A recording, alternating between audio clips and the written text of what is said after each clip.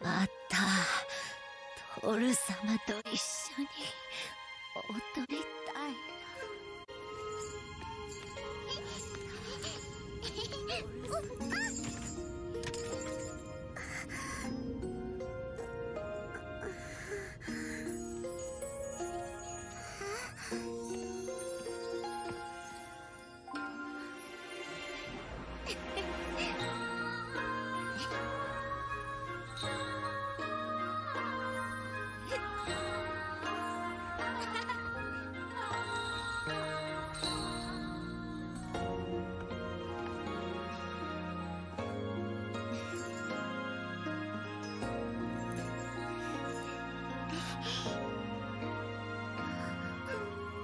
様は相変わらずお美しい。どうか幸せ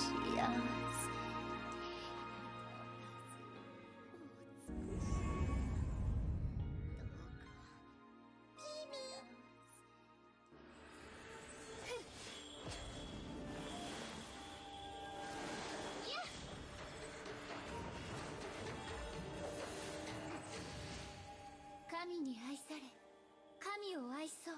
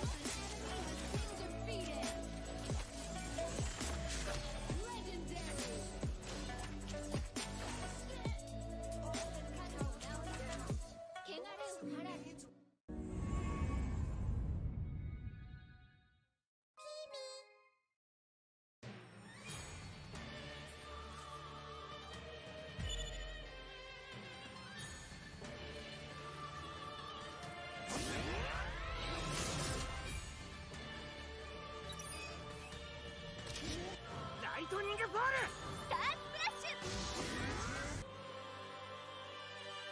キリト君は私が守る。決める。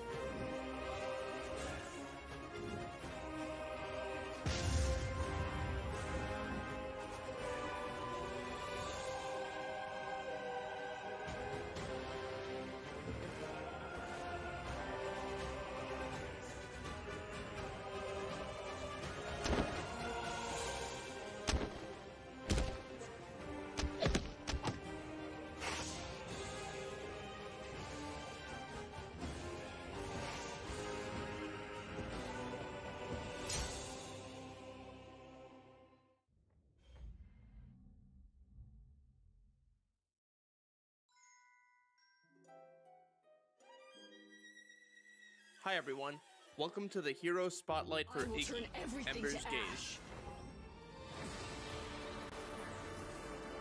Iggy is a dark magic user with high damage and incredible range. He specializes in turning people to ash, and does so by spamming his fireballs. With his deadly explosive fireballs, vision exposing an incredible long-range ultimate, not even Lorien himself is safe. His passive, Gaze. When Iggy hits an enemy with his second ability, he will inflict Gaze on them, which will expose their location for 5 seconds. Any subsequent attacks on the marked enemy will grant him a stack of energy, up to a maximum of 5 stacks.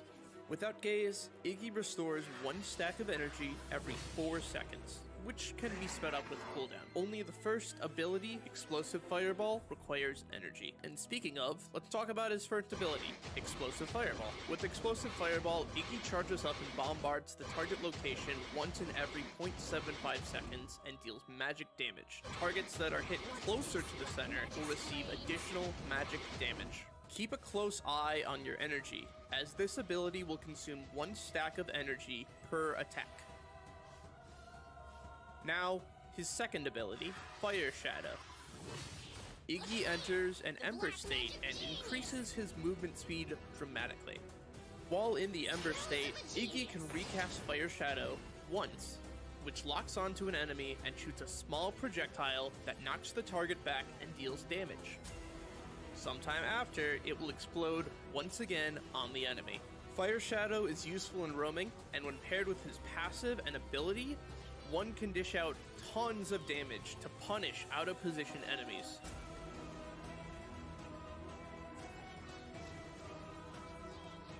Finally, let's talk about his ultimate, Ember's Gaze. Iggy charges and bombards a huge area from a long distance to deal area of effect damage to enemies within its range. 1 charge of the ultimate is stored every 45 seconds, and Iggy can store up to 2 total charges of his ultimate. Ember's Gaze has a 5-second cast interval. That's enough about Iggy's skills. Now let's jump out of the frying pan and into the flames and talk about gameplay. Iggy's main damage source comes from the bombardment of explosive fireballs. Paired with his passive Gaze, his bombardment becomes unending, and surely any foe will be turned to ash under such dark magic. The combo is Fire Shadow to engage, recast Fire Shadow to displace and mark your target, then hold down the explosive fireballs to let them rip. Even if your enemy manages to escape your combo, they won't be able to run from the incredible range of the ultimate, Ember's Gaze. When using Ember's Gaze, you can reach the Darkslayer pit from the safety of your own jungle. Or you can reach deep under enemy towers to halt enemy recalls in their tracks. Since Ember's Gaze can be stored up to 2 total charges, we recommend using 1 charge to deal massive damage in the midst of a team fight, and the other charge to finish off any lucky stragglers that might think to get away. That being said, we've only scratched the surface of Iggy's gameplay potential. We'll leave the little genius inside you to think up the rest. You'll just have to play him and figure it out. This concludes our hero spotlight for Iggy, Ember's Gaze. Thanks for watching. We hope you've learned the basics on how to play Iggy, Ember's Gaze. Got any feedback for us? Let us know in the comments down below. Hope we'll see you in the next video. Bye!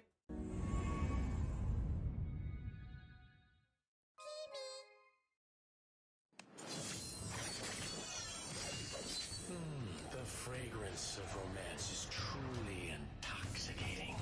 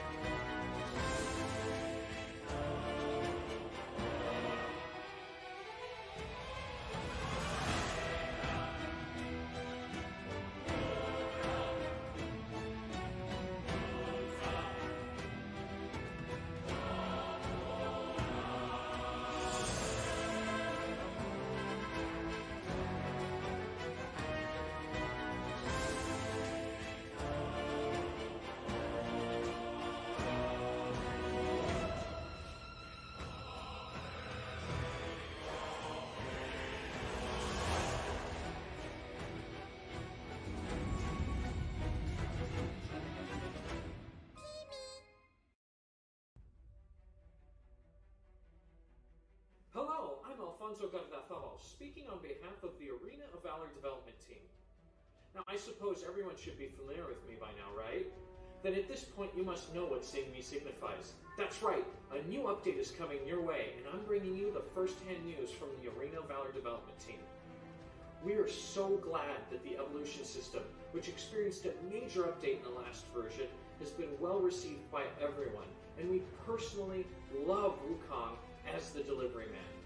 You'll want to be careful though. In Antares Battlefield, he'll not only deliver ramen, but also rob you in the jungle, but fear not, as the upgraded Vision Shard and more detailed map info will help you better strategize and attain victory. Before introducing the contents of this update, I would like to be the first to express my gratitude and all of our gratitude to everyone. Thank you for your unwavering trust, support, love, and understanding, all of which gives us the opportunity to respond by crafting more interesting game content. This will be Arena of Valor's 5th year, and we're looking forward to pushing the limits of our design creativity, grow in new directions, and focus on design philosophies to suit our players' needs. In the upcoming 5v5 MOBA Day, we're looking forward to everyone experiencing the new content and helping us create an even better Arena of Valor. The main battlefield has always been the module that we put the most effort into. We hope that by continuously optimizing the relevant mechanics of the main battlefield, we'll be able to bring you fresh gameplay experiences as well as grind new incentives towards victory. Our latest tweak mainly affects talents and enchantments. We discovered that certain talents and enchantments were being neglected, and this isn't ideal, as diversity has always been an important part of the Antares Battlefield. Therefore, we decided to remake several talents and enchantments. These changes include 1. Days will now focus more on offensive traits. 2. Roar is no longer limited to physical damage-focused heroes, and can now be applied to magic damage-focused heroes as well. 3. Disrupt is now has an added effect on defense towers. And 4. Explosive Shield now will take effect faster and is more powerful. We look forward to everyone experiencing these new talents and enchantments. In terms of combat experience, in order to make it easier for everyone to keep an eye on what's going on in the battlefield when purchasing equipment, we've increased the transparency of the equipment purchase page. The warning circle and the warning logic of defense towers and monsters has also been optimized. And in terms of the control experience, we've added 3 new functions, including 1. A new indicator prompt for successfully casting abilities. 2. While being controlled, players will be able to drag abilities that they want to cast in advance to queue. And 3. The location of nearby heroes will be indicated on the edges of the screen. We hope that these newly added functions will meet everyone's advanced needs, and we look forward to everyone advancing even higher, even faster in the tiers. Finally, the reporting system has undergone another round of tweaks. Active feeding has a negative impact on the game, and it's also a behavior that we're strongly opposed to. However, there's a fine line between intentional and unintentional behaviors, making it very difficult at times to differentiate them. In this tweak, we have reconstructed the algorithm for judging active feeding, and we're adopting a more reasonable modeling method in hopes that malicious active feeding judgments can be made more in line with everyone's expectations. In addition, we're well aware of everyone's frustration towards AFK players. Therefore, in the new version, we are prioritizing the tweak on the point deduction mechanics, which will increase the penalty for negative play and AFK behaviors. More points might be deducted depending on the tier, mode, and result of feeding judgments. In subsequent updates, we'll continue to collect data and further explore for a better AFK penalty mechanism. To date, we've addressed a number of issues related to the reporting system. In the last tweak of the reporting system, we optimized the overall logic for the reporting system so that everyone could understand more clearly how the system's judgments are made based on the report's content. When it comes to bullying reports, which we know everyone cares about, we have assigned priority to improvements based on cases reported by multiple players. This is so that they will be much less likely to result in unreasonable point deductions. Moreover, they've also improved the efficiency of the reporting system, so the reports will take effect immediately, giving players a better game experience. After a long period of observation, we're very pleased to see more positive feedback and fewer complaints about the reporting system. From the bottom of our hearts, we'd like to thank you all for your patience and support in this area. Please also rest assured that we'll always continually work hard towards improving Arena of Valor for all of our players. We hope that the new content, fixes, improvements, and enhancements brought by this update serve to improve your Arena of Valor experience, and we look forward to seeing you again on the Terrace battlefield.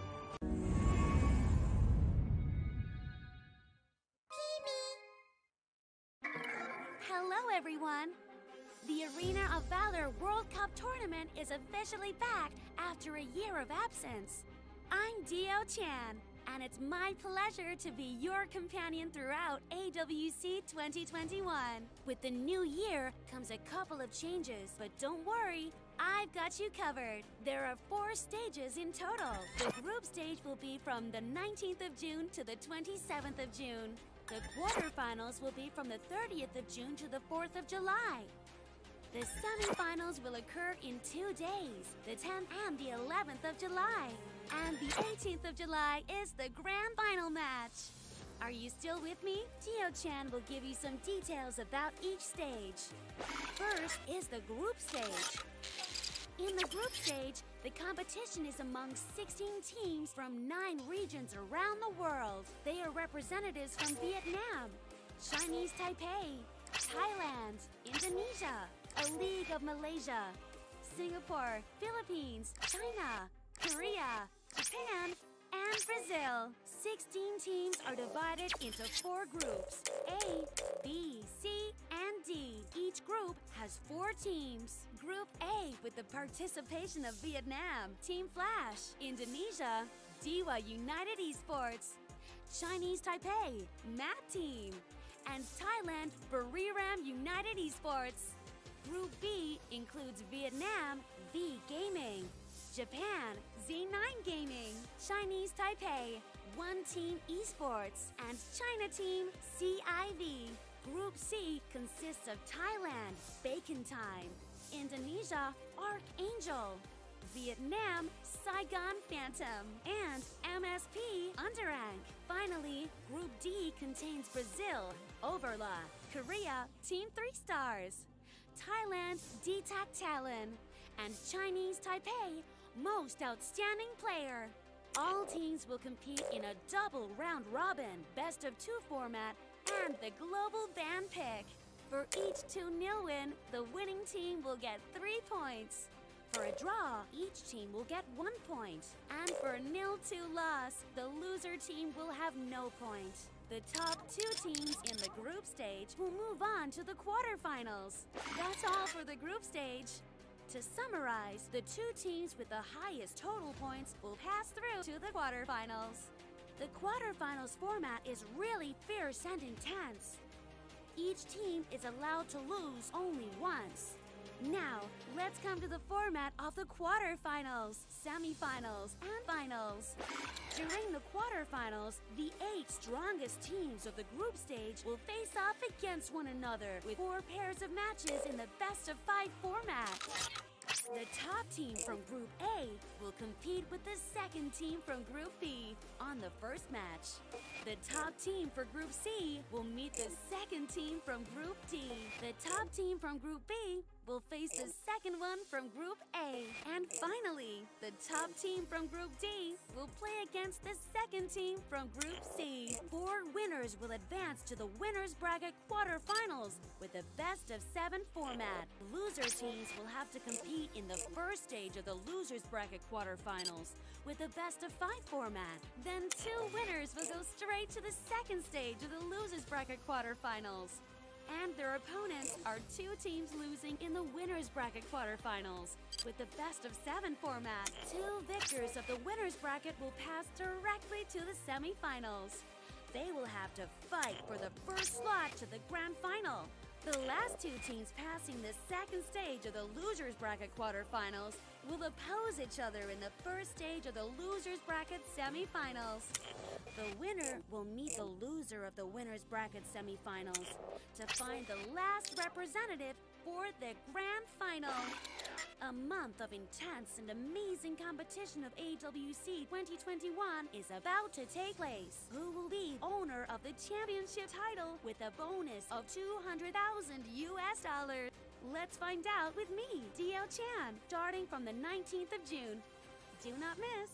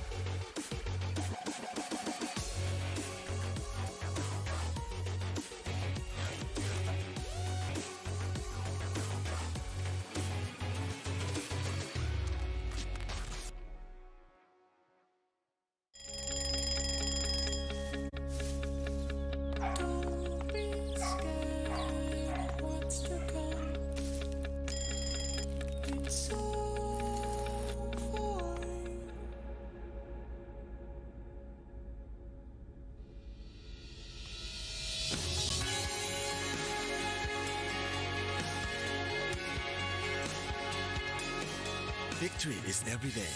Sport Authority of Thailand.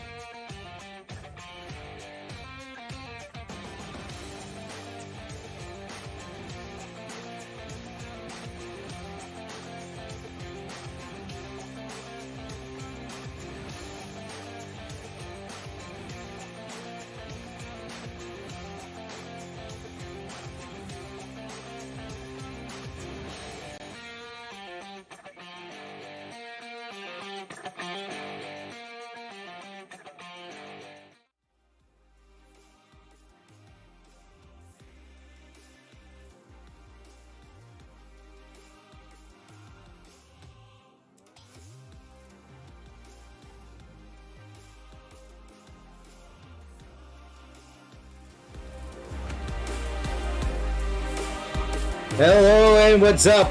Welcome to the Arena of Valor World Cup 2021. This is going to be the day 2 of the group stages, and my name is Vittorio, and with me is Isaac Cass. Yo, we are going to have a very, very nice day number 2. We saw a lot of action from groups A and B, but this time it's going to be group C and D showing up, and you know, there's going to be a whole lot more to expect in this one. Yes, we got through the group when it came to A and B with the brackets and all, having the group of death. It was crazy. Crazy day number 1. Day 2, I'm expecting a whole lot more. So we can look at the bracket here and actually figure out what's going to be going out all throughout AWC 2021. Of course, we would like to acknowledge our sponsors, the organizers for this tournament. Tencent Games and Garena for making this tournament possible, for making it all wonderful and amazing for every one of you guys to watch. Check out the schedule here so you guys can figure out what's going on from June 19th all the way up until July 18th. Yes, and we have a lot of action packed, and the quarterfinals is going to start at June 30 to the July 4th, and then for the semifinals it's 10 to 11, and the last league is 17. It is going to be the grand finals, and the prize pool, as we say, it's $500,000. It's a total prize pool. The champions will receive $200,000. For the second placers, it's $110,000. Third placers, $70,000. Fourth placers, $30,000. Fifth to the 8th place is going to receive $16,000, but that's not all. If you're going to be the finals MVP, you're going to receive additionally $10,000. And for the best lineup, you're going to receive $3,200 each. What a big prize pool, Isaac. Yep, absolutely. Considering how big the prize pool is, we can only expect that even the competition is going to be even bigger going into the playoffs. It's the group stage so far, but only the top 2 are going to be making it to the next round. So all of these wins in the group stage are going to count immensely, of course. But all things considered, right after that, we're going to be checking out this one. Vittorio, what is it? Yes, it is going to be the group stages, Group A's and Group B's. But today, it's going to be Group C and Group D. So for Group C, it's Bacon Time, Archangel, Saigon Phantom, Underrank. And for Group D, it's going to be Overclock, Team 3 Stars, D-Tax Talent, and Most Outstanding Player. There we go. We're actually going to be able to see the representatives from Brazil, Overclock. We get a chance to see the Korean team as well.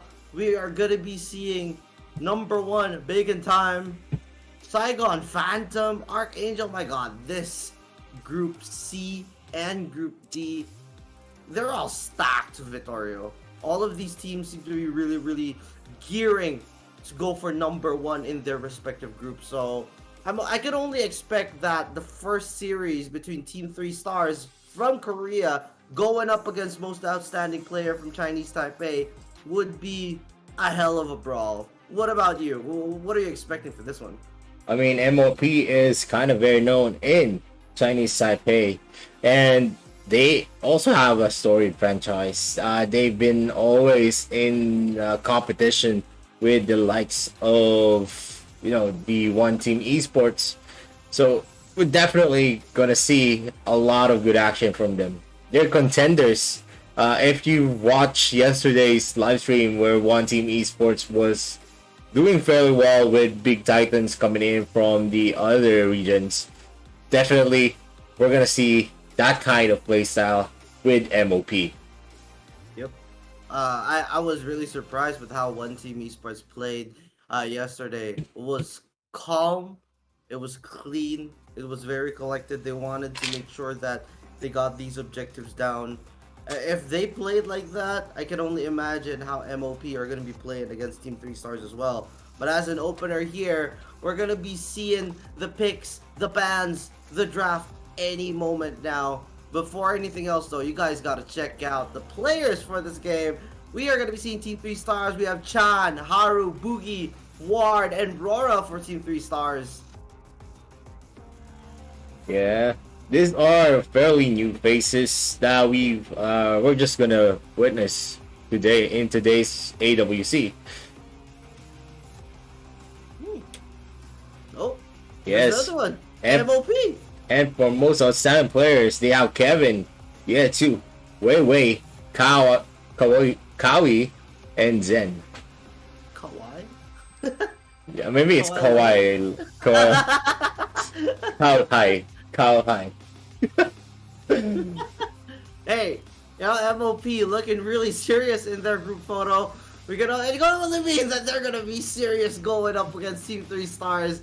And with these kinds of players, my God, they're not the kind of players you want to face in any kind of competition, especially since they're all geared up and ready as we head into picks and bans for day number 2.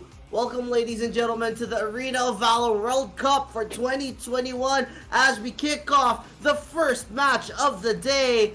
Again, fight together, rise together. This is AWC 2021, and with the first series, we are gonna be having Team 3 Stars on the blue side going up against MOP, most outstanding player, on the red side.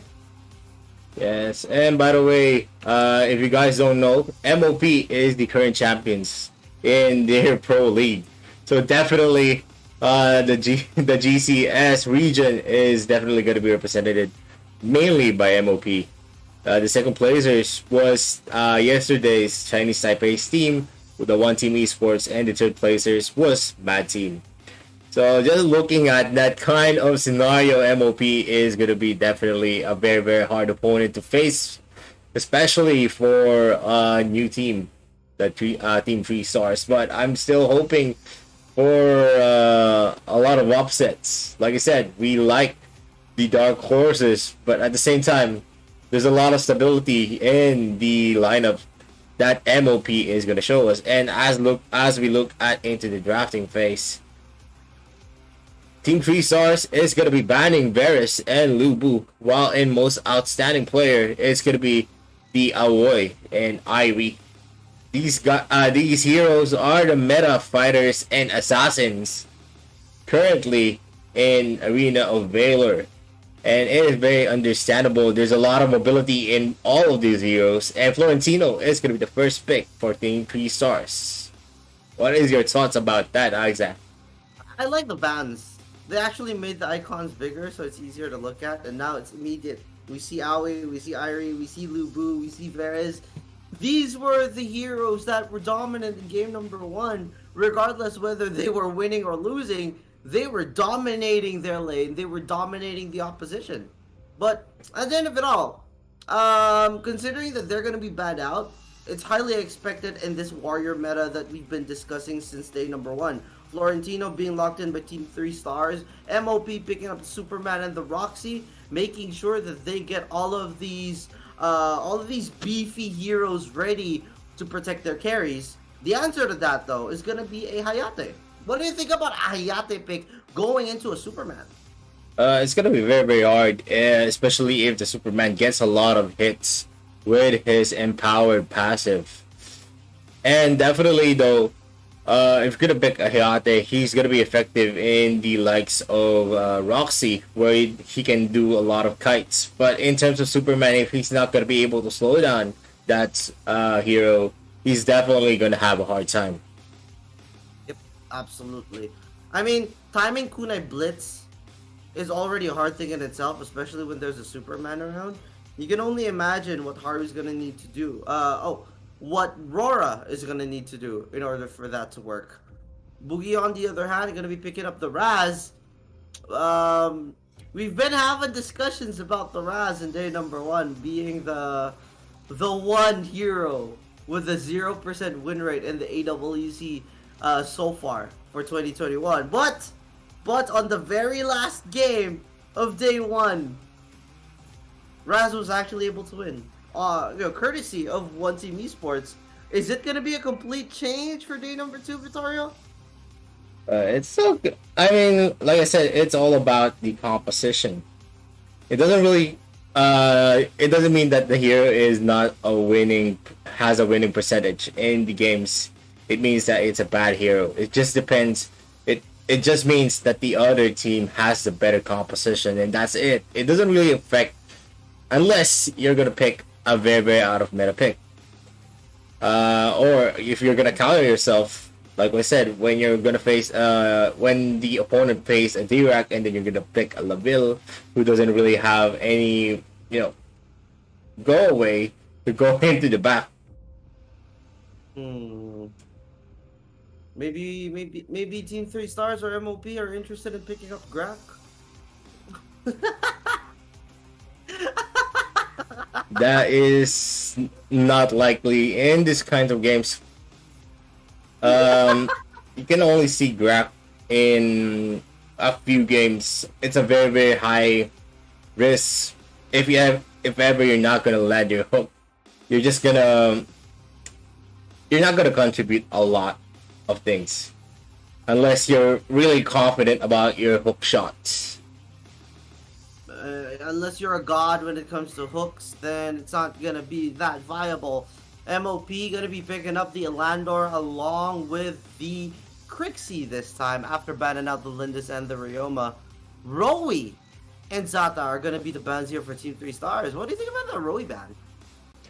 Well, Rowie gives a lot of mobility, and also you can get a lot of his skill sets. You can go back to the base and then go back into the fight fresh out of the base, so you always have a lot of full health. There are a lot of instances that it just disrupts your gameplay, disrupts your rotation.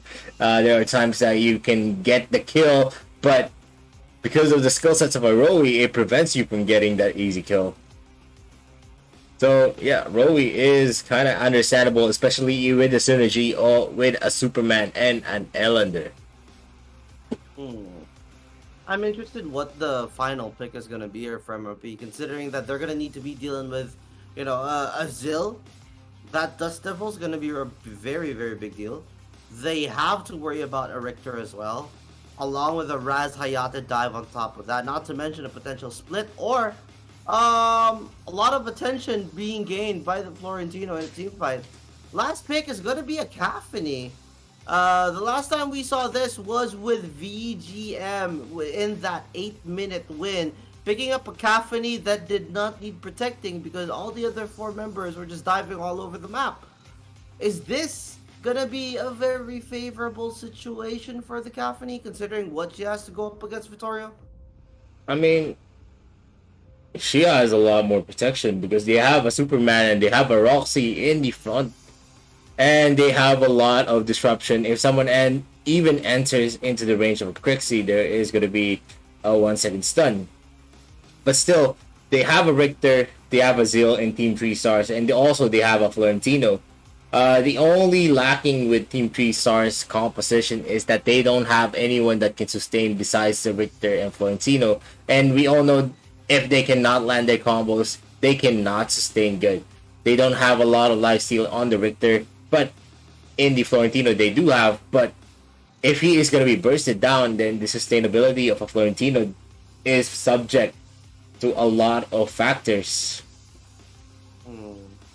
The continuous damage that Caphany applies as well is actually a pretty big deal. Not to mention, those big bad laser beams when Caphany switches guns? Yo, that's a big deal as well.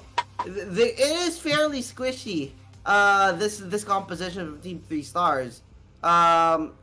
Excluding, of course, the Richter and the Florentino. But you get caught out, one wrong move, and you could potentially get bursted down with a Crixie and a Caphany. So there is a merit in picking that up. Not to mention, Curse of Death could play a big factor when landing that ultimate Fusillade from this Caphany.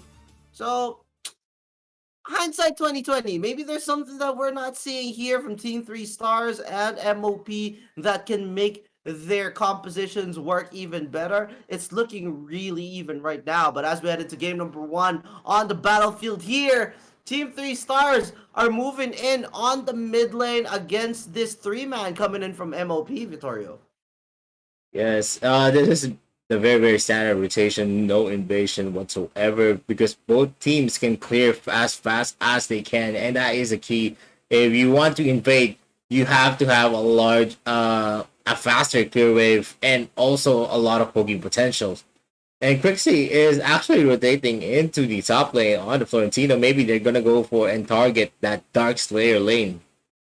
Yep, could be an early gank there on the Florentino, but considering how mobile the Florentino can be, that would likely be an easy escape, just like what we saw off map. But Ward, Boogie, and Haru here, slight engagements here in the mid lane, just clearing the wave before backing off. We're seeing a Roman support in that Richter play a big impact in the wave clear as well, which helps out the Raz quite a bit. Yeah, and we all saw that Florentino was actually ganked by the Crixie, and he was forced to go back into the base. Maybe they're just gonna try to pressure, and now it's gonna be a 4-man confrontation here against the 3-man members of Team Stars, but there is still no action. Level 4 is gonna be the waiting game for the Crixie before she even attempts to try to burst down anyone. Yep. Ward, Boogie, and Haru right now against Weiwei, Kevin, and Zen. Zen is going to be dashing away right now, trying to run away from the Zill. Chan is going to be joining the fight here, contesting the Spirit Sentinel. There is going to be a secure there, and it is going to be taken by another side that I cannot see because of all the glowy lights. Hey, it's going to be going to Weiwei. But wait, a fight might actually break out even more as they transition towards the 2-minute Abyssal Dragon. MOP have full control of this area right now. I don't think Team 3 Stars have any intention of getting it at the moment. I mean, it's kind of risky for now. There's a lot of full health heroes on the side of both teams, and the small cap is now going to be taken by MOP. Great protection coming in from the Richter and also the Raz on that area, but it's going to be an added grip with a flicker, and it is going to be Raz getting being the first blood of the game. Oof. I mean, not to be the guy that usually curses the players because of the caster curse, but that is not a good start for the Raz. Boogie going down only means that it could actually be a slowed down Raz in this kind of scenario, and you don't want to see Raz slowing down considering the impact that he could do in the mid to late game. Yeah, definitely there. And also, this is definitely going to get a boost on the gold of Zen. Plus, there was a lot of assists coming in from Kevin and also Weiwei. Definitely, they're going to have a lot more gold than their matchups here. And I think there is going to be a rotation here where Team 3 Stars is going to try to kill Kawhi. But we all know Superman is a very, very tanky hero. Yeah, I like the use of the Arctic Orb as well. Not afraid to toss that out.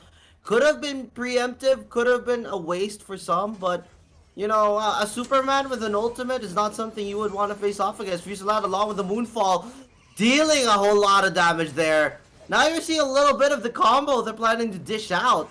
A Moonfall and that Fusilade coming in from the Caffeine seems like a big deal. Yeah, I mean, the range is with MOP. They have 2 marksmen in their side, and also they have a Crixie. They only need to look out for the engaging heroes like Richter, Zill, and Florentino if they're going to be able to keep their distance in as safely as they can.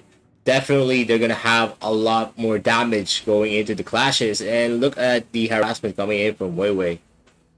Yep. Weiwei trying to harass the Richter quite a bit here, but this is the thing about the Richter. I don't think he's phased by harassment because he's going to be able to find a way to regenerate very quickly, especially when he's running around and all that. And you're seeing the Richter back up to near full health after that full-on combo coming in from the Crixie.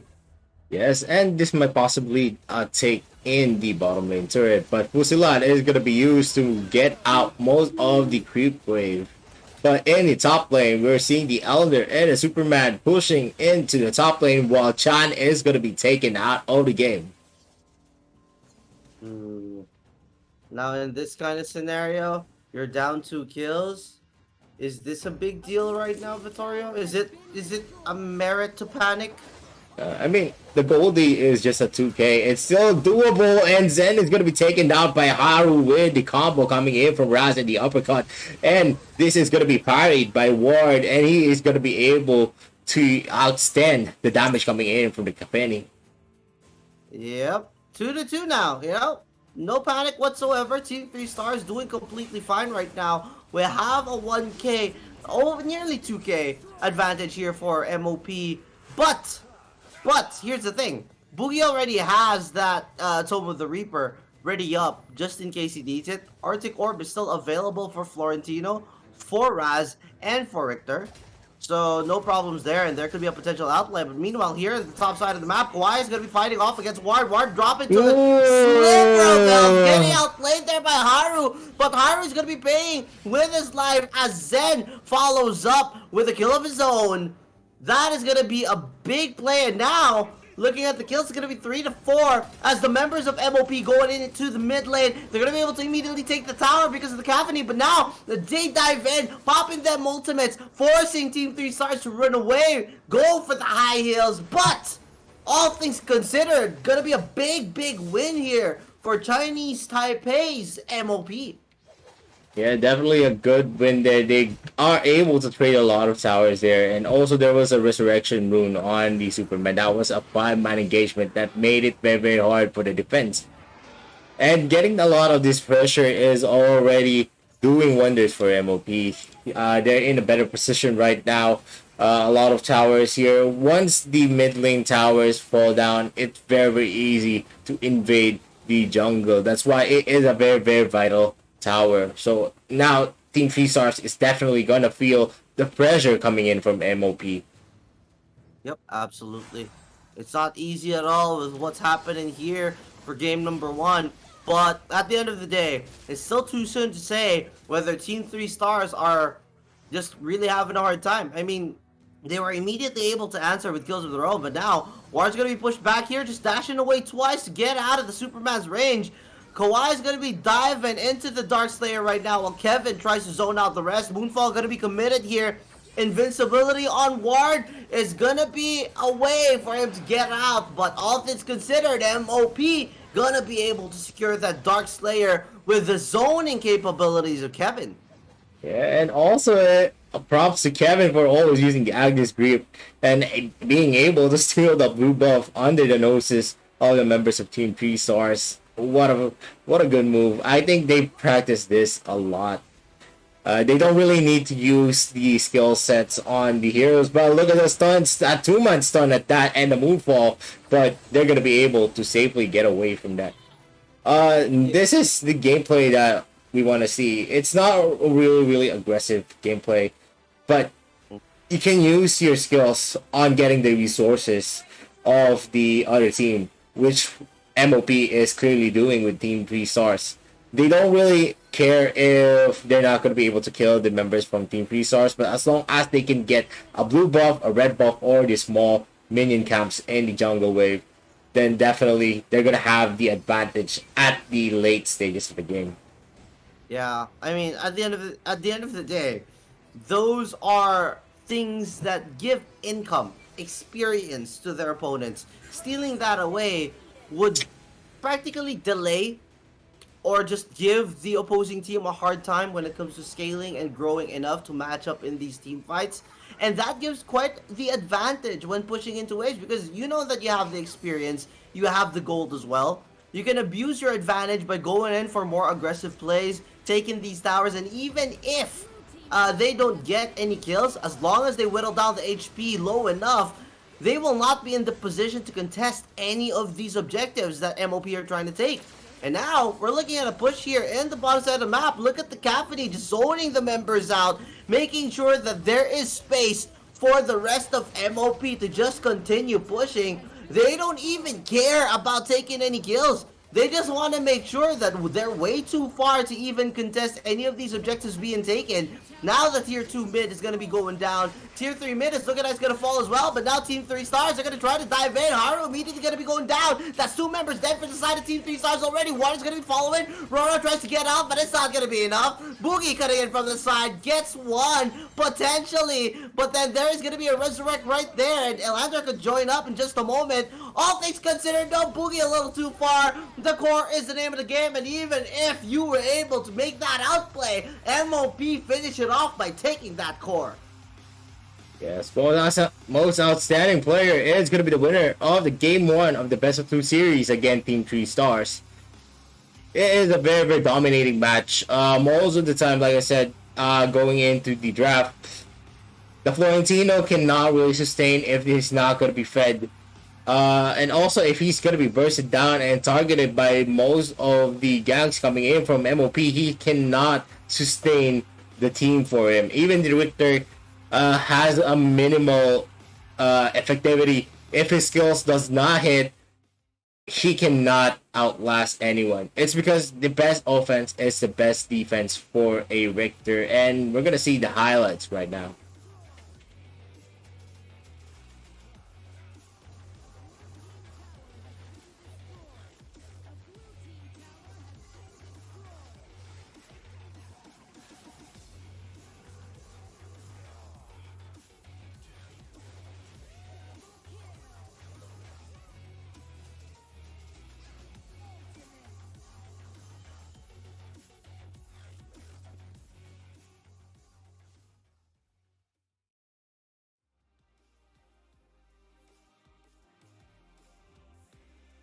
Yes, and that was the highlights of the game. It was a very, it was actually very, a very controlled game for MOP. They don't really have a lot of aggression, but at the same time, they made the members of Team 3 Stars hide in the side of the map. There wasn't a lot of instances where Team 3 Stars was able to get past the river. And that really says a lot on the pressure MOP has done in the game. That's true. I mean, we did not see anything like this for day number one. It was all about the big battles, the brawls to just, muscle your opponent out of the wave, out of the lane, out of the jungle. It was more aggression than finesse going into day one. Day number 2, on the other hand, started off really strong because MOP show a systematic way to win a game without focusing on taking any of their opponents out. They're just zoning, clearing, and making sure that there is no opportunity to contest. And when it comes time for the opponents to actually contest, it's already way too late. And then they get punished completely, blowing up the lead even more for MOP. In this kind of scenario, Vittorio, what's the best way for Team 3 Stars to come back? I mean, they need to make more risks in their play. I think it was a very, very defensive game coming in from Team 3 Stars. They're being held back into their side of the map, and that's not a good sign for them. At least they need to get a lot of those pickoffs. Once they go for those pickoffs, they go for an objective. Yes, they were able to take a tower, almost take a tower actually, but they wasn't able, I think. But the problem is that every time they try to go without any kind of information or vision in a clash, they always try to overcommit, and that was the one that spelled doom for them. Well, in any case, it's really interesting how MOP and Team 3 Stars approach game number 1. Going into game number 2 can be a big change of strategies, because now Team 3 Stars know what they need to do in order to possibly even counteract the strategy of MOP. They figure out that, okay, game 1, this is the strategy of MOP. We need to adjust ourselves and figure out what to do in game number 2 to make sure that they don't get to do that again. MOP on the other hand, looking pretty good. They just need to continue doing what they're doing and possibly just turn out a 2-0 for the start of day number 2. But it's easier said than done. Team 3 stars again. This Korean team, talented, can potentially find a way to just win it all regardless. I am hoping for a 1-1, but you know, that's just me. Me being the caster curse as always. Vittorio, what are your thoughts? Well, I mean, I already said what I need to say about the plays coming in from them. They need to take risks. They need to do a lot more things than just going for the defense, going for those counter plays. It's one thing to, you know, let the opponents dictate the transitions of the plays, but they need to make the plays from themselves, not just going for those counter plays. They need to take the initiative. So we're now gonna go into the statistics of the game, looking at the damage dealt. Look at the Yetu using the dealing 58.1k damage, followed by the Elender and the Quixie. While on the Team 3 stars, they did a lot of damage also on Rora, Boogie, and Haru. But at the end of the day, it's not really translating well for them because most of the time it was just the counter plays. They were not the one in the initiative. It was just mostly on the defensive. And we can see that in the objectives, in the towers, Abyssal Dragons, and Dark Slayer, 6-3, 1, and 0 on the side of Team 3 stars. That's already a bad sign. Where in the objective taking of Team 3 stars is in the zeros. And now the MVP of this game is Yetu. 70% kill participation and gold per minute is 755. Fast. That's what you call it. I mean, Yetu in this game number 1 was able to play off of the zoning. You scale as fast as possible, playing as Caffeine, trying to accumulate as many gold, and then right after you do that, just focus on winning it by taking towers for your team. That's exactly what the Caffeine did in this situation. Having, you know, kill participation 70%. Damage is at 39%. That's gonna be really big. We're not seeing the total number, but hey, 39% out of the whole team. You already know that you're doing a whole lot in that kind of scenario. The gold permit is at 755 and MVP points at 10.3. Yetu shows up for game number 1. And they're probably going to need more of that kind of performance going into game number 2. Yeah, definitely. They do need that. And also they need to get a lot more of these strategies ready for against MOP. MOP is the GCS champion.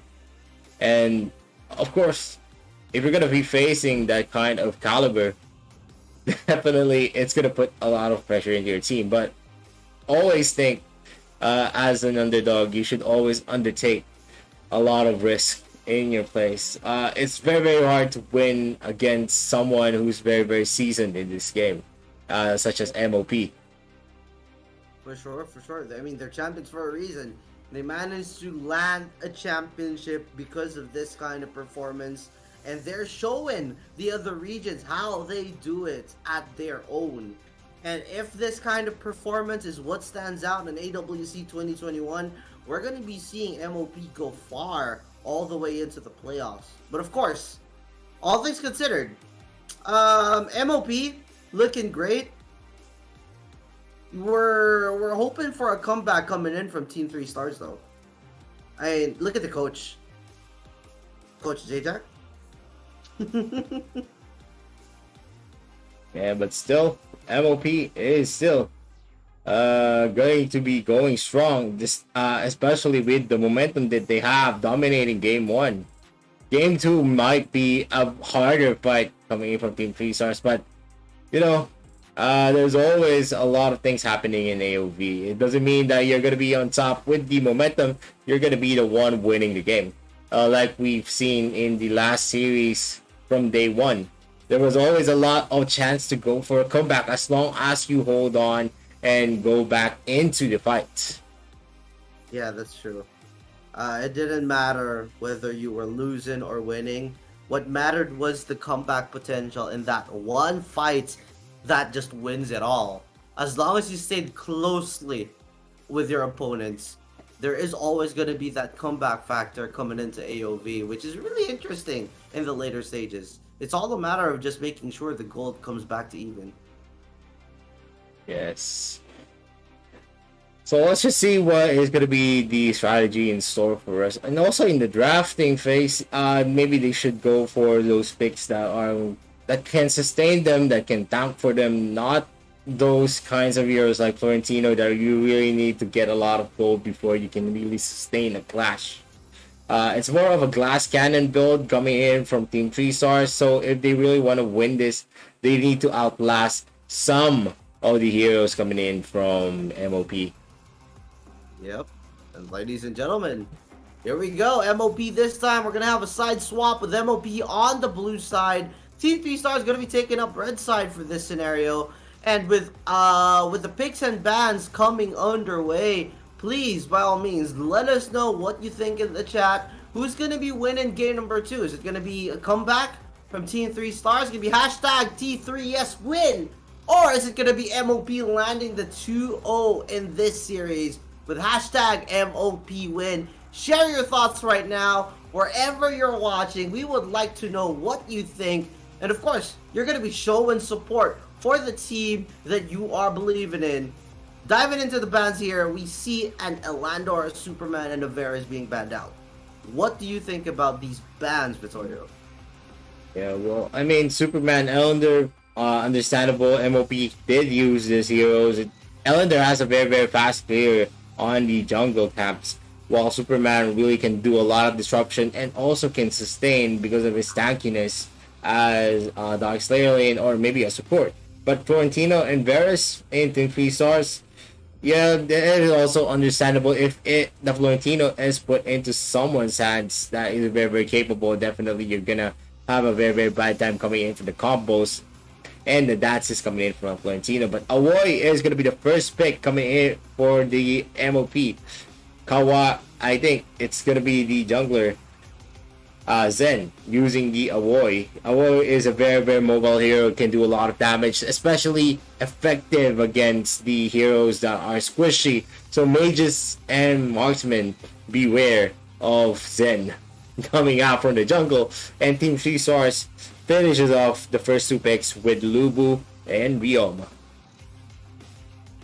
This is interesting. They left the Irie open, but they picked up the Lubu instead. I remember a previous game in day number 1 where they gave up the Irie pick and went for a Lubu instead, and they got punished hard. I think that was VGM and CIV. Was that right? Yes, I mean, a Lubu can also work. It doesn't really translate well that the first pick would be Irie. It would automatically give you a win. It's all about how you play the game anyway.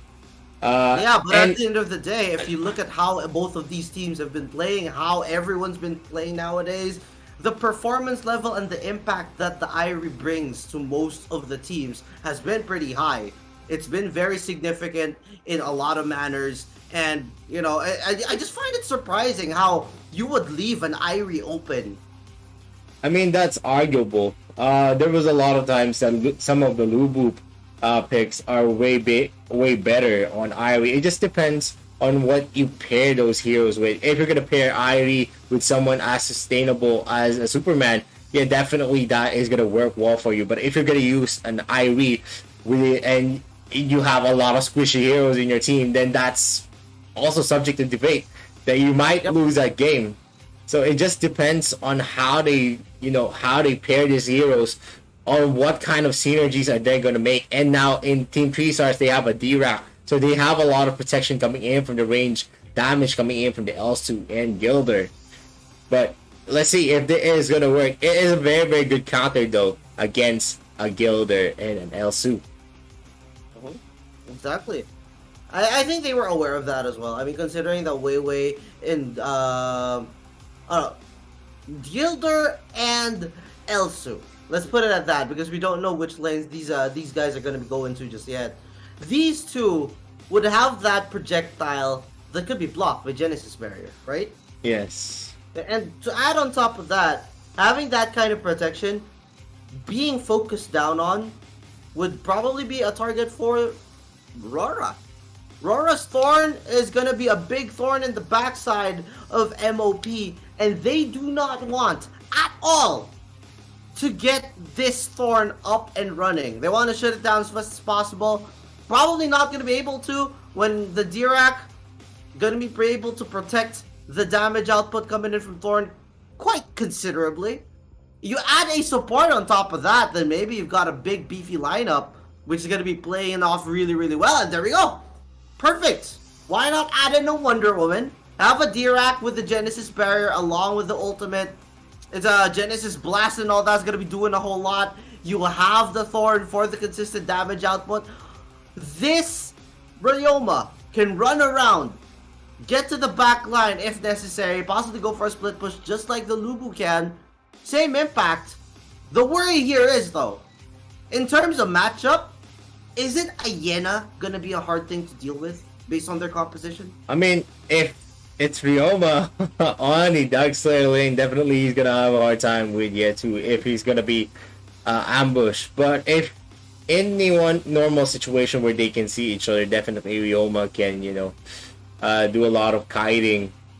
He has a range, and you know the passive gets him a longer reach with his normal attack, and also the spikes and the pinwheel coming in from Haru is definitely gonna be a weapon of choice coming in for the Yetsu. But if Yetsu can go and ambush Haru from the bushes or from someplace that he cannot see, then definitely Yena is gonna have the upper hand.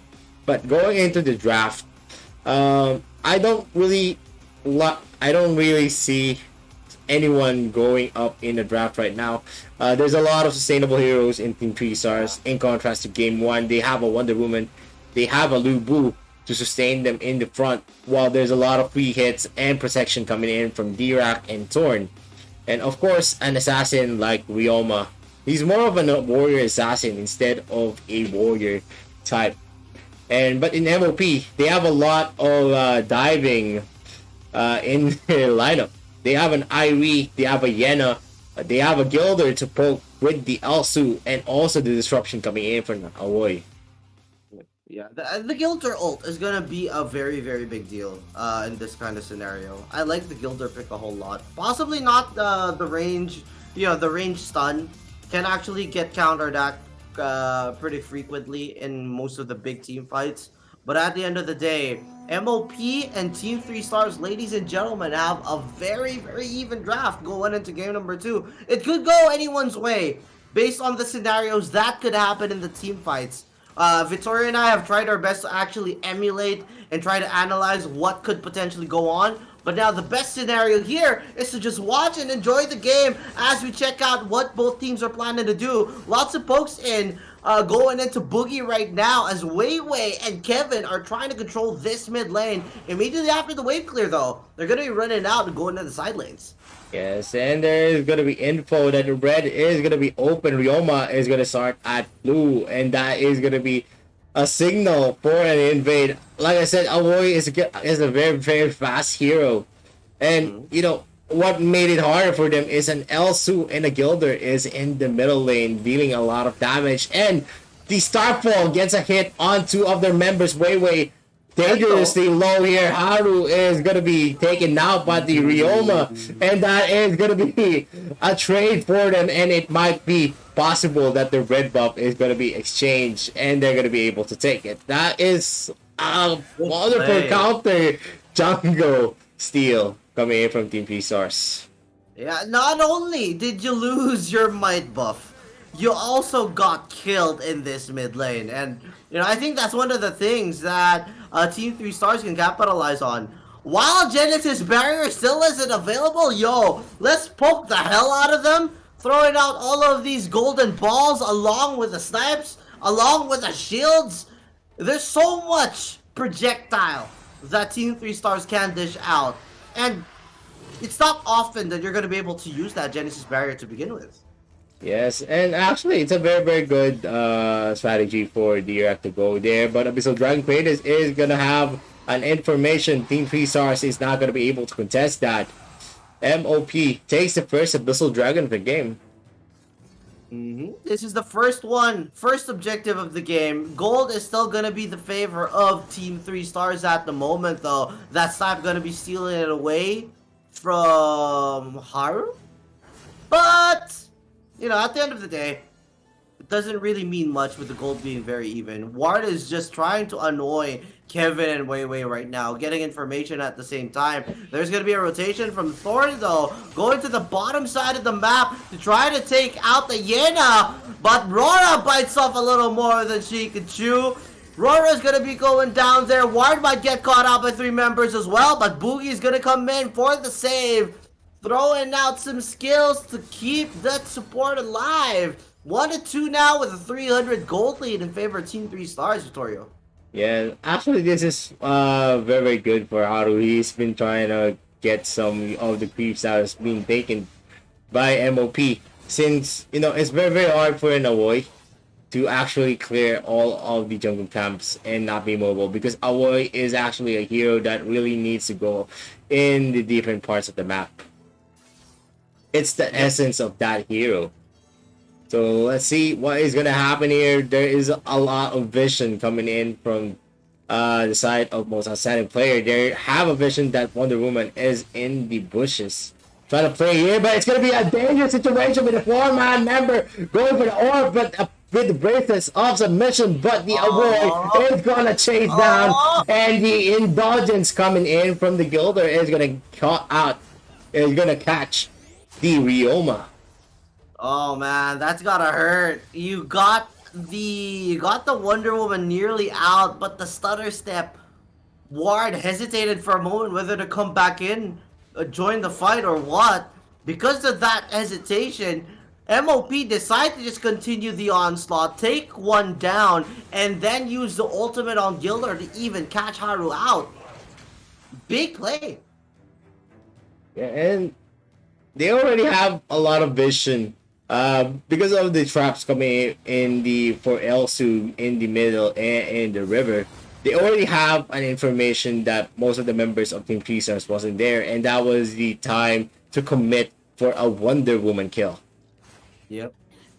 It's the battle of information right now, and MOP are utilizing a lot of the information they gain based on where their opponents are appearing on the map so far. We're seeing a 3-man here in the bottom side of the map trying to go after the Yena. The rest of MOP, though, can potentially join this fight. Ward now gonna be spawning out this rotation, moving in aggressively to make sure that MOP cannot advance further to go after either the Dirac or the Thorn. Yes, and the second Abyssal Dragon Kratos is now alive. Let's see if it's gonna be the choice, but Chan is gonna be caught out by Aoi, dealing a lot of damage in a very, very short time. Plus, these snipes coming in from Wei Wei is just too much for them. But it's gonna be a 4-man confrontation into the bot lane, trying to get the tower. But it is not gonna be enough because of the defense coming in from Yetsu. It's gonna be very, very hard to actually push against Yena, and Irie is gonna have free reign in this top lane. Yeah, all this time there was so much attention mid and bot. Yo, I think we forgot about the Irie and the Lubu top side, which was most of the discussion earlier.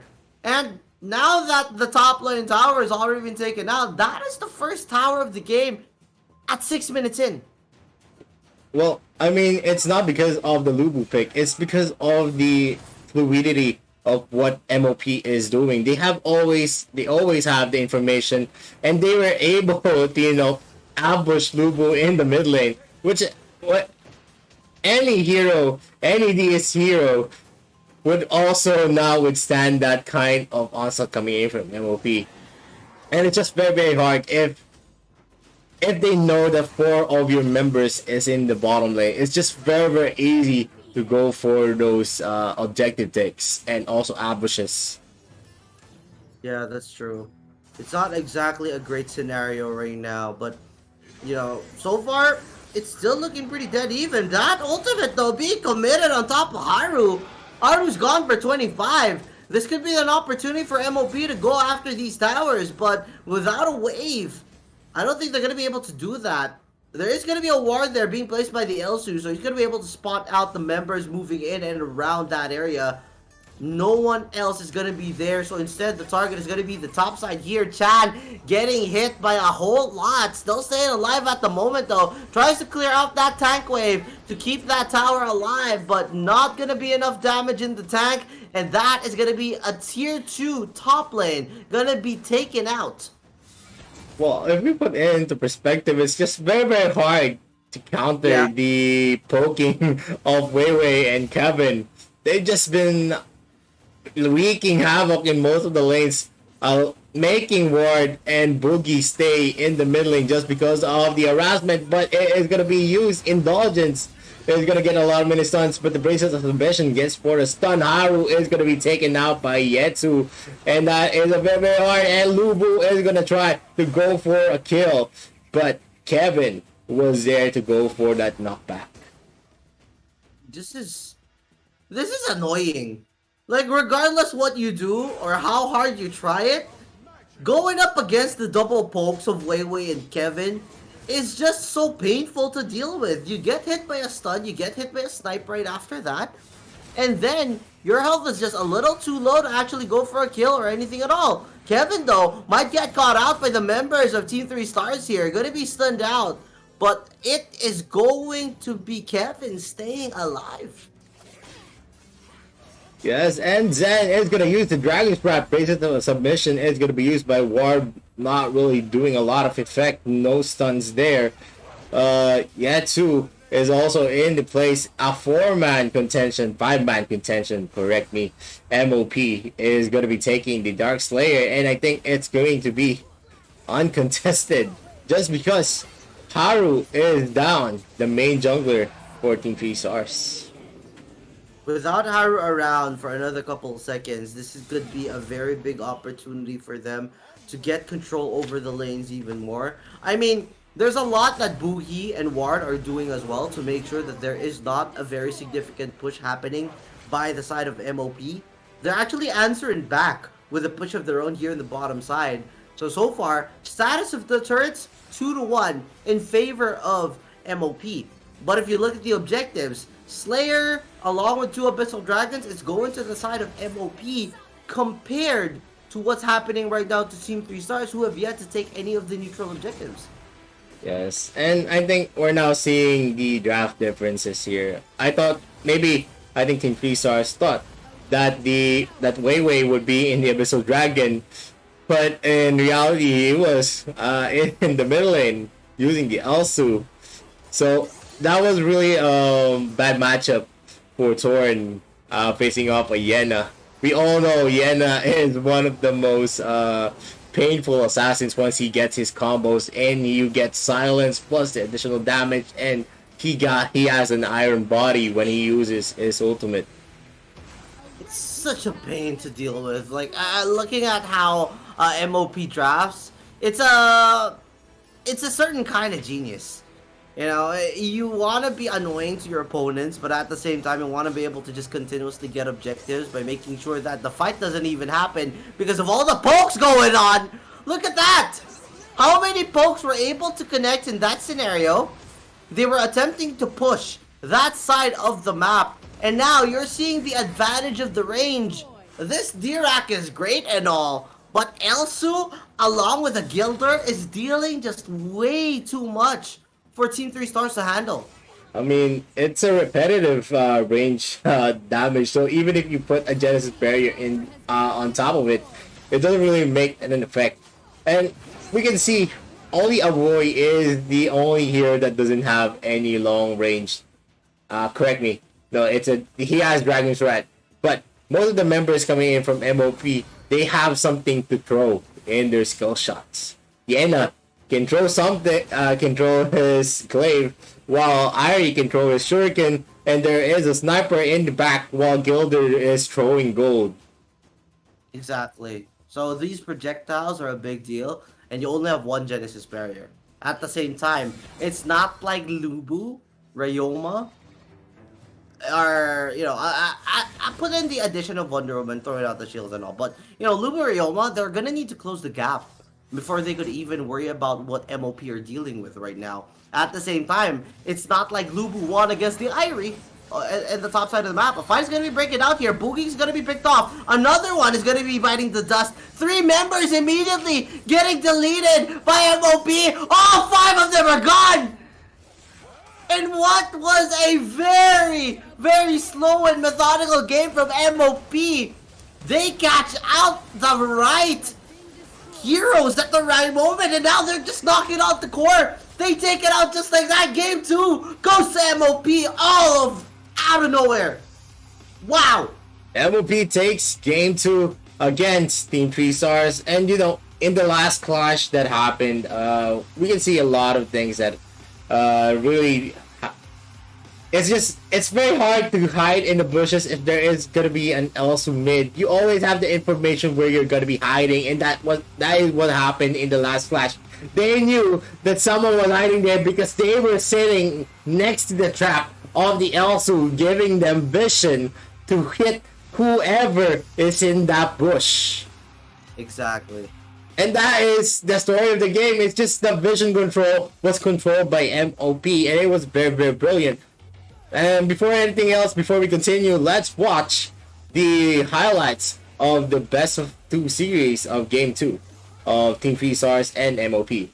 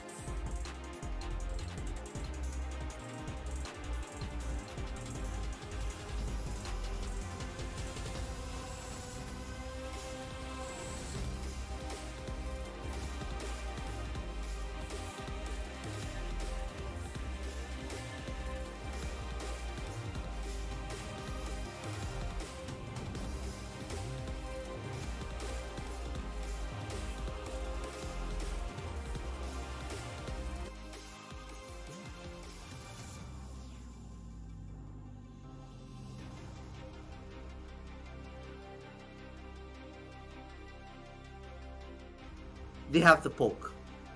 You're gonna make sure that the damage is already dealt before the fight even starts. 2, you have the vision advantage. Because of the wards being put down by Elsu, you're spotting out so many of the different things. 3, you have so much controlling the map that you're able to just push in before anything happens. And Team 3 Stars, as good as they were in their performance, you just can't play around that kind of scenario, especially since you know that MOP aren't exactly looking to go for a fight. They're looking for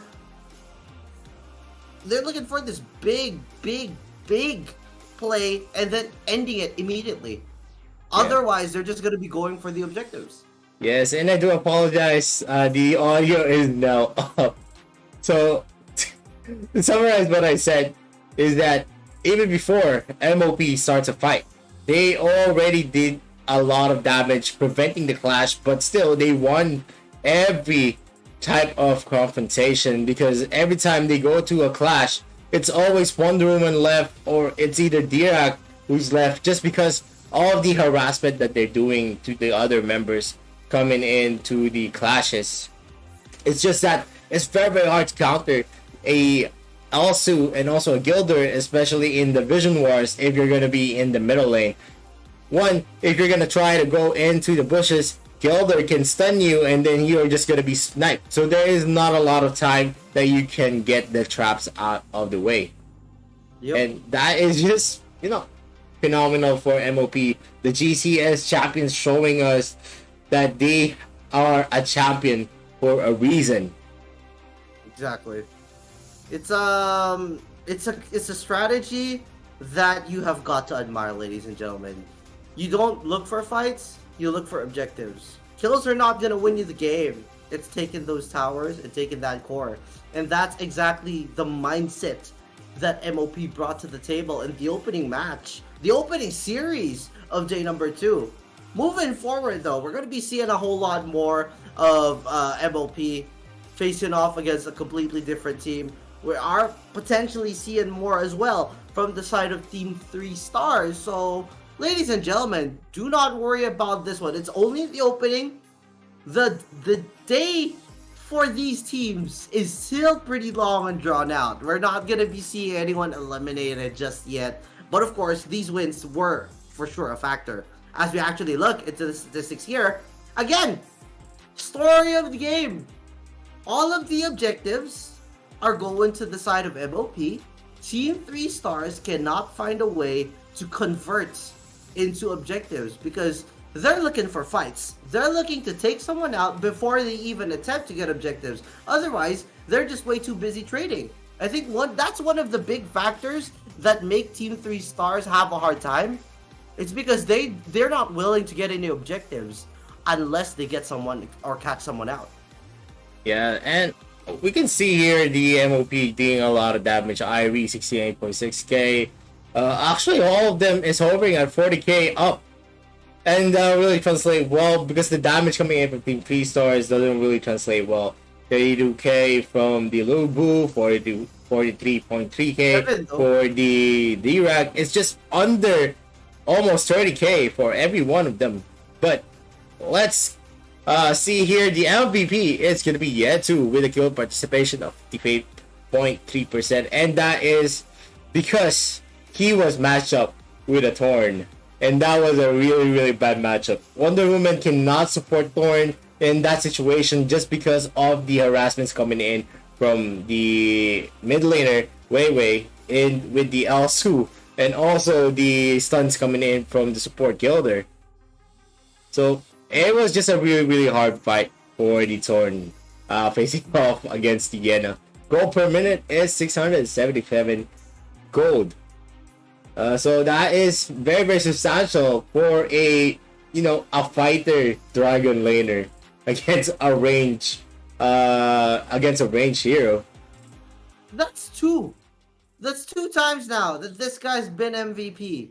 This guy's great. He's performing really, really well, and he's able to do what he can to actually land and secure these. But we gotta give props to Kevin and Wei for that wonderful performance. That being said, though, congratulations to MOP for taking this one. We will be back after a short break because we are going to be watching MSP and represent, of course, Underrank going up against Vietnam's Saigon Phantoms. See you guys in a bit.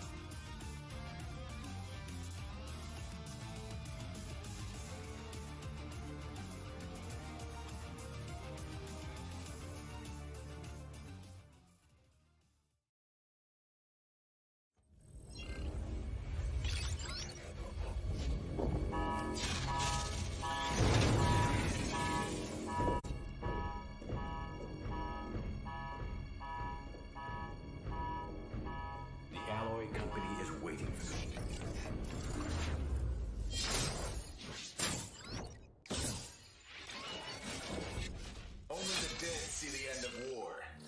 Useless failure.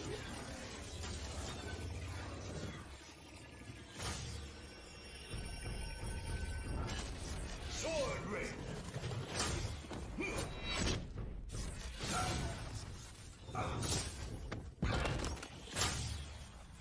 Here's your timely demise. Shadow, great sword.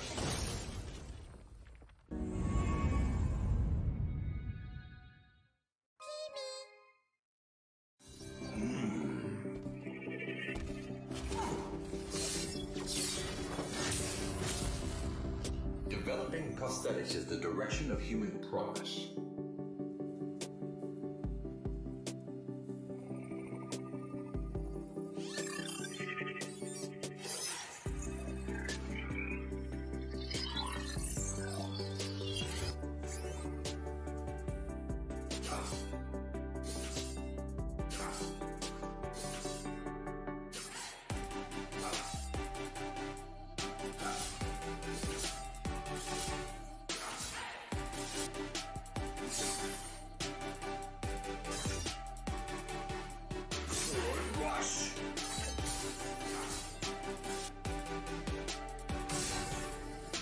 Technology, power, and money are the standards by which this world measures everything.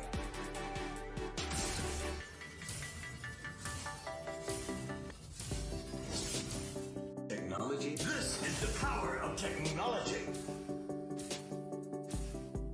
Technology. This is the power of technology. The alloy company is winning.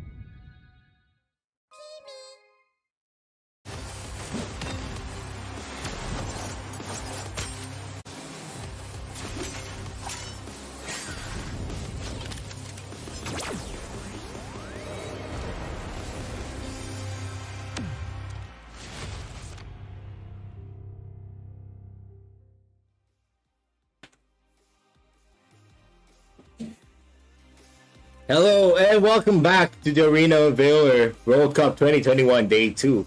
And this is going to be the group stages. Again, the next series is going to be the team Underrank versus Saigon Phantom. And are you excited, Isaac? Well, I don't know whether to be scared or excited considering what group the MSP representatives are in. As much as I want to believe in my heart that MSP represent Underrank, let's go. They have a tough group to be in. You're facing off against Archangel, SGP, along with Bacon Time. You know, this is like me cursing Dewa for rooting for them all the time. But you know, Underrank, Saigon Phantom going up in this one. This is MSP going up against Team Vietnam. We might be seeing an interesting matchup here, but at the end of the day, we know what Vietnamese teams can bring, and that is high octane action, all out aggression, and very, very fast movements across the map. Do you think the MSP representatives in Underrank can actually pull off a win in this series, Vittorio? Yeah, I've had a lot of news from Underrank. I think they've been playing a lot in other servers. They've been playing in the ROV and in the Taiwan servers. So definitely, maybe we can see an upset here where MSP wins against Vietnam. But once again, Saigon Phantom is no joke. Saigon Phantom is actually the second placers in the AOG, which is their pro league in the region. So these are the second placers in a tournament wherein there is a lot of very good players. So definitely the talent pool in Saigon Phantom is in the top tier. Oh man, this is pretty scary considering, but you know, watching SGP and underranked battle it out in a best of 2, anything can happen. At the end of the day, this is AOV. The best of the best have made it to the World Cup, and they are going to give 100% of their capabilities to pull off a win. With only 2 teams moving on to the next round for each group, you want to make at least first or second place. So any game right now is a must-win for these teams. And let's actually check out and see what the players look like for these teams. Yes, and underrank, it's X-Feng, Zhenshao, LCC2, Botak, and Il Yang. These are the members of the MSP representatives underrank. Soon we're gonna see the representatives of Vietnam, Saigon Phantom, and here they are. It's Ka, Yiwei, Lak, Bronze 5, and Bang. Wow, there is a Bang in Saigon Phantom. Oh, bang! I'm excited to see what Lak and Bang can do in this situation. I like this team. Based off the photos alone, this team looks nice. I gotta root for MSP though, because yo, home server, ladies and gentlemen. But we cannot count out the potential of what Team Vietnam can do, considering that, you know, they're one of the scary regions in AOV. But let's actually speculate a little here. Considering the meta that we're having here in MSP, are we transitioning to learning a lot more from the other metas as well? Definitely. I mean, it depends on the team. If you're not gonna research the meta on the other servers, definitely you're not going to be influenced. You're just going to play something that is going to be effective to you. But yeah, I think that is an old style of play wherein you try to dictate your own meta. But if there is a singularity on the meta, you should think twice on what moves you should do, if you should copy it or not. There is a reason why there is a singularity in the meta. For example, the fighters in the jungle area and in the support area. That is there is a reason there, because sustainability is now the key for the gameplay that we're gonna see in most of the games. And by the way, guys, if you guys don't know what MSP is, it's Malaysia, Singapore, and Philippines. So for those, it's not Taiwan. It's not Taiwan or anything. Yeah, boy. MSP going up against Vietnam. This is a combination of 3 wonderful countries working together to form this team. And we may not be the strongest region in Arena of Valor, but you know, we're gonna show our stuff. I don't want to be biased or anything, because at the end of the day, all we want is awesome AOV action. And this action would not be possible without first acknowledging our organizers of this tournament, Tencent Games and Garena. They have been the ones behind all of this in making it such a beautiful production. I mean, look at the stage in itself, along with all of the teams joining up from different countries around the world. We're in for a treat, ladies and gentlemen, because this time we actually see an international level when it comes to Arena of Valor, thanks to these 2 wonderful organizers. But of course, we're about to head in to the draft for game number 1 any moment now. We're just waiting for these 2 teams to set it up so we can start off and kick it off with the bans and the picks. Actually, let's speculate a little here. We've seen different kinds of approaches. Day 1 showed more aggression, Are we gonna be seeing a whole lot more of what MOP did for the other teams as well? What do you think, Vittorio?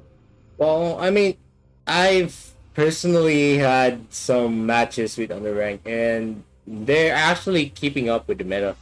They have a coach called, I think it's his name is Sally. I think he researches a lot on what the current goings in the meta from the other countries. It's readily available. You can see it in the RPL, in the GCS, in the AOG. So definitely, it's just easy to study right now on what kind of the esports scene is. And also, if you're constantly playing the game, of course, you're also going to discover why this current meta is working. So definitely, we're going to see a lot of good things with Underrank. And of course, Saigon Phantom is always in the midst of that meta fights. So, That's you know, true. definitely the more seasoned, the more experienced, and of course, they have the more chances to win this game. But still, there is always a lot that can tip the scales here in Arena of Valor. For you to win, there is always got to be a winning condition. And we're gonna see that in the draft phase. Yeah, it's tough. I mean, you know, chat actually pointed it out as well. While MSP is learning to keep up with the meta, there are regions right now that are dictating what the meta should be based on how they're playing and how talented they are. This could be one of those scenarios that we're looking at. Have we finally caught up? Are the powerhouses of Thailand, Vietnam, along with the other countries, just a little too far from our reach? Is MSP actually going to be able to keep up in Group C? We're going to be finding out, because again, best of the best is what we're going to be seeing here at the Arena of Valor World Cup.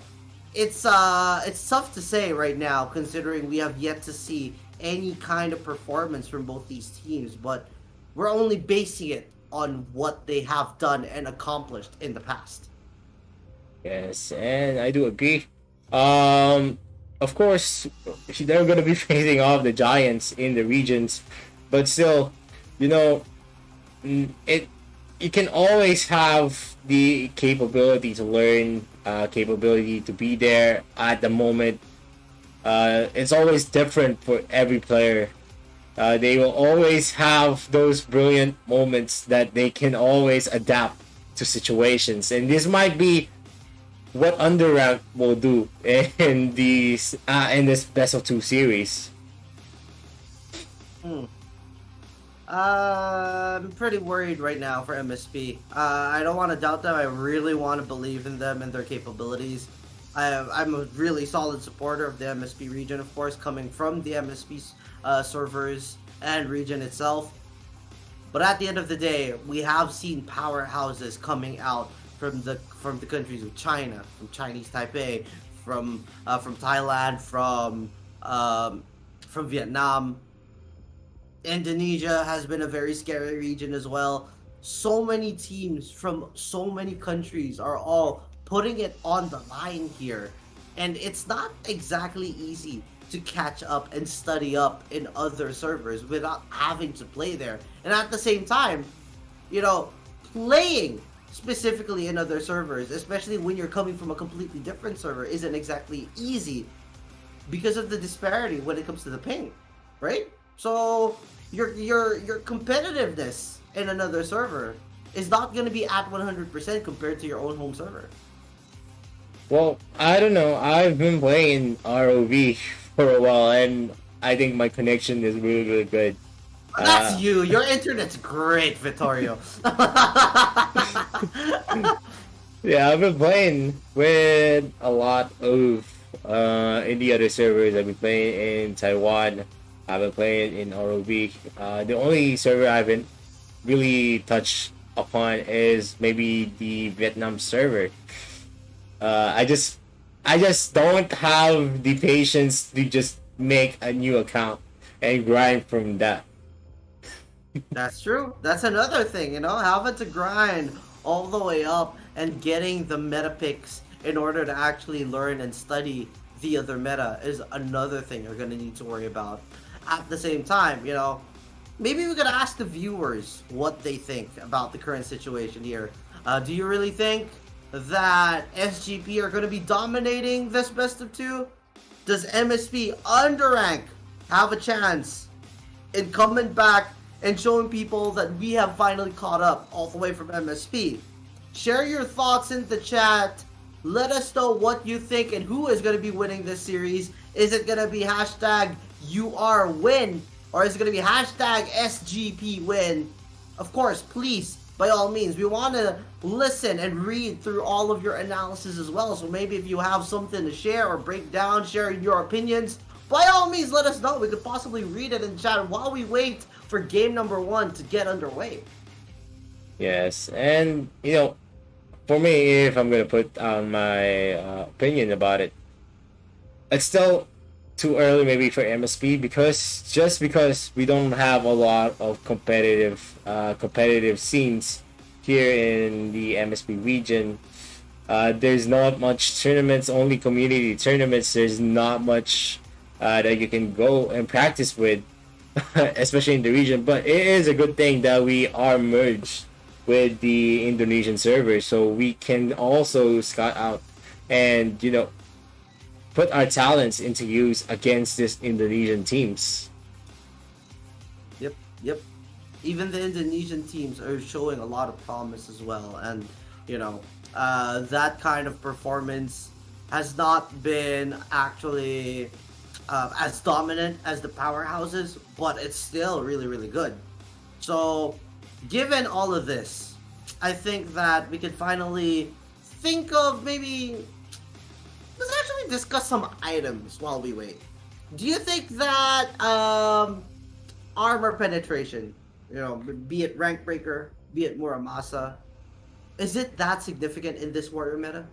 Of course, if you want to have damage against a warrior who's stacked up on the armor items, of course you need armor pierce. There is going to be a cap for the armor, but the armor pierce doesn't have a cap.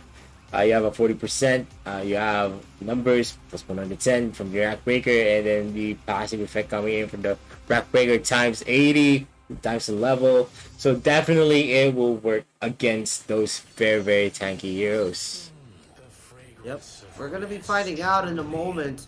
But for now, we're going to be going on a very quick break here while we wait for game number 1 to get underway. So please, ladies and gentlemen, just a quick break. We'll be back right after this.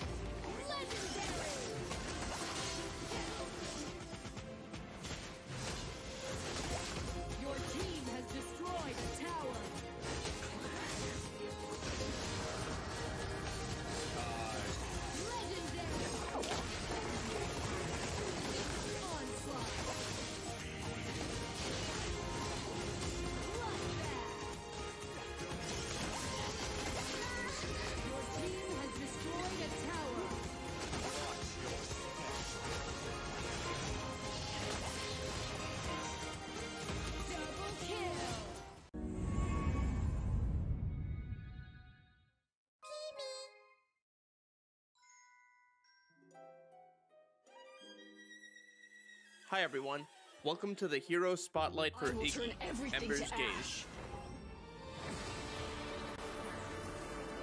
Iggy is a dark magic user with high damage and incredible range.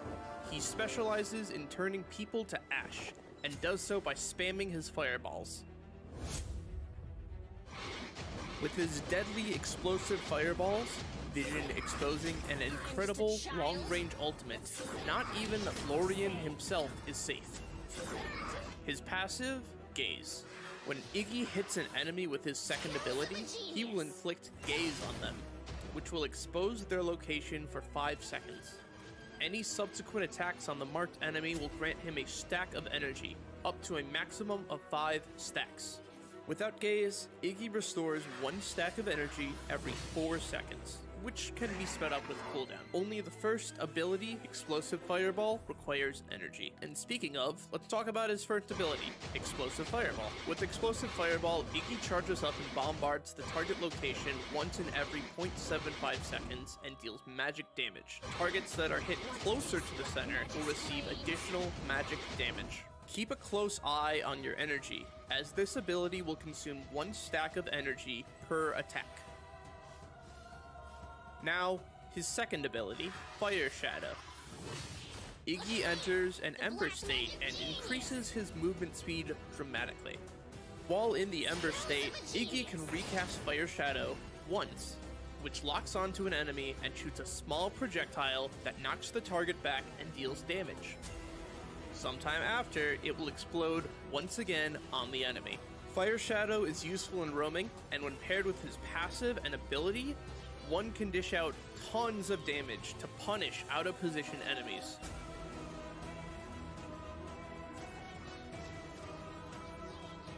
Finally, let's talk about his ultimate, Ember's Gaze. Iggy charges and bombards a huge area from a long distance to deal area of effect damage to enemies within its range. 1 charge of the ultimate is stored every 45 seconds, and Iggy can store up to 2 total charges of his ultimate. Ember's Gaze has a 5-second cast interval. That's enough about Iggy's skills. Now let's jump out of the frying pan and into the flames and talk about gameplay. Iggy's main damage source comes from the bombardment of explosive fireballs. Paired with his passive Gaze, his bombardment becomes unending, and surely any foe will be turned to ash under such dark magic.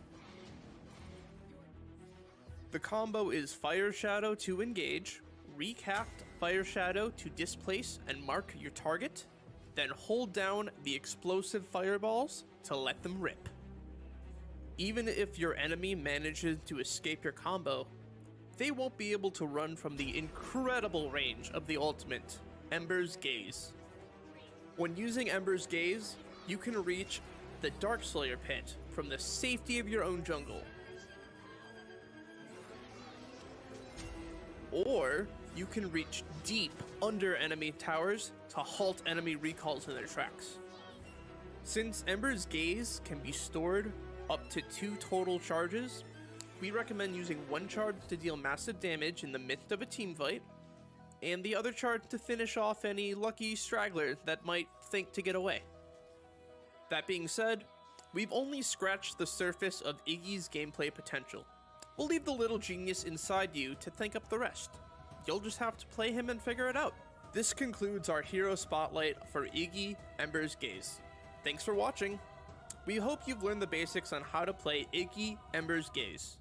Got any feedback for us? Let us know in the comments down below. Hope we'll see you in the next video. Bye!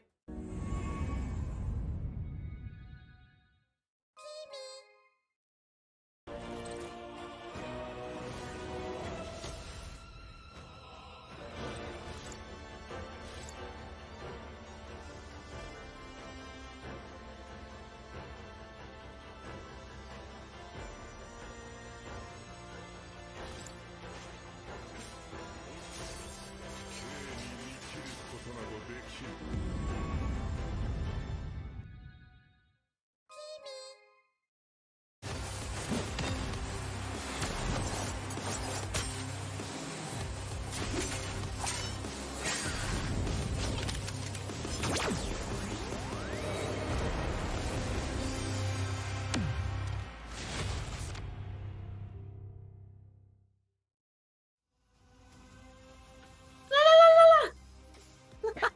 Yes, and we're back again for the Arena of Valor World Cup 2021.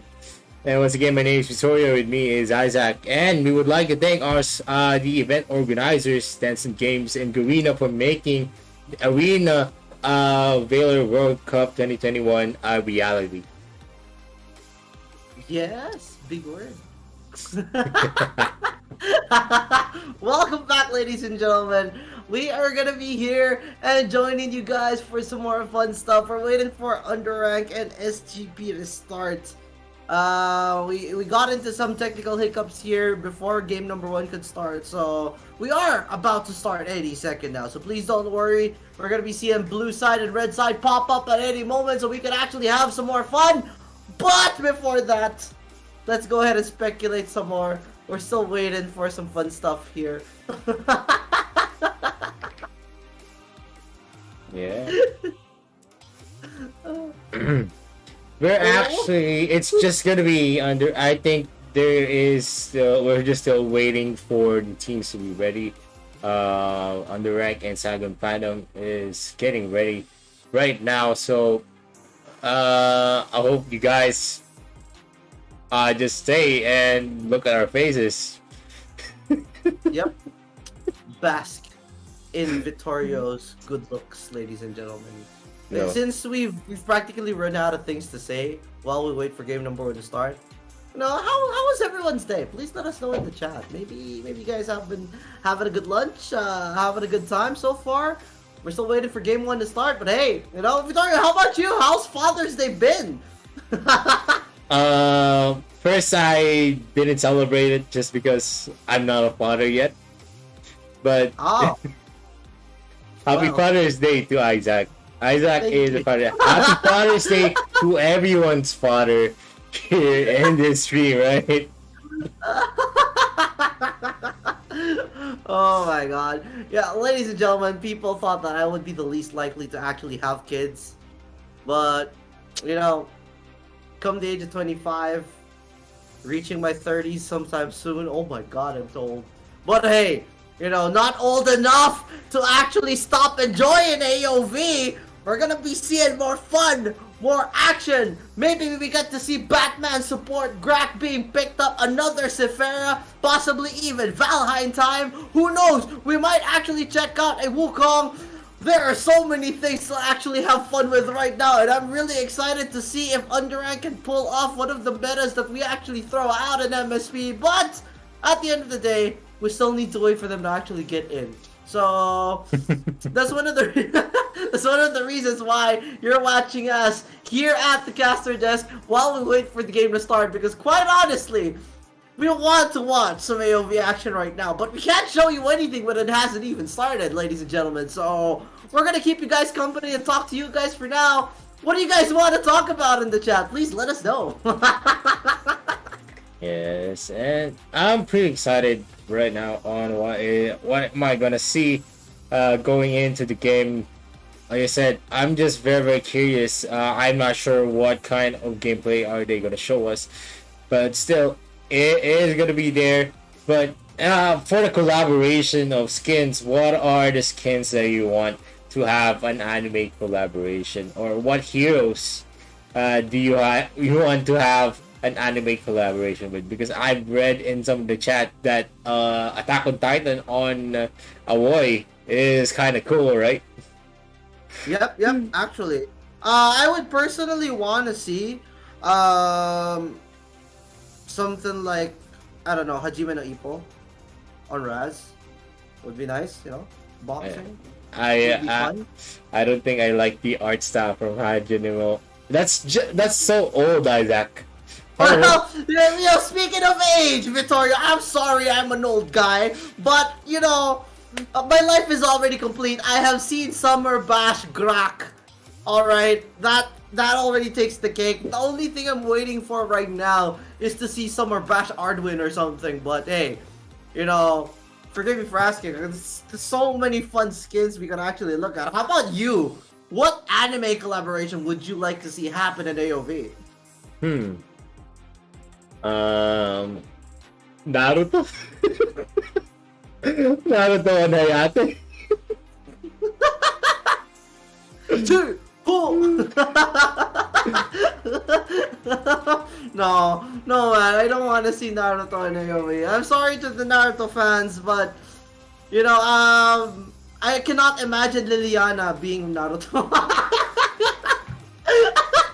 Your imagination doesn't constitute a lot of things, I'm sure. I feel like it would be weird, you know, seeing something like that. But hey, would be nice. At the end of the day, though, maybe we could see something fairly new. Maybe what new animations are there right now? Not that updated anymore. I don't know. I'm a fan of a lot of animes. Kenshin Himura No, in AOV. Oh my god, my age. That's older.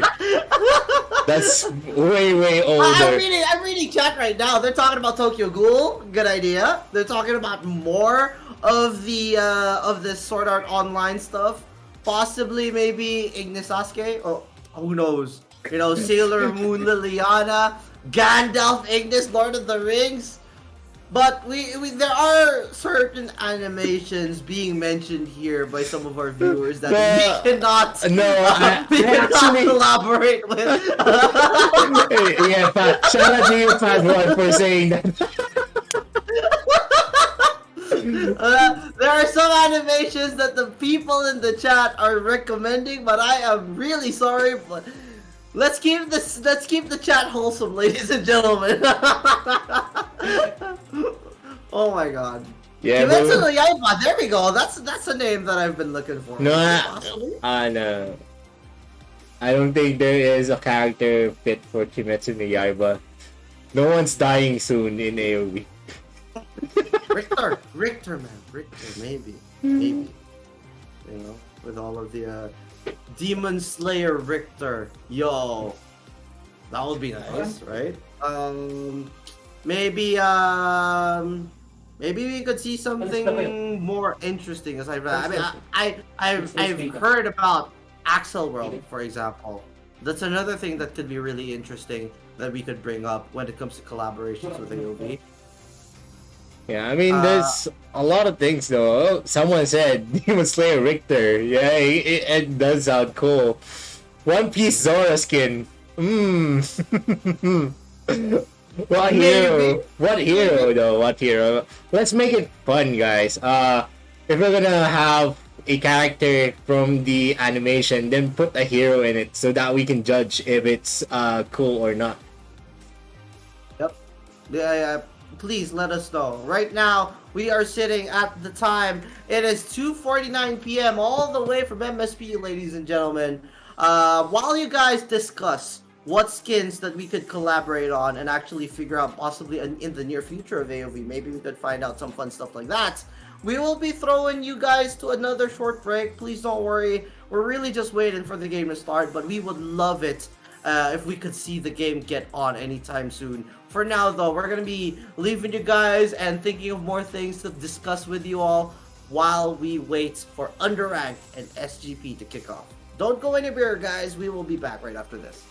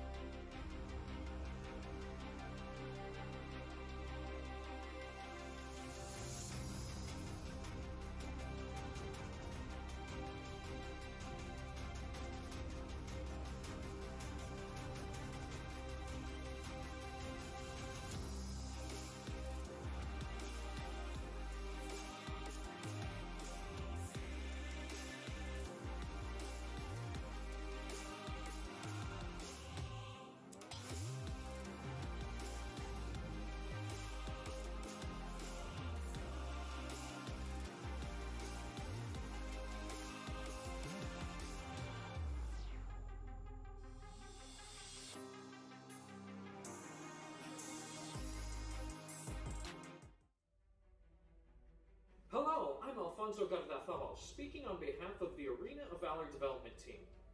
Now, I suppose everyone should be familiar with me by now, right? Then at this point, you must know what seeing me signifies. That's right, a new update is coming your way, and I'm bringing you the first-hand news from the Arena of Valor development team.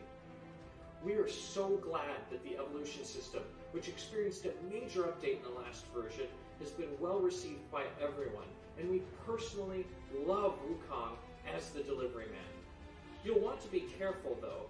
In Antares Battlefield, he'll not only deliver ramen, but also rob you in the jungle, but fear not, as the upgraded Vision Shard and more detailed map info will help you better strategize and attain victory. Before introducing the contents of this update, I would like to be the first to express my gratitude and all of our gratitude to everyone. Thank you for your unwavering trust, support, love, and understanding, all of which gives us the opportunity to respond by crafting more interesting game content. This will be Arena of Valor's 5th year, and we're looking forward to pushing the limits of our design creativity, grow in new directions, and focus on design philosophies to suit our players' needs.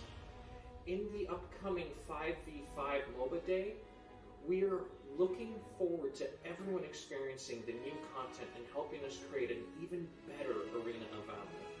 The main battlefield has always been the module that we put the most effort into. We hope that by continuously optimizing the relevant mechanics of the main battlefield, we'll be able to bring you fresh gameplay experiences as well as brand new incentives towards victory.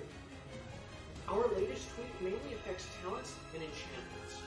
We discovered that certain talents and enchantments were being neglected, and this isn't ideal, as diversity has always been an important part of the Antares Battlefield.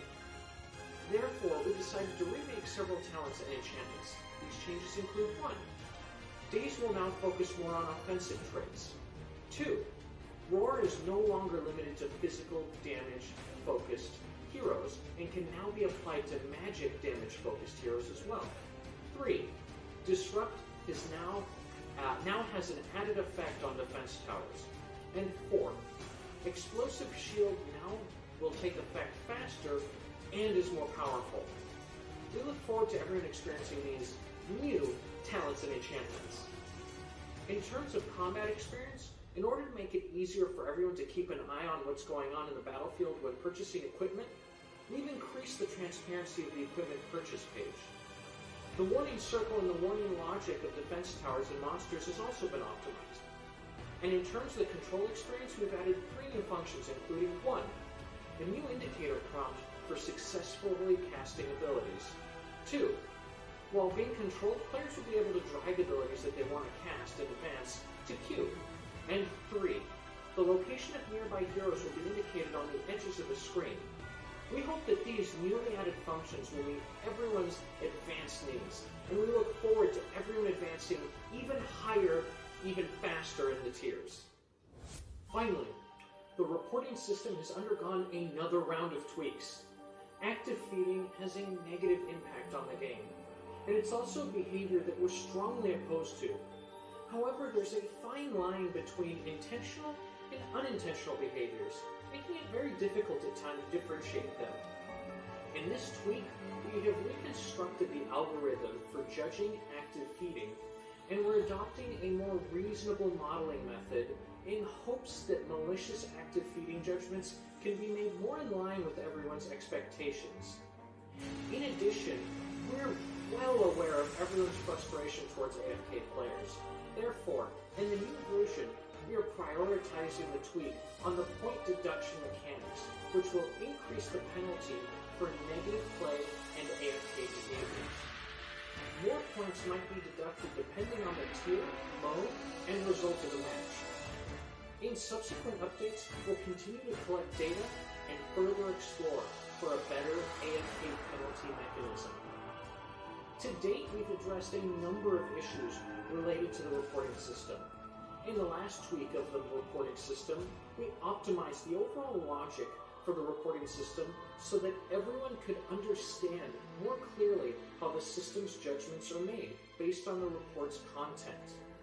When it comes to bullying reports, which we know everyone cares about, we have assigned priority to improvements based on cases reported by multiple players. This is so that they will be much less likely to result in unreasonable point deductions. Moreover, we've also improved the efficiency of the reporting system, so the reports will take effect immediately, giving players a better game experience. After a long period of observation, we're very pleased to see more positive feedback and fewer complaints about the reporting system. From the bottom of our hearts, we'd like to thank you all for your patience and support in this area. Please also rest assured that we'll always continually work hard towards improving Arena of Valor for all of our players. We hope that the new content, fixes, improvements, and enhancements brought by this update serve to improve your Arena of Valor experience, and we look forward to seeing you again on the Terrace battlefield.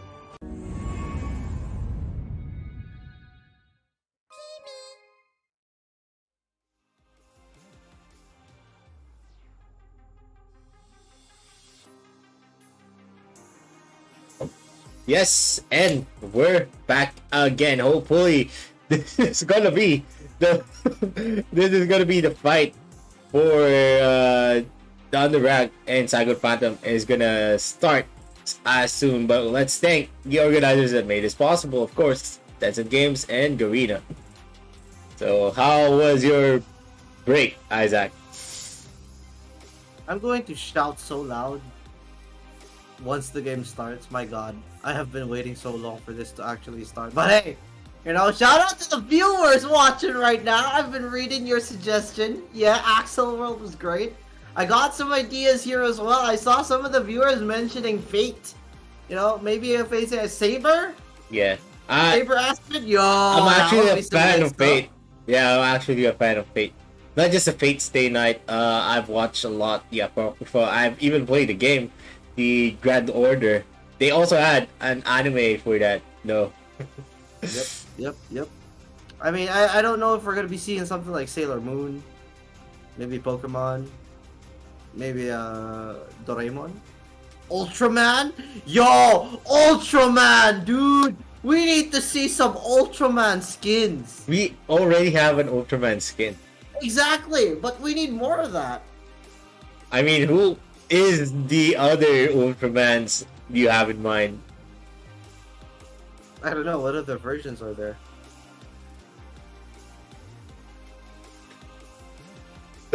Yeah, I'm not even sure. But hey, guys, for the people who just tuned in, we're waiting for Underrank and SGP to actually start so we could actually get into the picks and the bans for game number 1. We have yet to see anything right now, so we're just waiting and waiting for now. But hey, while we wait, we could always discuss on a lot of different things here.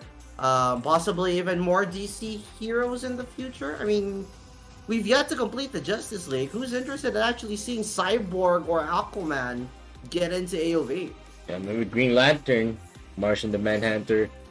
There is still a lot of potential that we can see in the DC, but I think only the 5 heroes that was released, the Flash, Joker, Superman, Batman, is gonna see the light of day for the DC heroes. DC heroes, I want to see DC villains some more. Joker. I mean, Joker is there. Joker's one of them, but you know there could be more than that. Maybe we could see someone else from DC. Would be nice to see someone like who else is there in DC? Constantine? I mean, there's a lot of DC heroes out there. Although, if we're gonna say something, they're not as fairly marketed in a general sense. But if you are a fan of DC, though, there is still a lot of those with the counterparts on the other brand of heroes. Anyway, Supergirl. Yeah, but we could have that as a skin. Maybe Darkseid could be nice to see. Right? I mean, Yeah. we've seen lots of villains pop in and out of movies already. We could see a whole lot more. There's Harley, there's Bane. You know, maybe a Bane skin for Toro, like one of the viewers was suggesting here. The Riddler and Poison Ivy, Steppenwolf can be an option. You know, so many stuff that DC has to offer that we could still see here. I mean, hey, we already have Superman around. What more could we ask for, right? I mean, we could ask for a whole lot more, ladies and gentlemen. I would like to see what the rest of the viewers think. They've been giving out a whole lot of really good suggestions here. Unfortunately, Deadpool is not in DC though. Yeah, I don't think Deadpool is in DC. I actually don't have a lot of idea on DC heroes. Red Lantern?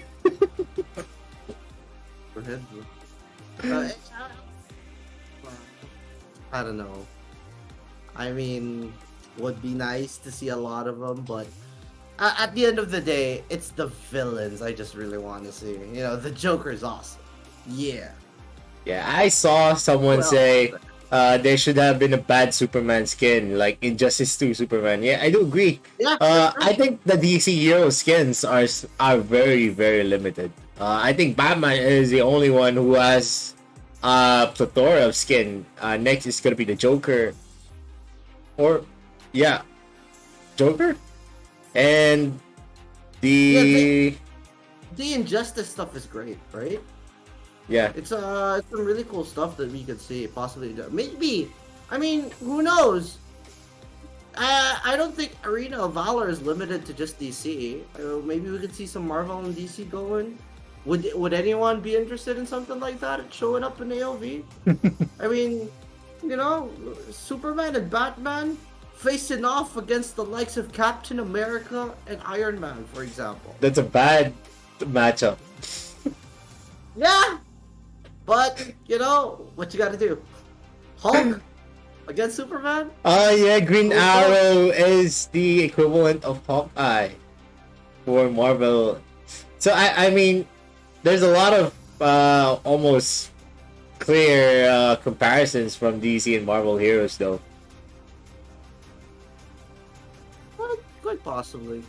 You know, at the end of the day, we want to just speculate on what else we can see here for Arena of Valor. This is just the beginning of so many other things. And again, ladies and gentlemen, we're waiting to actually get in on the fun with Underrank and Saigon fans. We've yet to actually make it to game number 1 for it to start, where we will be seeing blue side and red side, so we could go in and discuss the bans, discuss the picks and all of that. So for now, we're gonna be talking with you guys, discussing what you guys want to see in AOV. I mean, we've talked a lot about the heroes. We've talked about possible collaborations. Why don't we talk about what other features people would like to see in AOV? Personally, for myself, I want to see the analog controls become adjustable. I want to move them to the corner of my phone because my phone is big and I cannot play with my thumbs in near the center of the screen, for example. Yeah. I mean, there's a lot of features that could, work. But I'm pretty sure in the future we're going to see them, like, we had latest updates on some of the features in game. So it made it easier. We have a target mode. Of course, one of the biggest features for me as a player, wherein I can just target it. And yeah, there's still a lot of plethora of features. Just comment down below what you think is gonna make the game better. Let's just stay positive, everyone. It's okay. Yep. At the end of the day, guys, ladies and gentlemen, please, please, please, please, let's not argue. Let's not cause any negativity in the chat. Let's stay positive and celebrate and enjoy the Arena of Valor World Cup. There's a lot of stuff that we can have fun and enjoy here. So there's absolutely no reason for us to be toxic. At the end of the day, we are here for some good AOV action. And it's something that we could potentially be seeing sometime soon. We're just really waiting for the matchups to start. So Victoria and I are around to actually keep you guys company during this wait, maybe you guys could share some of your thoughts on how the teams have been faring based on what went on in day number 1. If there are any viewers around who actually tuned in with day 1, considering that Group A, Group Death, we saw some really good action coming in from Group B as well, with one team along with VGM and CIV. There's a lot of stuff that we can actually discuss here. So share your thoughts. Let us know in the chat what you guys think. And then maybe, just maybe, by the time we finish discussing, Game 1 actually starts for Underrank and Saigon Phantom. Yes, and also, if you guys have seen the Honor of Kings map, yeah, it is very, very beautiful. So now we're going to be starting the Is it? Best of 2 series for Underrank versus Saigon Yeah! Finally, ladies and gentlemen, allow me to introduce series number 2 with Underrank on the blue side going up against Saigon Phantom on the red side. We're about to break it down with the picks and the bans. So Vittorio, let's actually recap and discuss what can we expect for the series between MSP and Team Vietnam. Well, there is still a lot of unknown certainty on Underrank. We haven't seen them in most of the live stream competitions, especially in the pro scene. But SGP, we already have an idea on what they are going to show us. They have the better experience, they have the better drafting knowledge for sure. They have been competing with the current meta for a while now, not like Underrank, who doesn't have a lot of competitive scene to go into. So definitely, we're gonna see a lot of good things for Saigon Phantom, and also a lot of surprises coming in from Underrank. Hopefully, we see some really good stuff here. It was a long wait for us to check out Underrank and Saigon Phantom to break it down. Looking at the bans though,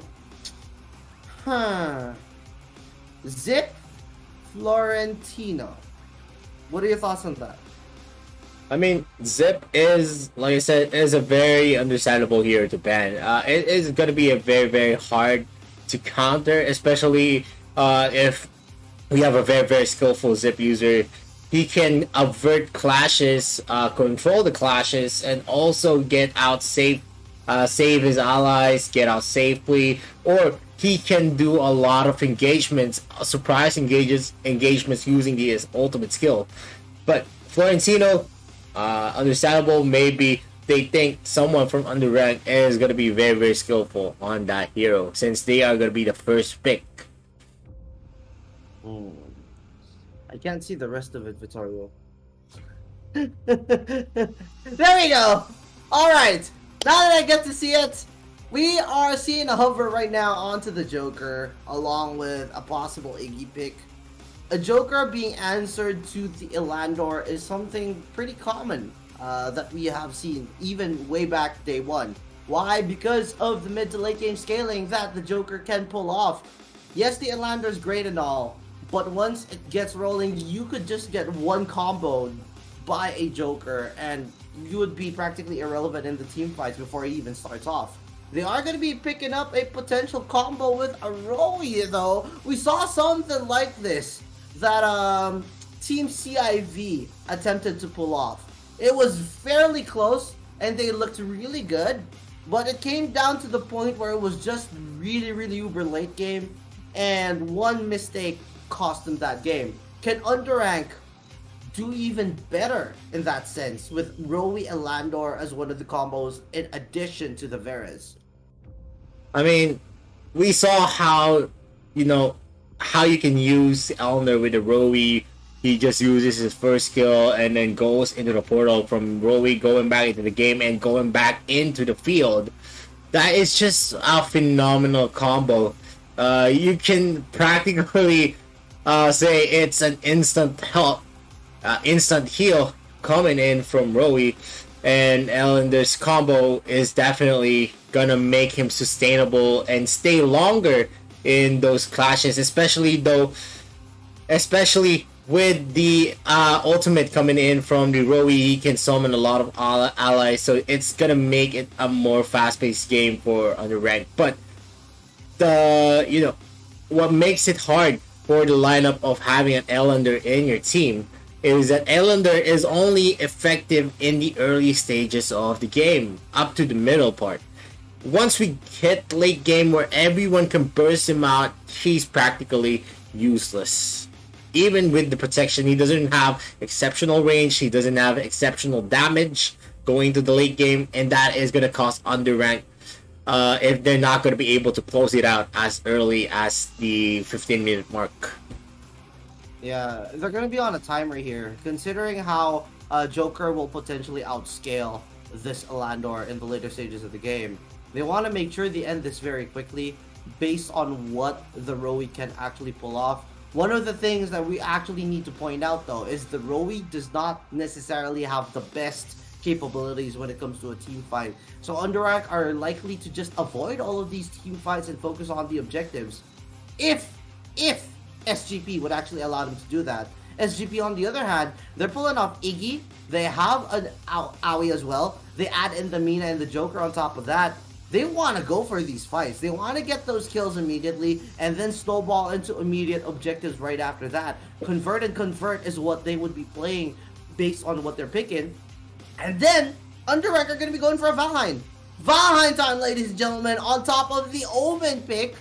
What do you think about that, Vittorio? I mean, Vaughn is actually a very good hero against Joker just because he does a lot of magic damage on his passive and also in his skills.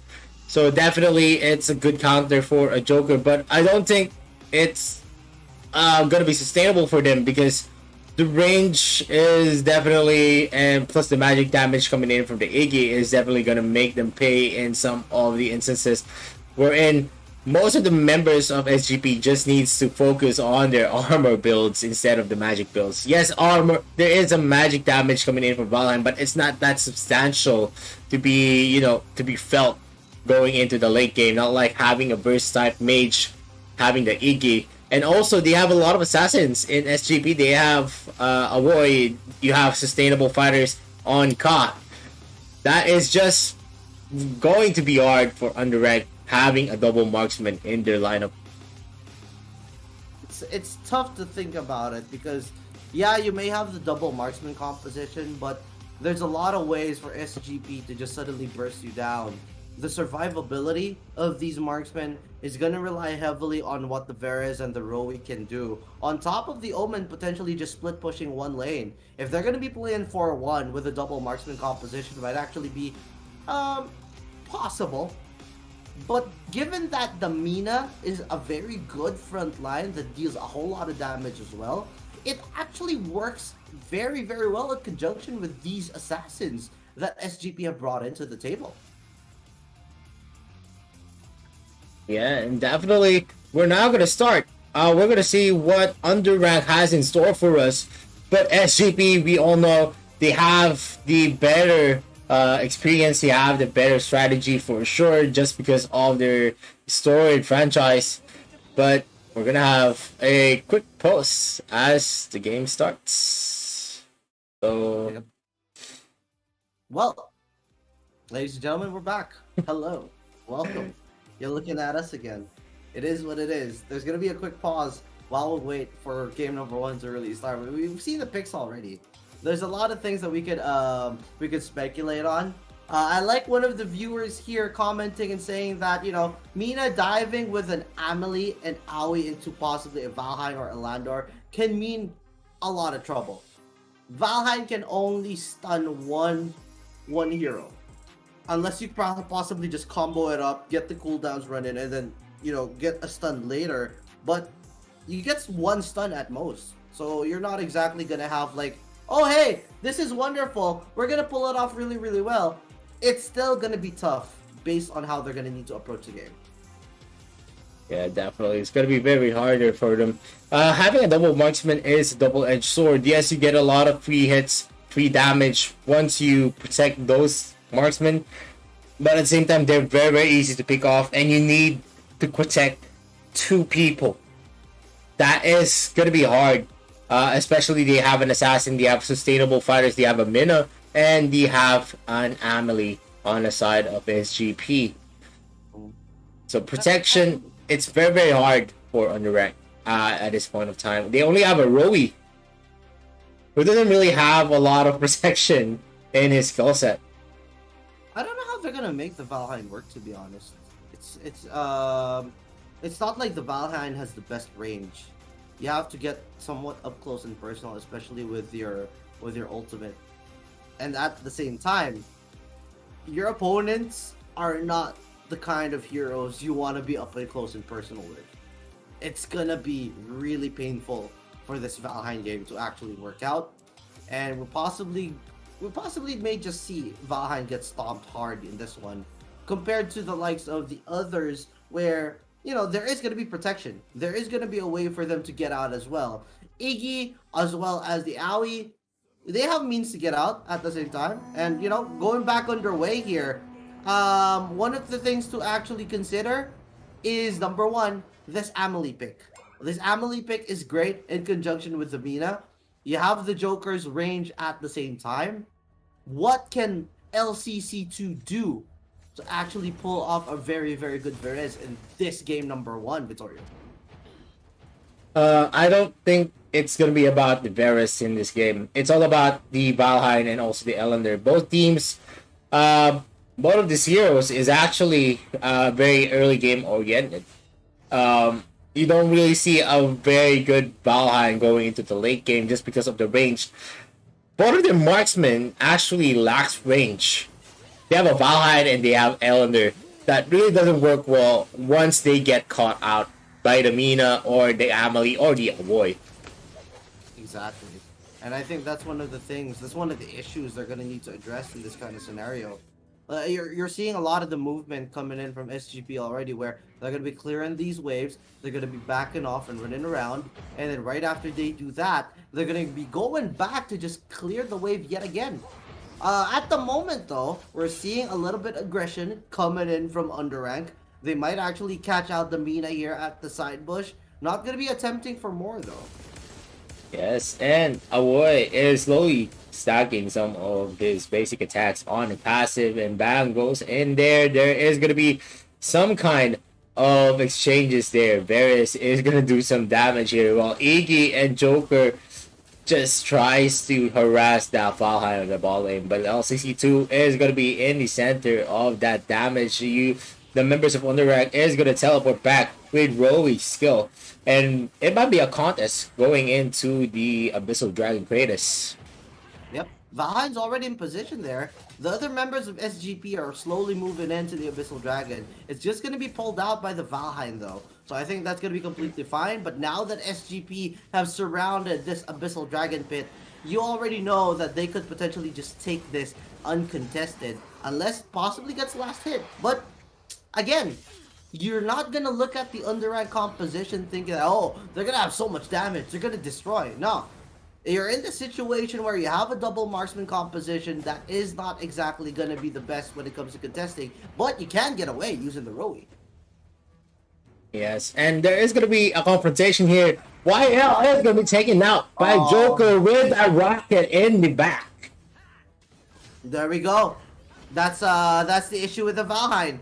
You can just get the Mina, have the Joker commit as well, and then you're done. At the same time, they have so many means to just clear that wave immediately, buying a lot of time for them to rotate. Arctic Orb is going to be used by Lack here, getting caught out in the middle by 2 members.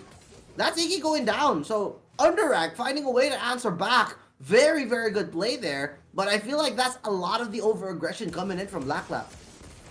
Yeah, I mean, he wasn't able to spot out the Omen. I mean, maybe there wasn't any communication that Omen was going downstairs, but YL is doing a lot of damage to CA. CA is alone against a 3-man member of Underrank.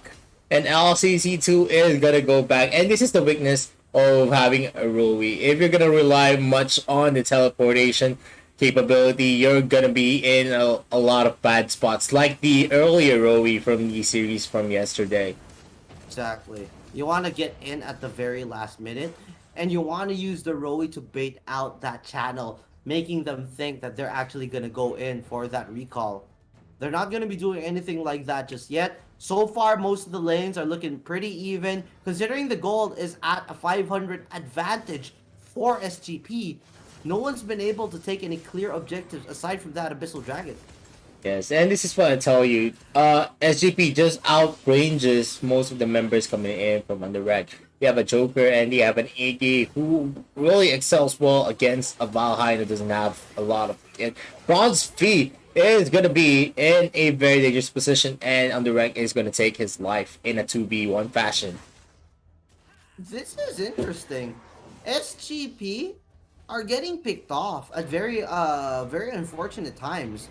They should be aware of these rotations coming in from Underrank, but they're getting caught out in these 2v1s, and it's benefiting Underrank so much.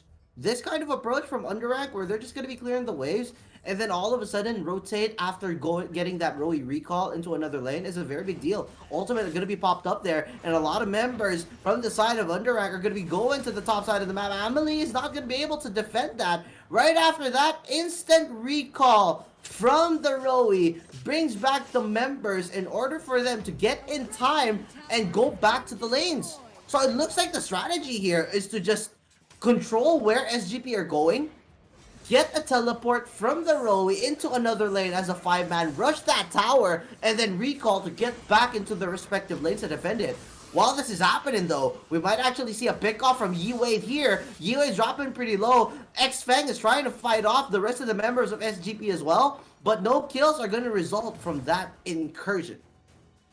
Yes, and as we can see here, although they got the tower onto the top lane, it doesn't really translate much to the gold. The gold is still leaning into Saigon Phantom's side, just because they've been taking more of the resources of the jungler. Zhenshao is going to lose a red buff and also the Abyssal Dragon to the members of SGP. And, you know, the most important tower in this game is the middle anyway. So even if they take the top lane turret, even if they take the bot lane turret, if they're not going to be able to destroy the mid lane turret, a push for the side of Underrank is not going to be possible. Yep. And now, 2-1 is the score line here in terms of kills. X-Fang dropping really low against Bang. Bang is going to be finishing off the Omen. And now, oh, Zhen Zhao pulling off a lot of attention there from the other side. And now we're seeing a 4-man here coming in from Underground trying to push that tower. They're diving inside. That recall coming in from the Roe. They're not going to get away easily just like that. They're going to get caught out. Articorp going to be committed here by Zhen Zhao. And now 3 members are going to be going down. 2-5 is the score line with SGP biting back. They get the top push. They get the bottom push as well. And Underhand's strategy did not pay off in that scenario. They're going to cut out Zhen Zhao again. And with Zhen Zhao going down, oh my god, that's not something you want to see. Even the Varus is falling in this scenario. SGP, turn it up a notch, turn up the gears and start pushing and killing again and again and again. They have taken tier 2 bot side, just like that. That was a very, very bad play coming in from Ellender. He used Awakening and then he teleported near to the side of SGP, and that really resulted to his death. Once he used Awakening, you don't need to click that. You just need to go back. He was fairly safe already at that point of the time. He was very far away from the Mina, but once he used the Awakening and teleport near the SGP, he used the orb, setting up more of the damage coming in from Saigon Phantom. And that was a disaster for Underrank. And this is the problem. Like I said, they were relying too much on the teleportation abilities of the Roe. And relying in that on that skill, it opens you up to a lot of setups for SGP. They know that you're going to be standing there. So definitely they're going to just put the skills and throw every skill that they can in that circle. They have seen 2 members from the side of Underrank here in the bottom side of the map. That opens up the opportunity for them to take the Dark Slayer away. They're going to be able to do just that. LCC dropping pretty low. The Rowie channel is going to be there to actually bring the rest of the members back to base. And with the members going back to base, now Botak is going to be caught out here all alone. The channel does not complete in time. And that Rowie is going to be out for 25 seconds. The rest of Under are scrambling to try to protect this mid lane tower. They're going to be able to do it, but right now the strategy, the way they're actually approaching this game is actually giving them a hard time. They may think that, oh, this Rowie pick is great, but you are going to be telegraphing a way for other teams to just counter you because of that channel. Kai's not going to be able to catch anyone out though. Actually, you know what? Never mind. Trying to hook Zhen Xiao instead. Let's just go after LCC2. That Varus is gone. That's another push coming. There is no way for Underrank to defend all of these push coming in from SGP as another fight breaks out in the base. They might take one down, but with all things considered, Vittorio, it is just way too hard now. It's going to be way too hard just because they are outclassed, outranged by Sagan Fandoms, Joker, and also Iggy. And that is going to be the story of the game, wherein they can't really have anything to, contest with SGP's damage output. Even before the game starts, they're already damage coming in from the Rocket, coming in from Yiwei, and also the damage coming in from Black Lock, just getting a lot of bombs into their faces. And you have a Varus, you have an Omen. Yes, you can get some setups, but it is not going to be something that can burst out. And we're already entering the 10-minute mark, and as I said, the effectivity of an Ellender and a Valheim is going to be in the early stages of the game. In this point of time wherein SGP is more farmed up, definitely they're going to be in a way better position than what Underrank can ever be. But there is going to be a skirmish on the top lane. Scratch that. There was already a teleport by Botak and X-Feng. Yeah, if you look at what's happening right now, it's tough considering the gold advantage coming in from SGP is just a really big margin as well. Not to mention, a lot of the objectives that they attempted when it came to the strategy just fell apart by the time they tried pushing tier 1 bot side. The outplay there was really good. And now SGP, they know that they have a very big advantage, so they're just aggressively diving under tower. They're not able to actually stay alive here in this scenario, and Varus fallen. That is 30 seconds without a Varus, your main frontliner. I do not think X-Feng on that Omen is going to be enough to actually outplay this. Zhen Xiao is trying to get back in using the recall of the Rowie, but all things considered, Underrank are falling apart like flies as the core is below 50%.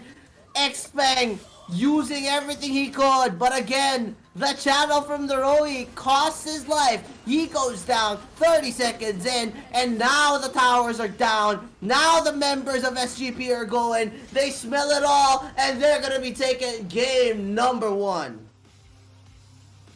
Yeah, game number 1 is going to go with Saigon Phantom. Vietnam's representative beats out MSP's representative Underrank. In this best of 2 series. There's still a game 2, but still going into the game 1, there was a lot of problems going with the members of Underrank. Just with the picks, we all know that the early game potential was there, but at the end of the day, if you're not going to be able to, snowball with the early game potential, then definitely you're gonna just throw out the game with the double marksman pick. You have an Ellender, you have a Valheim, but what does that matter? Well, of course, we're now going to watch the highlights for the game 1. It is now on your screen.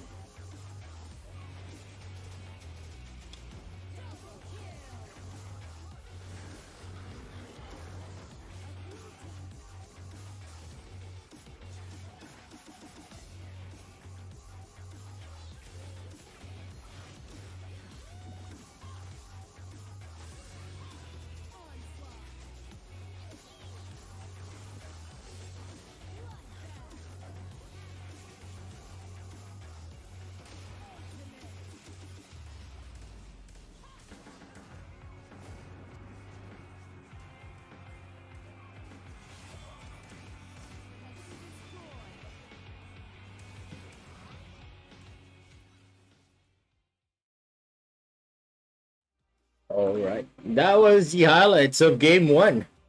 And as we always say, let's give out some in-depth analysis going into game one. Like I said, the early game potential was there, and also they were relying too much on the Rowie skill sets, wherein they can get a lot of mobility just going back into the base, full health immediately, and also the ultimate coming in from Rowie gets a lot of mobility in terms of getting the objectives. They were able to take the top lane, and they were also attempted the bottom lane, but that opens a lot of holes. If you're gonna all teleport into the top lane, there's a lot of objectives that Saigon Phantom really traded it for. They traded it for the resources of the Elender. They got the red side camps. They got the red buff. They got the Abyssal Dragon. That it equalized the losses Saigon Phantom had with a death of their hero and also the top lane turret. So that trade, yes, you get a tower, but it doesn't really matter much if the top lane and bottom lane tower is taken, unless you can actually have a chance to push the mid lane tower. Because if you cannot push the mid lane tower, definitely going into the other side of the river is going to be detrimental to your team, because there is going to be a lot of information and there's only much leeway where you can go and invade the jungle camp. And if you can't invade the jungle side of your opponents, it's going to make it harder for you, because you cannot, the resources there is still going to be open to the enemy's jungler. Exactly. It's tough to look at. I mean, considering that their composition wasn't exactly bad, but it's a matter of the Valheim pick. You don't have enough damage to take anyone out or to threaten anyone. Yes, albeit squishy is gonna be the lineup here for SGP. You still couldn't find a way to kill anyone completely, or at least burst them down. So what happened at the end of the day? It was just push after push after push, and they did not prioritize any of the towers there in the mid lane, opening up the jungle of the opponents. Yes, the Elandor was scaling at the very least, but not scaling hard enough that you would actually negate any income coming in from the side of Saigon Phantom. They just kept going and going. They got picked off left, right, and center. And then when they fell apart in that bot lane tier 1 push, you could already see the difference in terms of damage and mobility coming in from Saigon Phantom. It was one-sided from that point. I mean, it is one-sided, especially the picks. Like I said, Valheim doesn't really meld well against long-range heroes. And plus, yes, he can do a lot of good things against fighters, but it doesn't really constitute a big part of the plays there.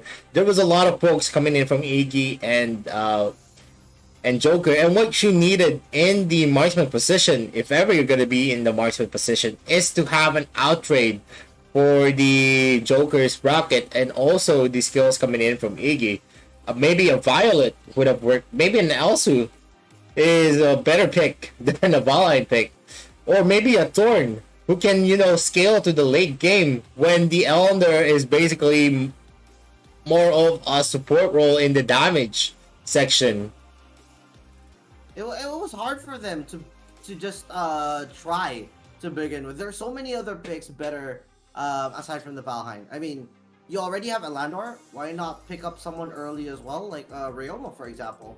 You could actually burst someone down like a Joker. You could potentially deal a lot of poke damage to the Mina, and then that could apply more pressure. Hell, even a Caphany would have been nice. Fusilad would have been able to do a whole lot, so that the zoning potential into a tower take would be good, similar to what MOP did in game number 1. Yes, and also, but I don't really think that Caphany is gonna fare well because of the comp that they had. They had a Rowie, so most of the time, I think having a better damage potential is gonna be better. Like, Caphany has a limited range also, except for his laser, but I still prefer that you would have someone like a Violet or maybe a Thorn that really outskills everyone in terms of getting a lot of free hits. Those are the heroes that really does a lot of heavy carrying. you have a Varus, you have an Omen to sustain you, but at the same time, Varus has regeneration if you hit the passive. Omen doesn't have any regeneration. He only has damage reduction. And, you know, the sustainability coming in for Saigon Phantom, they have the mana always going into the faces of the heroes of Underrank, and they weren't even able to burst that out. And the main reason is you have an Elander that is not fed, and you have a Valheim who's not also fed, that doesn't really do a lot of damage, who doesn't really deal through damage at least.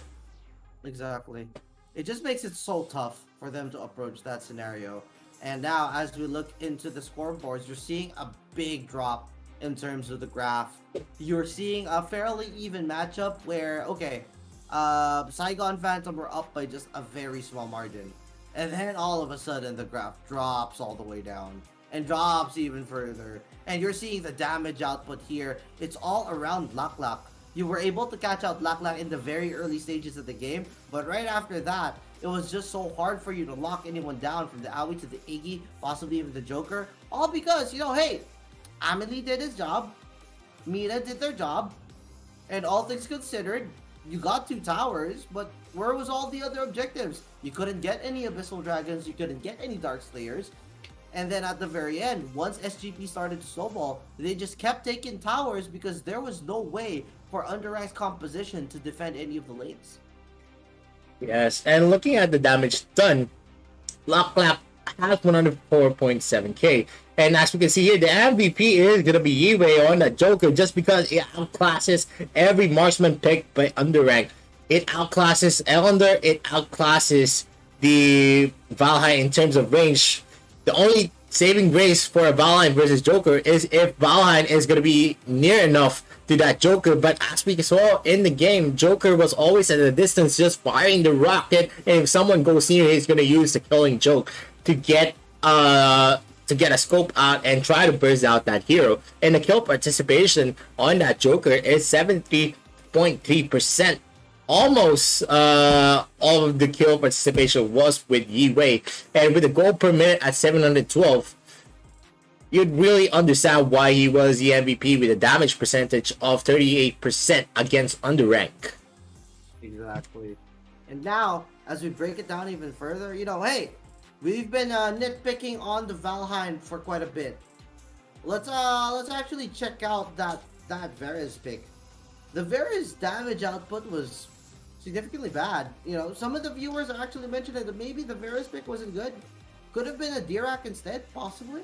What do you think about that? The reason that they picked the Varus is because they picked the Rui. Rui has a minimal magic damage, but if they're gonna be picking a Dirac, there is only one hero that can sustain them, which is going to be the Omen. If ever they are gonna not gonna pick the Varus, then it would still be a disaster for them because the protection coming in from the Varus and also the Omen to sustain them is not going to be there. Only the Dirac, only the Genesis barrier can only do so much. You know, it doesn't really constitute a better pick than a Varus though. If they really wanted to have an overhaul in their team composition, Rowie shouldn't have been picked. Yep. At the end of the day, this is another game where the Rowie debates her own team. Ladies and gentlemen, we have yet to see a successful Rowie composition in AWEC 2021. We may see something like that in the near future though, so don't fret. If we actually see something like it, then great! We'll figure out a way as to how to make Rowie great based on the talented teams picking their heroes, picking their matchups coming into this one. As we head into game number 2, you guys get a glimpse of what all of these players are looking like, how chill they are when it comes to the group stage, how ready they are when it comes to approaching it. Breaking it down for you guys, SGP looked solid. Is there anything they need to change in their drafting and their composition going into game number 2, Vittorio? Maybe if they're gonna be going into game 1 first, if they are really wanting to pick Rowie, maybe an Elander is not a good option. A different maybe a fighter or maybe someone that can sustain them so that they can pick a mage in the middle lane. That is just my opinion for game 1. But in game 2, they just need to have a fresh perspective. Maybe go back into the basics of the meta. Having maybe 2 sustainable heroes to sustain them, and maybe get something that has a lot of range instead of those heroes that has minimal range. I'm calling to you, Bahan and Ellender. Well, at the end of the day, you know, MSP underrank. Ladies and gentlemen, they're gonna need to change up the strategy a little bit better going into game number 2.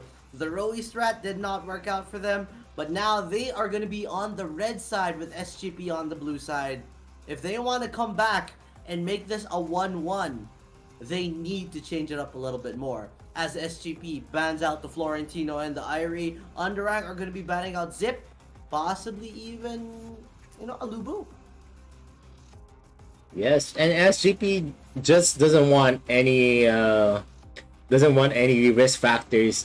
If ever there is going to be a good Florentino or a good Irie who really gets a set, these 2 heroes are sustainable. But in Florentino's case, it's all about skill. If you don't have the good skills on using Florentino's combinations, his dances, then definitely you're not going to be able to sustain. But if you're going to be able to have that high skill cap, if you're going to hit that, then definitely you can maybe 1v5 the members of Underrank. That's how special Florentino is, even though with all the nerfs done to his skill sets. But Underrank bans Zip, bans Arrow. We all know Arrow is a very sustainable jungler, can also be a DS laner. He has a lot of lifesteal on his skill sets. And also Zip, like I said, is a versatile hero. He can save a lot and may dictates the clashes. He can disengage, re-engage, save his allies, put out shields, get some 2 stuns with his first skill. But now we're gonna go with the picks. For the first pick, it's gonna be a Quixie, and Underrack has 2 picks already in their name. It's Lubu and Alsu, and possibly the third pick might be a Gilder. Yep. We saw the potential of Gilder Elsu as a combo. Dirac was not enough to stop the onslaught of that poke and the vision control all over the map. SGP though, they're looking at a completely different strategy. They have Quixie being first picked, opens up some information for the side of Underrank, but that Moonfall gonna be devastating when in conjunction with Lack on possibly just joining up the Superman and the Varys. Well, actually, I like the Superman pick. Saigon Phantom really did well on countering that also. Actually, if you're gonna watch Buriram, they always put the Superman into the second or first pick just because of the capability to negate most of the marksmen in the meta. There's not much that can, counter Superman if you're gonna be able to land your hits right. You're gonna be able to land your passive height, and also the lasers and the frozen breath coming in from the Superman is a very, very hard counter to those squishy heroes. Exactly. And who are you gonna be using to stop this Superman and this Varys? Right now, they have picked up the Amelie and the Lubu in conjunction with the Elsu. But now, banning it out is going to be the Landor. They don't want Bang to have that Landor. Errol, Zip, Irie, Florentino, and now an Iggy ban coming in from SGP. Are there any other specific bans that SGP and Underrank need to take note of considering the picks right now? I mean, the Elender is a good ban. We all know that Bang is actually a god on Elender. So maybe they were able to research that Bang was an Elender god. That is going to be a good ban. But there is still a marksman left for SGP.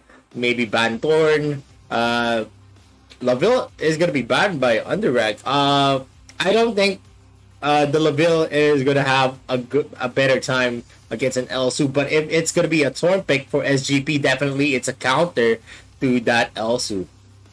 Yeah, I would have preferred that Thornban over the Laville. But I guess that they're more afraid of the Laville, maybe considering the next 2 picks that they're going to have, which is why they banned that out. But at the end of the day, we're not going to be seeing Raz for the side of SGP or Underrank either, because that is going to be the final ban for SGP. Going into the next pick here for Underrank, it is going to be, there we go, as expected. Can be the Gilder Elsu combo with a lot of poke, with a lot of range, and with the wards coming up for the Elsu. That only means that the vision game benefits Underrank quite a bit. But all that is just speculation. We still need to understand that, hey, this Superman doesn't necessarily need to have the lane. He can run around, get rid of those wards, make sure he doesn't get hit by any of the snipes, along with the stuns coming in from Gilder. They should be good. But, oh boy! I mean, that's not a meme pick, Isaac. That is a counter pick against a Gilder and an Elsu. So Grak is definitely a good choice there, where stationary heroes are. Please don't scream. Anyway, Summer Bash Grak is coming. Anyway, the SGP's lineup is looking way better. It's more of a counter draft than a choice draft, wherein Underrank is being countered in most of their hero picks. First, the Elsu was countered by Superman, and now another counter to the Gilder and the Elsu lineup is going to be the Grak. And Elsu is actually reliant on how good the user is if he's going to hit the sniper shots. This is tough. Not only does the Gilder get a hard time against the Grak, even the Elsu is gonna have a hard time. Final pick is gonna be pretty crucial for the side of Underrang though. If they do proceed with a Zata final pick against this SGP composition, is it even a good idea? Oh, they're gonna go with Tulin instead. What do you think about that last pick? It's a hero that doesn't have range, but still, they have a Gilder and they have an Elsu. If they can capitalize on this even before the clash starts, even though there is gonna be a Superman and a Grak, just annoying them with their skill sets, then definitely their winning condition. This is their winning condition. If even before the clashes, they already whittled down the health of the members of Saigon Phantom. Underrank could possibly take the game too. It's gonna be tough for the Tulin though. I mean, maybe an Ignis or a Dirac could have been better, just like what the chat has been saying. I mean, Tulin, like I said, I don't really like that pick. She's more of an assassin type instead of a mage. He doesn't have a lot of range. You need to be up close and personal to be effective on the Tulin, and also his ultimate can be body blocked, and that is one of the reasons why we don't see Tulin as much going in here in these professional games. Yeah.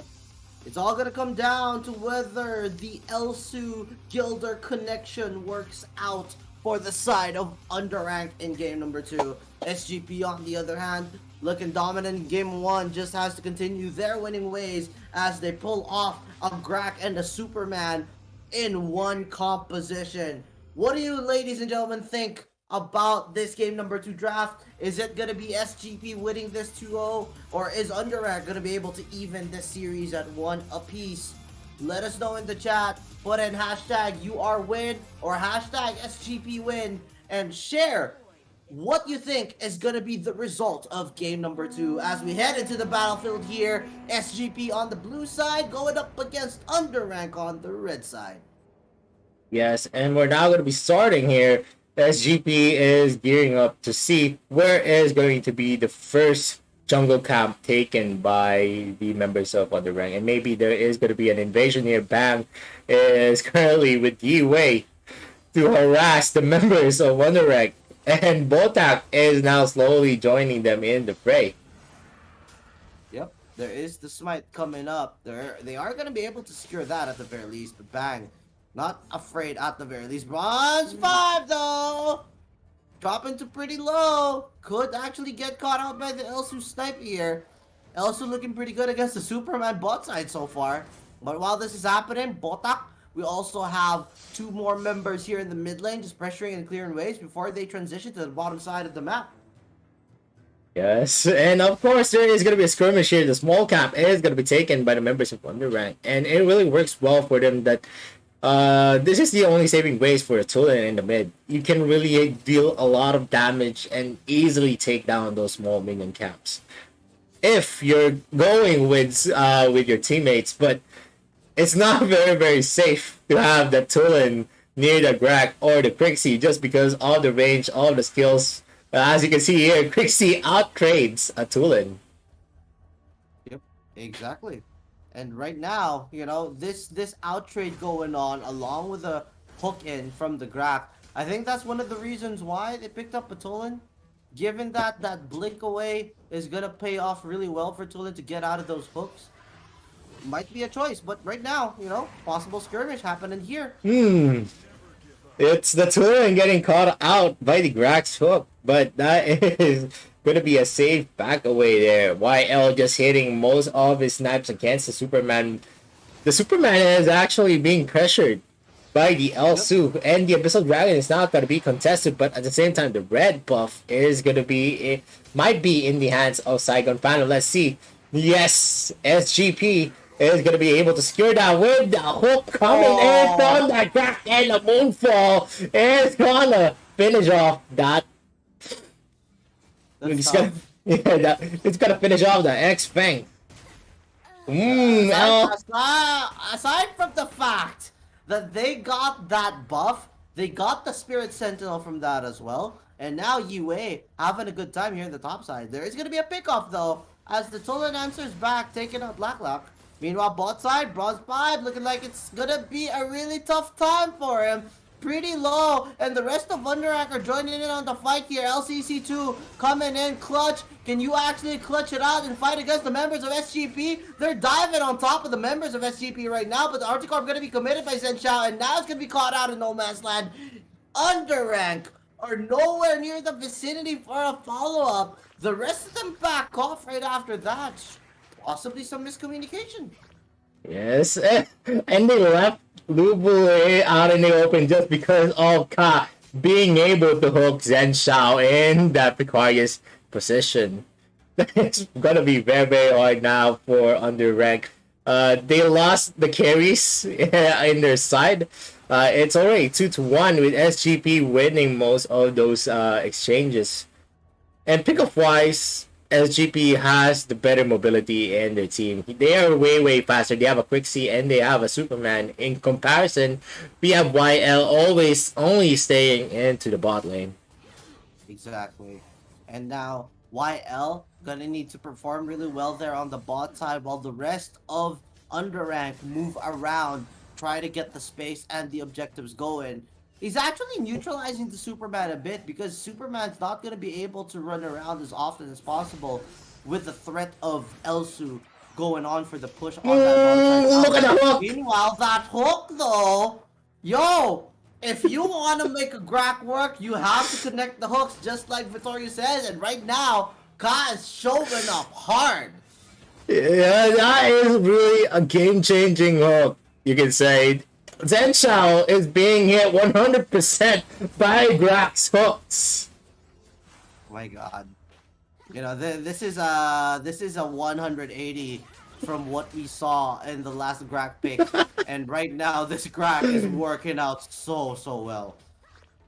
Yeah, definitely. The Superman now facing off the Tulen. The Tulen pick is not going to be fought going into this part of the game. We're already 5 minutes past the clock, and the range of a Tulen is not going to be effective as long as they have the Grak in there, who can just use his ultimate to stall anyone who goes close. Exactly. I mean, at the same time, this Grak is just going to continue growing. More HP, the more assists he gets. Moonfall committed bot side for X-Fang. X-Fang might get caught out by 3 members here. And just like that, X-Fang goes down. They can go for a push here on the bottom lane tower. A fight was breaking out in the mid lane as well, and it's going to force LCC2 back. The answer from Underrank, though, is going to be a push here in the top side tower. So now it's going to be one tower apiece, along with the one Abyssal Dragon apiece. The gold advantage for SGP, I would not say is that significant, but you're starting to see the momentum go into the side of SGP because of the Grak. Yes, they've been controlling most of the invasions just because of the Grak and the pokes coming in from the Gilder, and YL is now horribly hitting, and the second tier turret is going to be taken by SGP in under the noses of Underrank. Yeah, it's starting to get to the point where they're not able to handle a Grak hook while the Superman and Verez are just going absolutely wild. This is not even considering the impact that the Crixie and the Hayate can do in a team fight. Lots of damage being dealt by Ka, though Ka's gonna be staying alive in that scenario. You already get information on where the rest of you really are. It's going to be a pushback coming in from the Superman, though. Ultimates are going to be committed. YL immediately goes down to Iway. And now the rest of SGP are coming in. House, just like that. Look at that Grak go, opening up a triple kill for Yiwei. Yiwei is going to be going down though. And now another one bites the dust as X-Fang gets caught out. And Ace is going to be committed here with Bronze 5 cutting in from the back, ladies and gentlemen. And Underrank get wiped in that team fight. Yeah, that was a good combo coming in from Ka, getting a lot of hooks, actually 2 hooks in that clash. Plus the ultimate flicker really set the field for the Ionis Kunai Blitz, getting a lot of damage there. But unfortunately, Yiwei is going to die, but that was a very, very good trade. Yep. And now you're seeing the difficulty of the Lu Bu pick. Zhen Xiao's trying hard to just really stand toe-to-toe against SGP. But SGP play aggressively to the point where they make sure these buffs are not going to the Lu Bu. They're taking it away, and they're making sure they take the other camps away. So Lu Bu right now is sitting at 0-3-2 with the Amelie at 0-3 as well. Yes, and Saigon Phantom is just really good on the rotations. And like I said, once that lane tower is going to be pushed back, then expect a lot more of the incursions going into the jungle of the underranked team. This is not looking pretty light right now, ladies and gentlemen. SGP are stomping all over the MSP representatives. Zhen Xiao is there though, gonna be caught out by the Verez. Lots of damage being dealt, and Zhen Xiao is already down to 50% health. The tower topside is gonna be taken by the side of SGP as they continue their onslaught at the 9-minute mark. 9-2. It is nearing a 5k gold advantage. You have 2 Drakes, you have 4 towers taken. The next objective here could potentially be the Dark Slayer.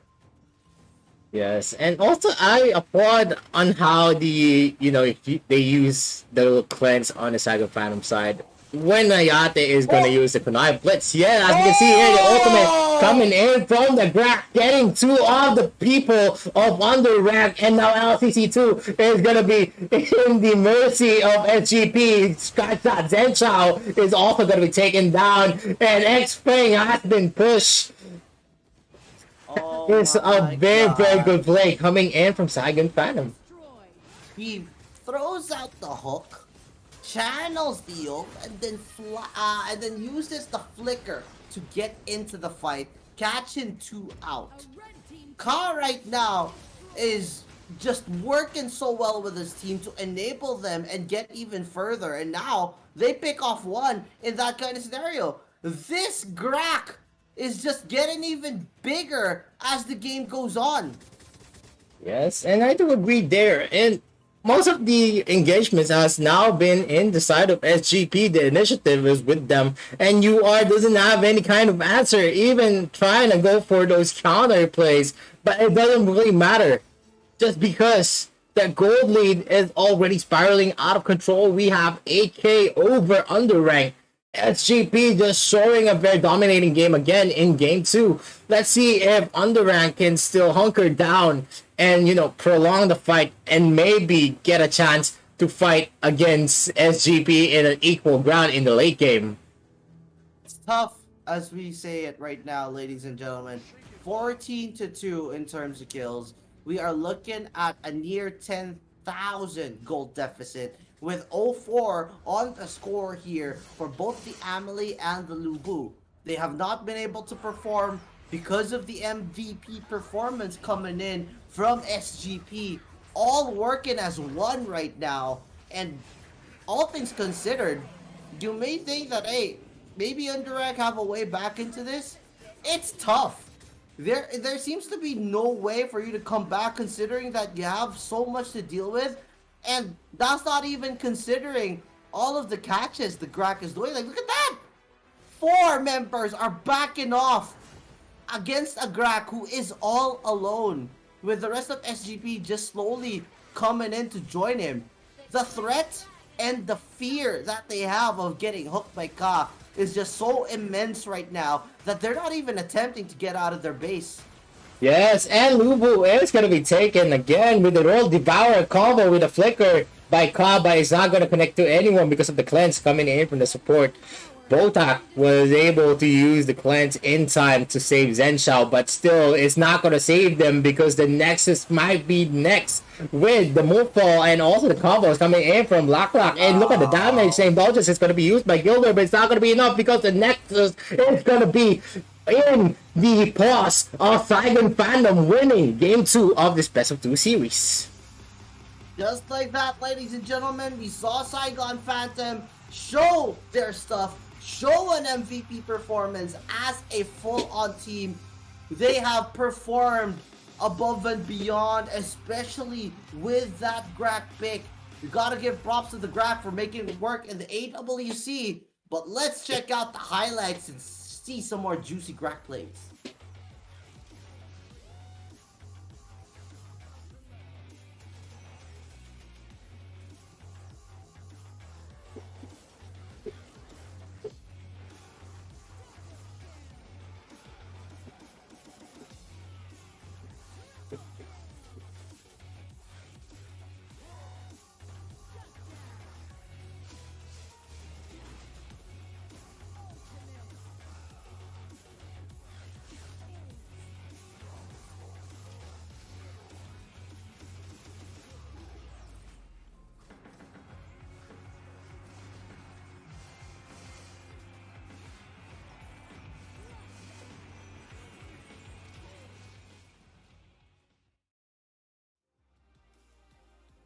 Yes, and we're back into the caster table, and going into the in-game depth analysis before the statistics show in the screen. Going into the match, just in the drafting phase, I felt like the Tulin wasn't the best fit mage for underrank. Just because, yes, we have a lot of damage coming in for the pokes for Elsu and also Gilder, but the problem is that if no one is going to be able to supplement the damage, then there is no deaths happening for SGP. There is no one to be caught out. You need someone to at least deal damage also in a distance, in addition to the snipes, in addition to the goal being thrown by that Gilder. But the problem was that they picked a Tulin who has that limited range. Has to go forward, has to go close into a Grak's ultimate, which is the World's Devourer, where you get channeled in. And having a Superman there also doesn't help. Tulin was just boxed out all throughout the game. That was the story of Game 2.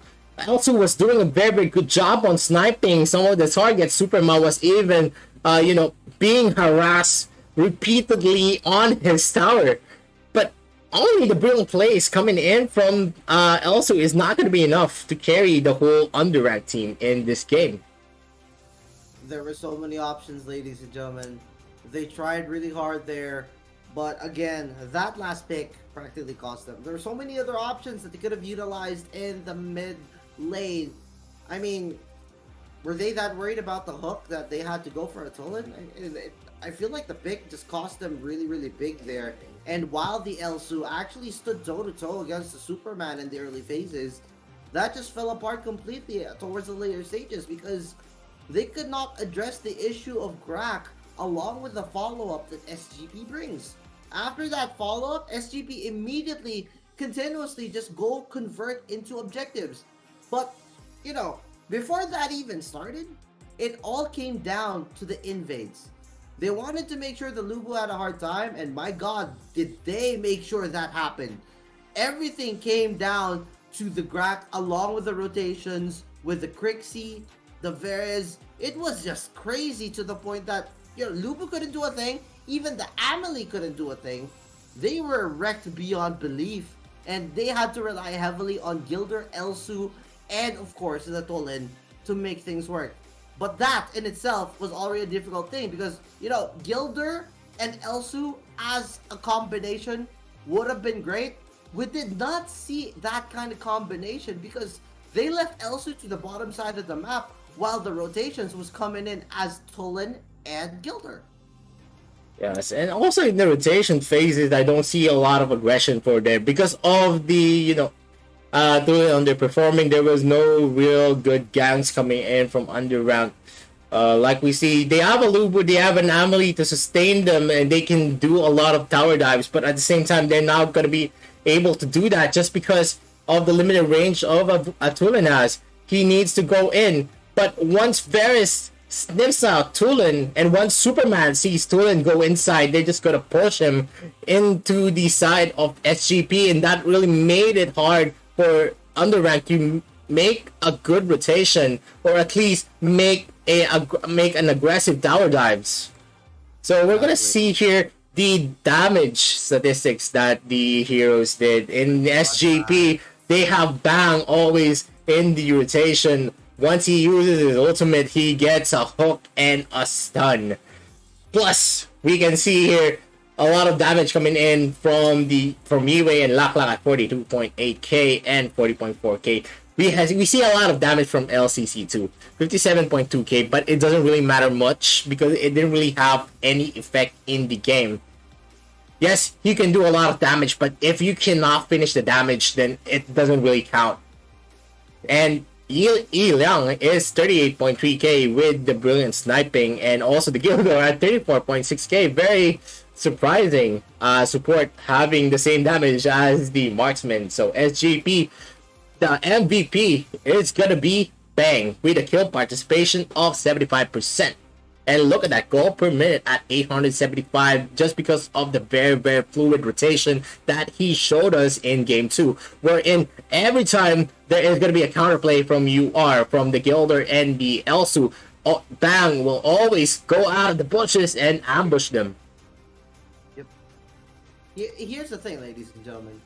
What we see right now are thoughts coming in from us and our opinion and our analysis. There may have been a reason why Underrank went for that Tollin pick. There may have been a strategy in how they approach it. I mean, at the end of it all, we saw the Tollin actually deal a whole lot of damage. But it didn't work. Hands down, it didn't. And considering that, something to really point out as well is that this team, Underrank, they had a pretty good-looking composition that lacked a lot of crowd control. You're not really expecting a knock-up coming in from, let's say, the Lubu very often. We're not going to be seeing that much of a crowd control coming in from the Amelie either. There is some slows coming in from the Elsu, but then, you know, use sparingly. At the end of it, you also see a Tollin here that you're not really known for when it comes to crowd control. So finally, they're going to need to rely heavily on a Gilder to make that crowd control work. And you can't exactly rely on just the one person for all of that crowd control. With that, you know, ladies and gentlemen, we break it down, and we have seen and witnessed greatness coming in from Saigon Phantoms as they take Underrank out 2-0 in this series. We will be back after a break where we will be witnessing DTAG Talon go up against Team 3 Stars. Do not go anywhere. We'll be back right after this.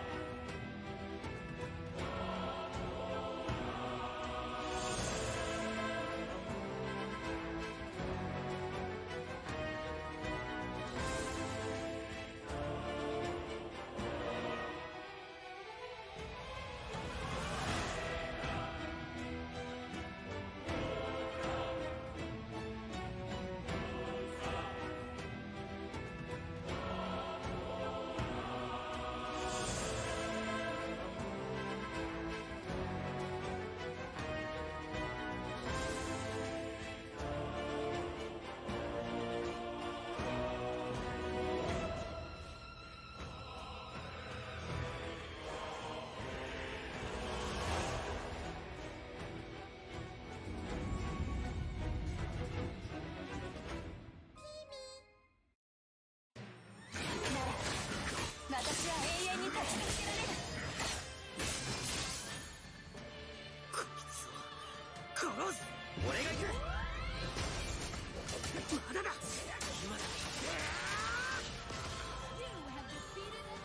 のゲームは遊びじゃないんだ。君たちは俺が絶対に守るから。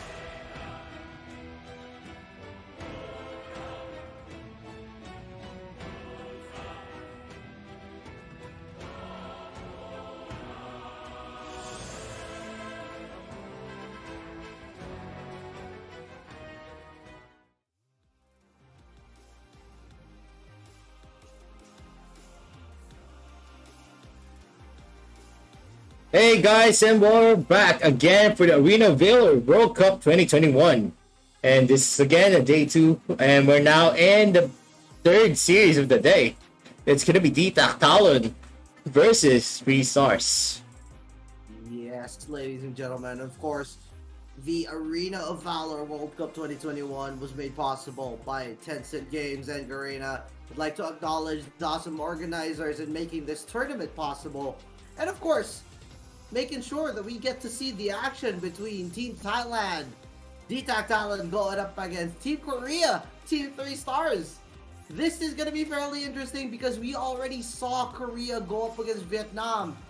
They were not able to win against Team Vietnam though. So this time, they're going to be going up against Thailand. Is DTAC Talon going to be another barrier they're going to be having a hard time to overcome? What do you think, Victorio? I mean, DTAC Talon is actually the second placers for the Road to AWC for Thailand. So it's definitely going to be another daunting task for our Korean team, which is a Team 3 Stars.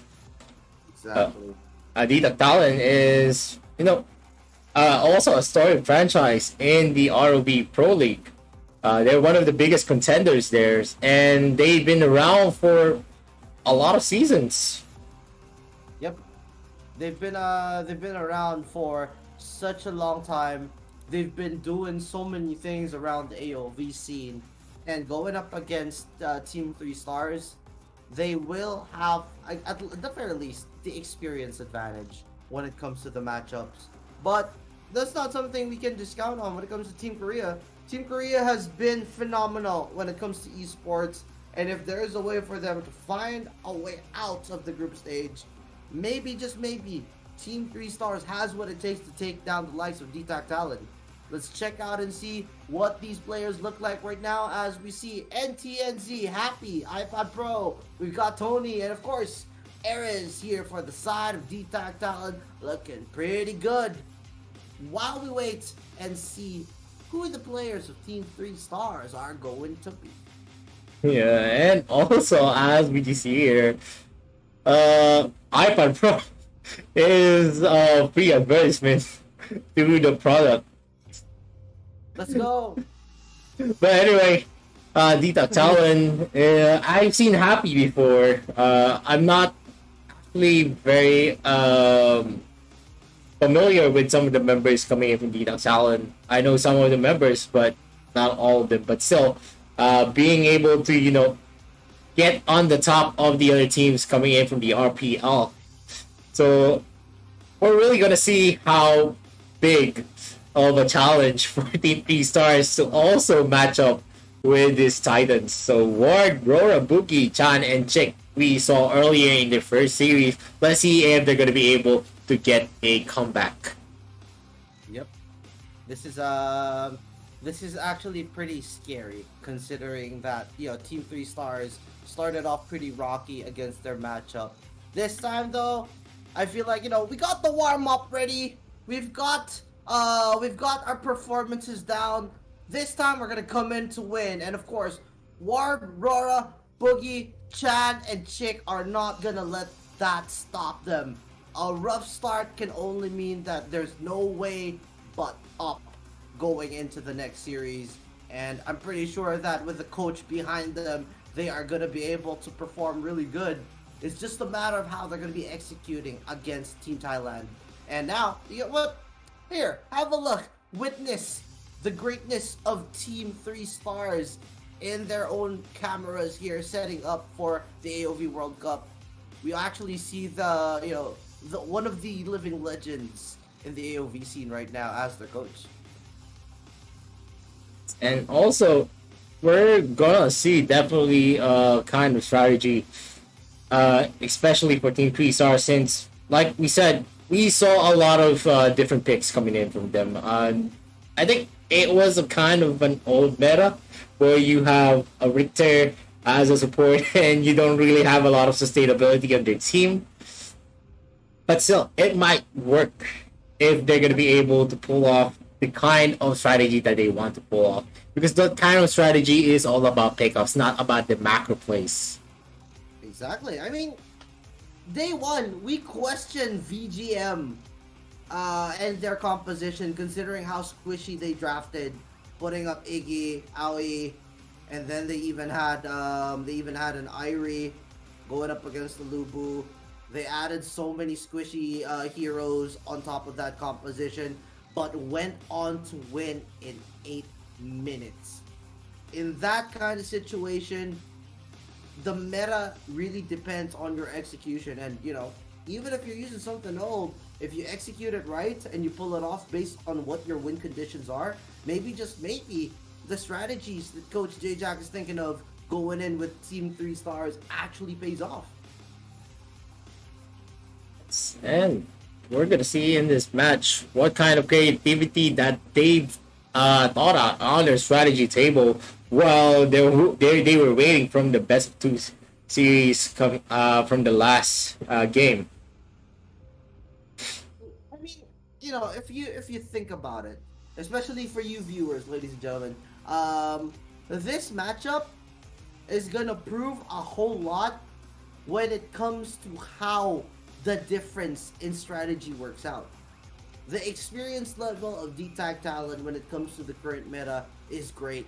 On top of that, you're also seeing a really good meta being pulled in by Team 3 Stars. So, going to match against each other only means that they may have contrasting playstyles and approaches to how they look at Arena of Valor. Looking at the bans right now though, it's looking pretty standard based on today's warrior meta, where you're gonna make sure that the very scary warriors are taken out of the picture. For example, of course, Florentino, Varus, let's take him out. Lubu, Irie are still on the table. We actually can potentially see an arrow as well. The Irie ban is gonna come out from D-Tag Talon. That leaves some of the other warriors available for the taken. But 30 seconds left on the clock before we figure out the final ban here for the side of Team 3 Stars. There we go. It's the warriors being taken out for the first ban phase. Yeah, I mean, Team 3 Stars really struggled from the Lubu, from the Varus, from the earlier series. So maybe they're putting that the risk factors out of the equation. But still, there is still a lot of open fighters there, like Arrow, who can really be effective. But D-Tag Talon is already putting out guns with the Aoi first pick. We saw Aoi as a very, very effective assassin that can really go to the edges of the maps in a matter of seconds. And also, she can deal a lot of damage even building Leviathan as his first jungle item. So definitely understandable first pick. Yep. The answer to that, though, is going to be a possible hover on this Ryoma. They could pair up a Yena on top of that. This is looking like a pretty nice strategy. Earlier, we actually predicted that Yena would be top side. If I recall correctly, in the matchup with Team 3 Stars and Team Vietnam's... I can't remember the name of the team. What was the other name? What was the other team? Dragon Phantom. Oh no, the one that Team 3 Stars faced off with. Oh. Yeah, but yeah, you know, it was supposedly gonna be a Ryoma in the top lane based on our prediction, but it actually was a Ryoma jungle instead. So the picks there, the diversity in the flex picks being shown right now by Team 3 Stars doesn't necessarily reveal that it could be Yena jungle or a Ryoma jungle, because they have been proven that, okay, we're gonna swap it out. The answer is gonna be a Mina and an Omen pick though. I feel like that's gonna be pretty devastating for the Yena, considering that, okay, yeah, we have Omen, yeah, we have Ryoma, let's pick this out. And then Mina. Mina was one of the things that was really good against the Valheim, right? And one of the things that we could have considered was a possible Ryoma early game going into that. Is this Ryoma-Mina matchup any significance for you, Vittorio? I mean, I think it's a Mina support though, because there is going to be an Omen for D-Tap Talon. So definitely, as a support, Mina is actually kind of buff in the current meta. Just because the more you hit her, the more stacks that she accrues, and the more stacks that she accrues, the more painful and the more regeneration she can have by procting his passive and skills. So Team 3 Stars is still opting for an Elender, and Elender really doesn't really translate well going into the meta right now. Like I said, you have the early game potential for an Elender, but still, it's not enough to carry the whole team going to the late game. And we all know the Juggernaut teams always try to outlast, the marksman meta. Yeah, that's true.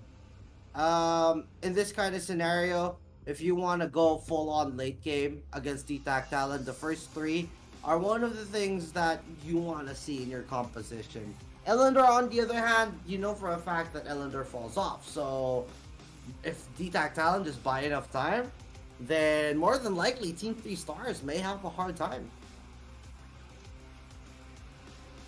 Yes, and we're going to the later parts of the ban. Quick see Joker for Team 3 Stars.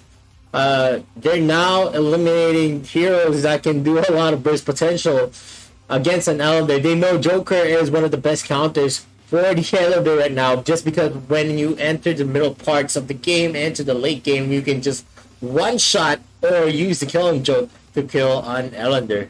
But D-Tac Talon answers it with the banning the sustainable heroes Roxy and Arrow, who's now going to be in the front for Team 3 Stars. Let's see.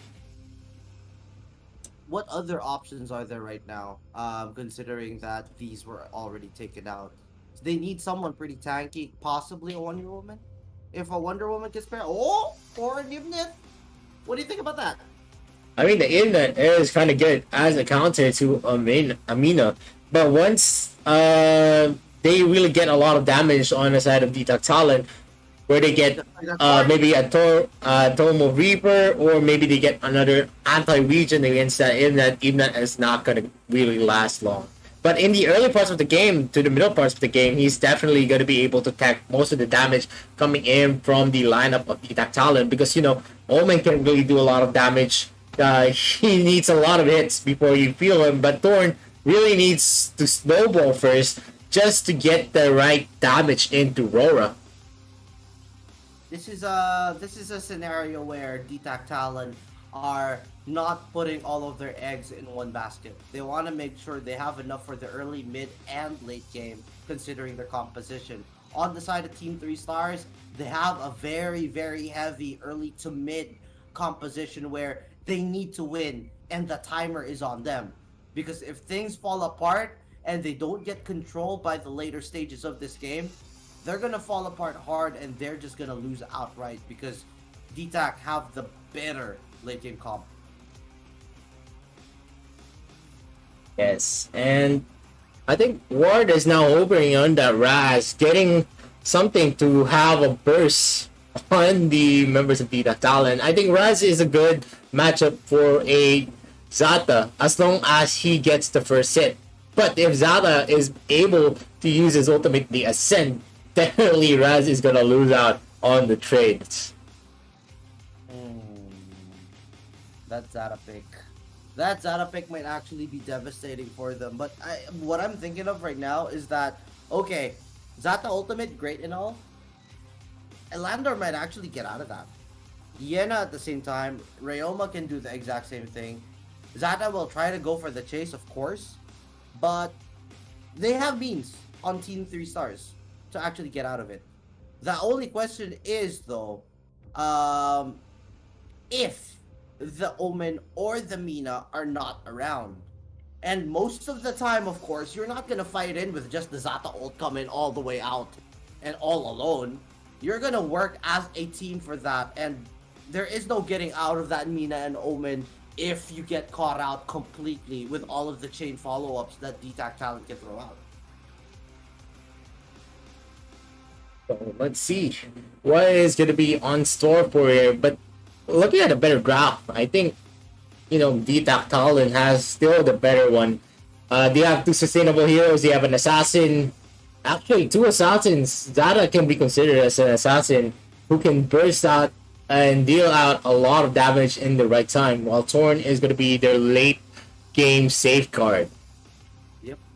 Well, what at very least, what I like about Team 3 Stars right now is how they are understanding what their approach is in this game.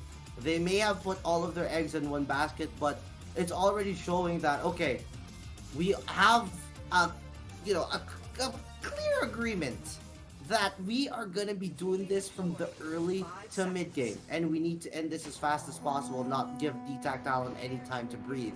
If they can pull that off, they could potentially be in a really good spot. They were able to do something similar to that in their first series, but the game dragged on a little too long, being recognized as, okay, we need to just wait for time. Wait until Team 3 Stars falls apart. If this time they learned their lesson, Team 3 Stars have a chance to win game number 1. Yes, and Team 3 Stars is very, very aggressive here, trying to go for that small camp take, while some of the members of DTAC Talon Happy is in the bottom side of the red. Well, let's see if they're going to be able to take, or is it going to be a delay? Yes, and Awoy is going to commit to a damage to Boogie. Boogie is going to be caught out by Mina with a flicker hook. And that is going to be safe disengage, but Boogie is going to lose out some of the gold resources in the creep wave in the middle lane. Yep.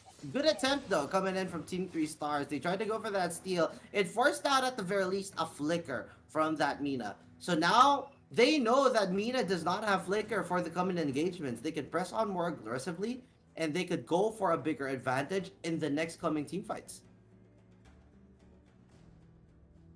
So let's Not see. gonna be easy.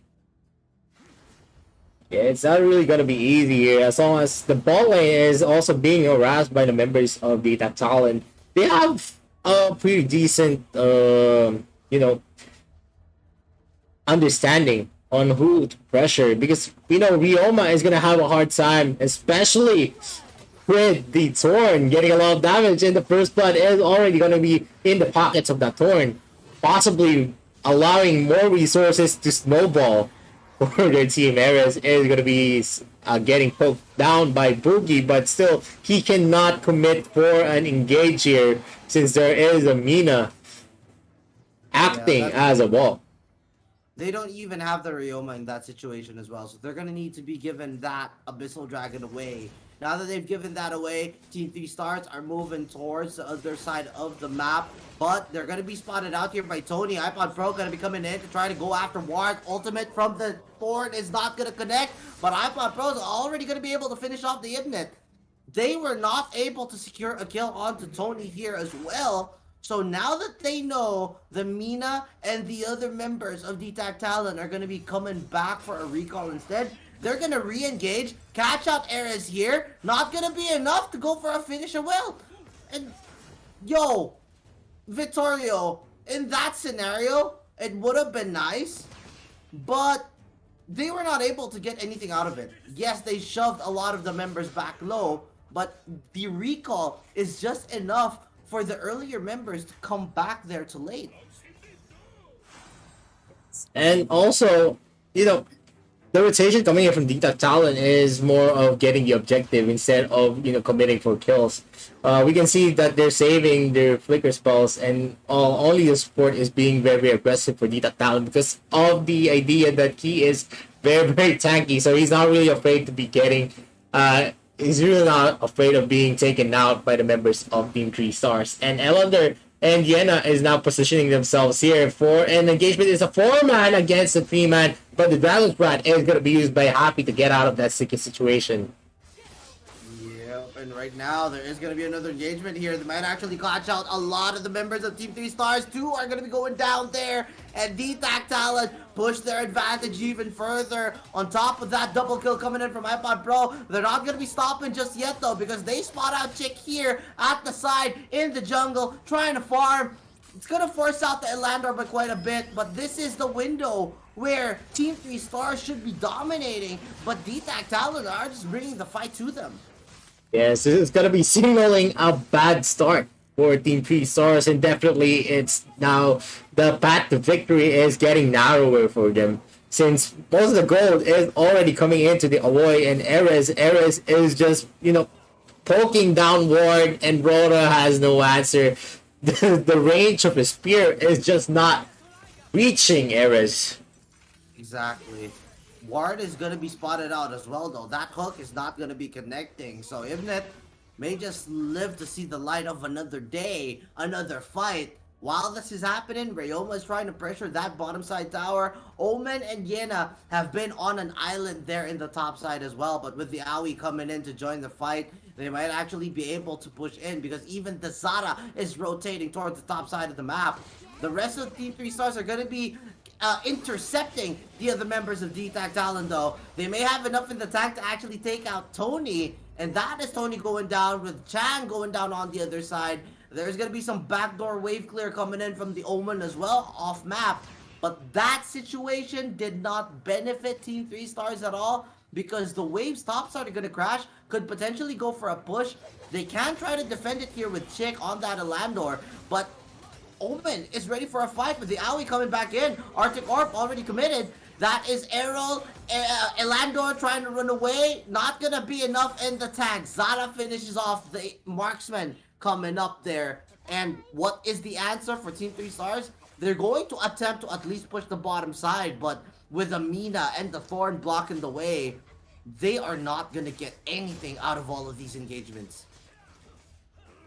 And it's just a one-sided, you know, poking coming in from DTAC Talon. And like I said, this is the problem if you have an Elander and you're going to put 2 fighters into the lane.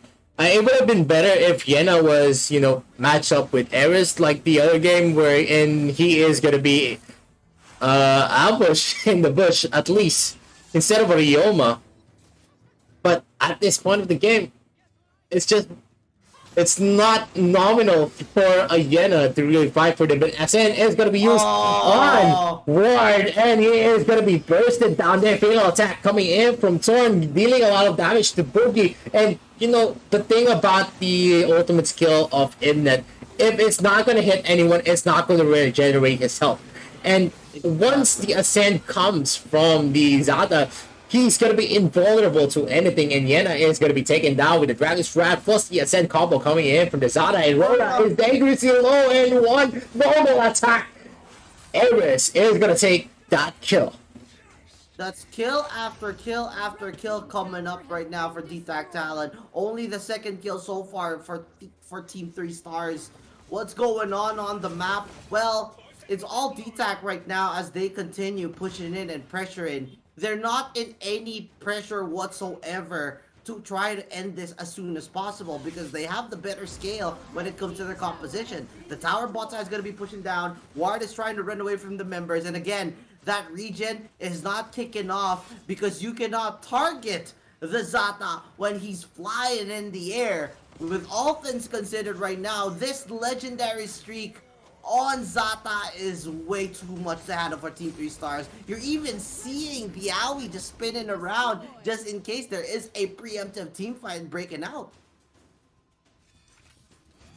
DTAC Talon just showing us a better play coming in from them. They don't actually need to group up just to be effective. Pickoffs are the answer for the Zata, but look at that. Omen is going to be caught out by the combos coming in from Rora. Naoi is going to go and fight. And Raz is going to be caught out with the Dragon's Claw. And he's still spinning with the Dragon's Flash. And Chan is going to be in a dangerous position there. Rora is going to miss that spear.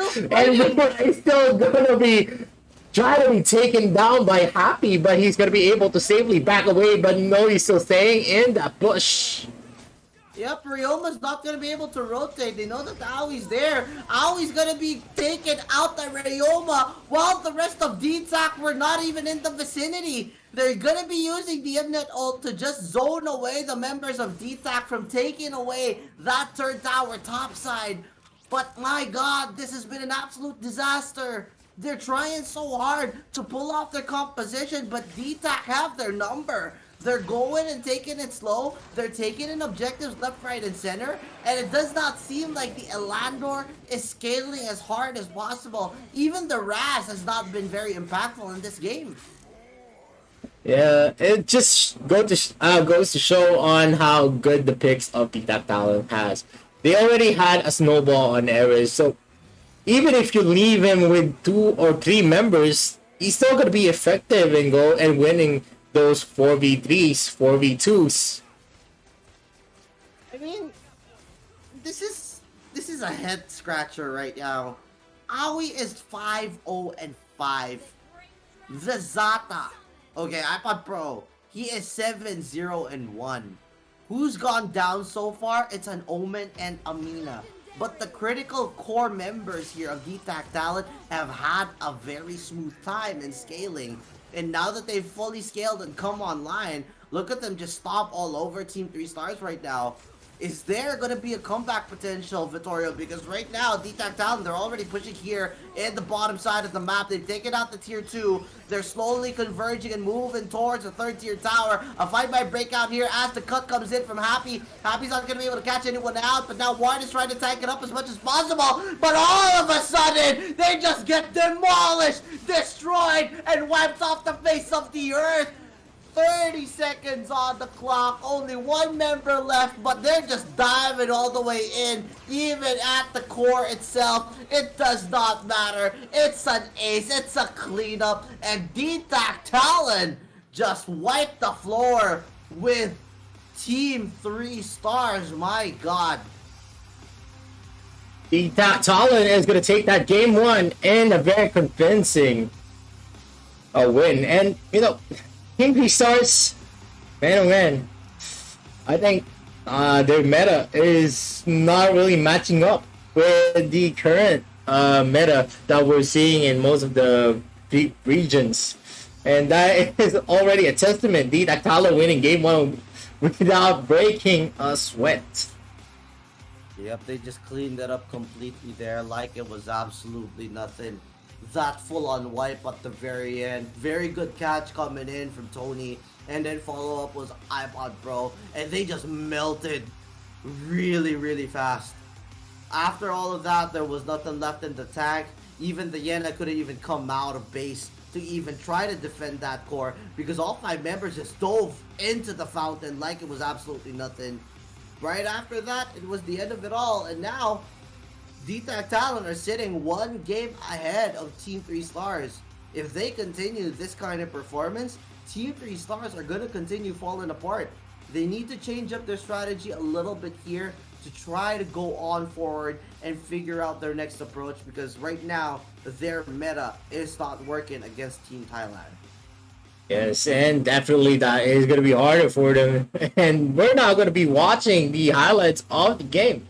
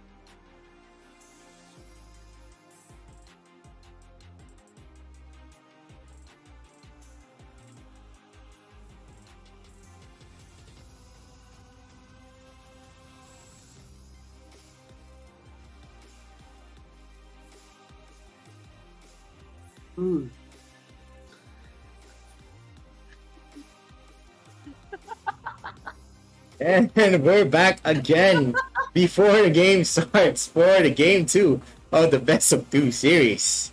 And once again, my name is Vittorio, and the voice beside me is Isaac.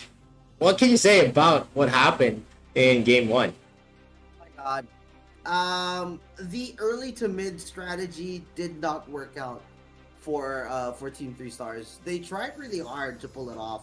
But here's the thing.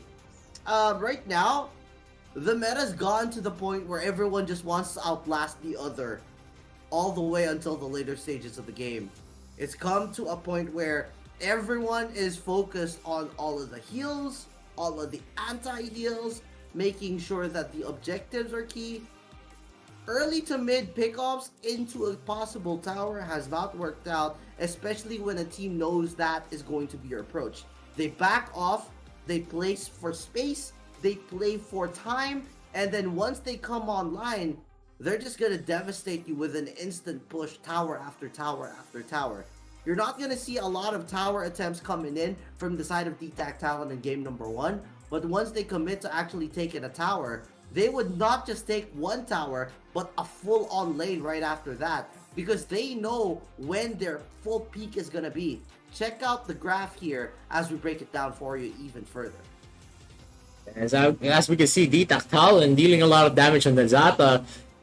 So this is the first Zata that we're gonna see in AWC, because yesterday we didn't see Zata. It's either he was banned into the later parts of the game or he is not priority pick.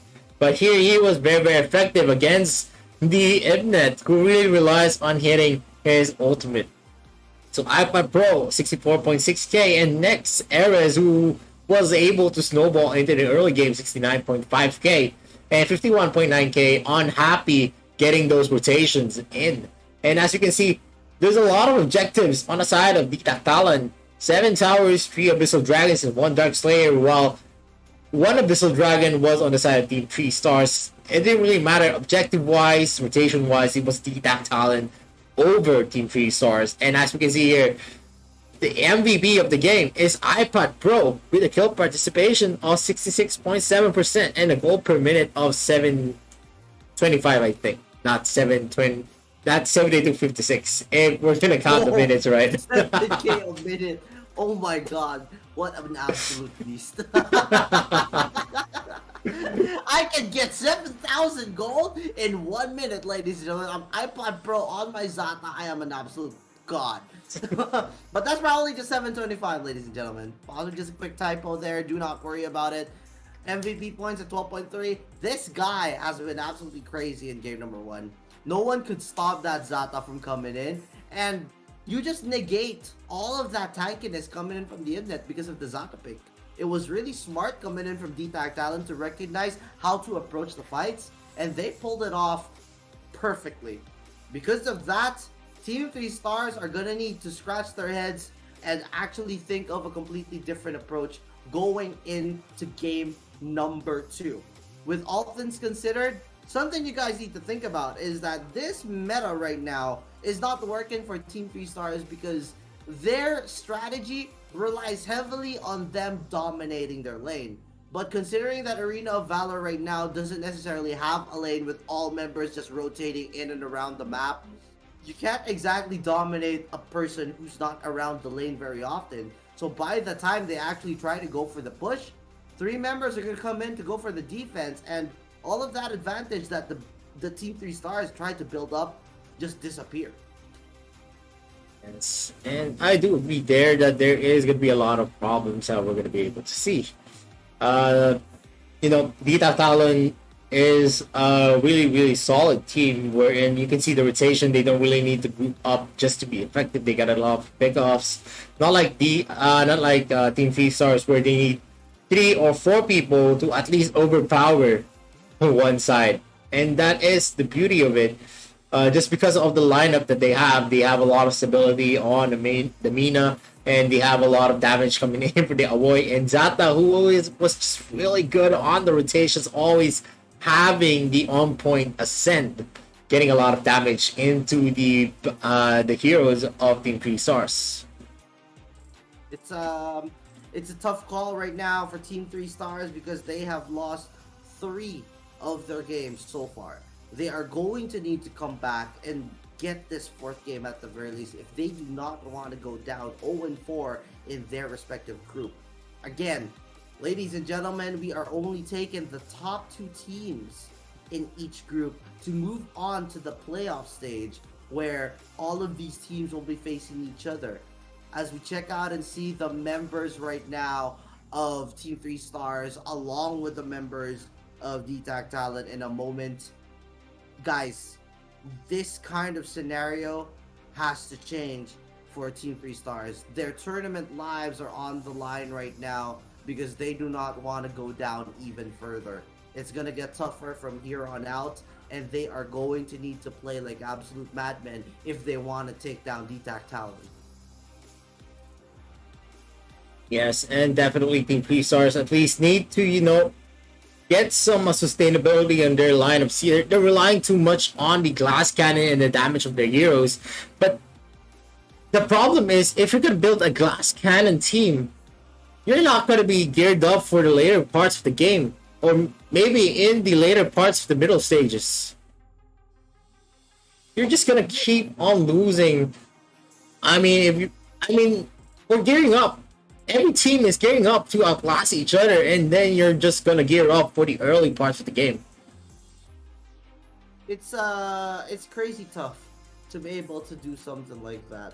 One of the things that I've really noticed when it comes to the meta is how aggressive you're going to need to play if you're going with a glass cannon lineup. One of the teams that have been able to pull that off is, for example, VGM. VGM played with a very squishy composition, but they went on by aggressively invading, making sure that there was so much space for one hero to just continue pushing, while all 4 of them just kept running around invading jungle after jungle, just making sure that there are fights happening every single time. No breathing room whatsoever is the name of the game here if you want to pull off that kind of composition. But with what happened against D-Tac Talon read into that. They wanted to make sure that they could not execute their plan by securing different locations on the map so that when any of the members from Team 3 Stars go for that rotate, they were in no position to just win those fights because all of the other members of D-Tac were ready to counterplay. Yes, and now we're going to go in the draft phase. the pick and bans. Let's see what is going to be on store for game 2. Will it be a Team 3 Stars comeback, or is it still going to be DTAC Talon taking the domination? We're gonna need to wait and see, ladies and gentlemen. But right now, as we head into picks and bans for game number 2, this time it's gonna be Team 3 Stars on the blue side, and we have DTAC Talon on the red side. What do you think about the bans, Vittorio? I mean, Aoi for DTAC Talon, maybe seeing the performance of an Aoi in the stages wherein you get a lot of damage even though you're building something non-damage in your item builds is gonna do wonders. Plus, he has the mobility to really change the framework of the rotation because he is very, very fast. He is going to be able to reach the ends of the map in a matter of seconds. While Team 3 Stars, Varus and Irie, of course, these heroes really perform well, sustainable, has regeneration, plus there is a lot of mobility. But look at that. Team 3 Stars is going to hover on Florentino and lock it. Well, considering that Varez, Irie, and Lubu are already banned out, the Florentino seems to be a really good choice when it comes to the lanes. At the very least, you can leave a Florentino behind while he just secures his lane and goes for those outplays. Florentino is very potent when it comes to the 1v1 matchup as well, so I don't think the Florentino is going to have a hard time in this scenario, unless, of course, DTAC Talon have something to say about it. Considering that they're hovering over a Kali and a Superman. Oh, now it's going to be an Iggy.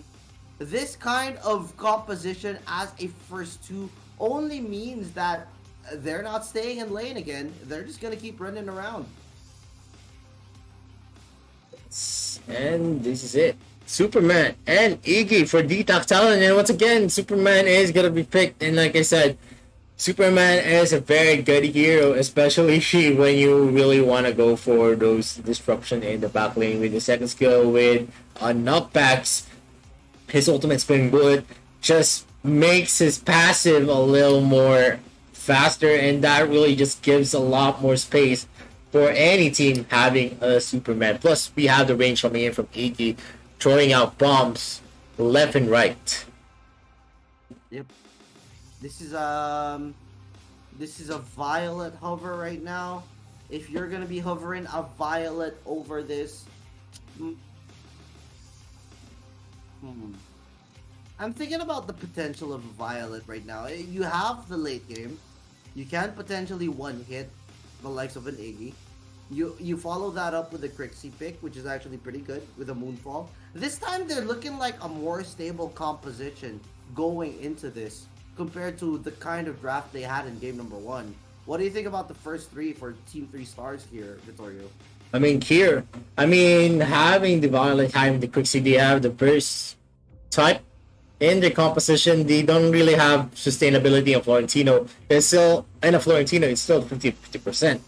If he's going to be able to land his combos, then he's going to be able to sustain. Like I said, there is a certain skill cap for a Florentino, but having a Violet and having a Quixie, you're going to be able to burst down some of the heroes coming in from DTAC Talon. Maybe the Kira is going to have a harder time just because of the distance that he needs to cover. And, you know, the only thing missing for Team 3 Stars is someone that can tank for them. Maybe a fighter jungle or a support that is, you know, that can tank for the front of Team 3 Stars, while DTAC Talon, they're still missing their marksman and also a support. And, you know, L2 and also Gilder can be picked by DTAC Talon to finish off their kind of comp where they have a lot of range, and, you know, Kira already has the Superman to go in with him. Interesting ban on the Nakroth as well. Now that they've gotten rid of the Nakroth and the Errol here for DTAC, Team 3 Stars are prioritizing bans that could potentially pressure this Violet in the matchup. They've gotten rid of the Joker already. They can get rid of Hayate if need be. And if they do, then that leaves several options open right now for DTAC. They could go with the Thorn again. They could go with an Elsu. they could possibly go with a Laville as well, if you're looking at the meta picks. I don't know too much about this matchup though. I mean, considering that they're just going to be running around, I don't think a lot of people are going to be facing the Violet 1v1, but instead it's going to be just a team fight scenario whenever the Violet is going to be around. And, you know, it's going to be really, really hard now. Like I said, also it's going to be picked by D-Tactile, and I see the future for this game. It's just the support left. Let's see if it's going to be a Gilder. But at the same time, the last two picks will dictate if Team 3 Stars has the capability to, you know, out-sustain D-Tactile. And Sentinel is actually going to be maybe the support of choice. No, it was just a over. Let's see what is going to be the lock-in.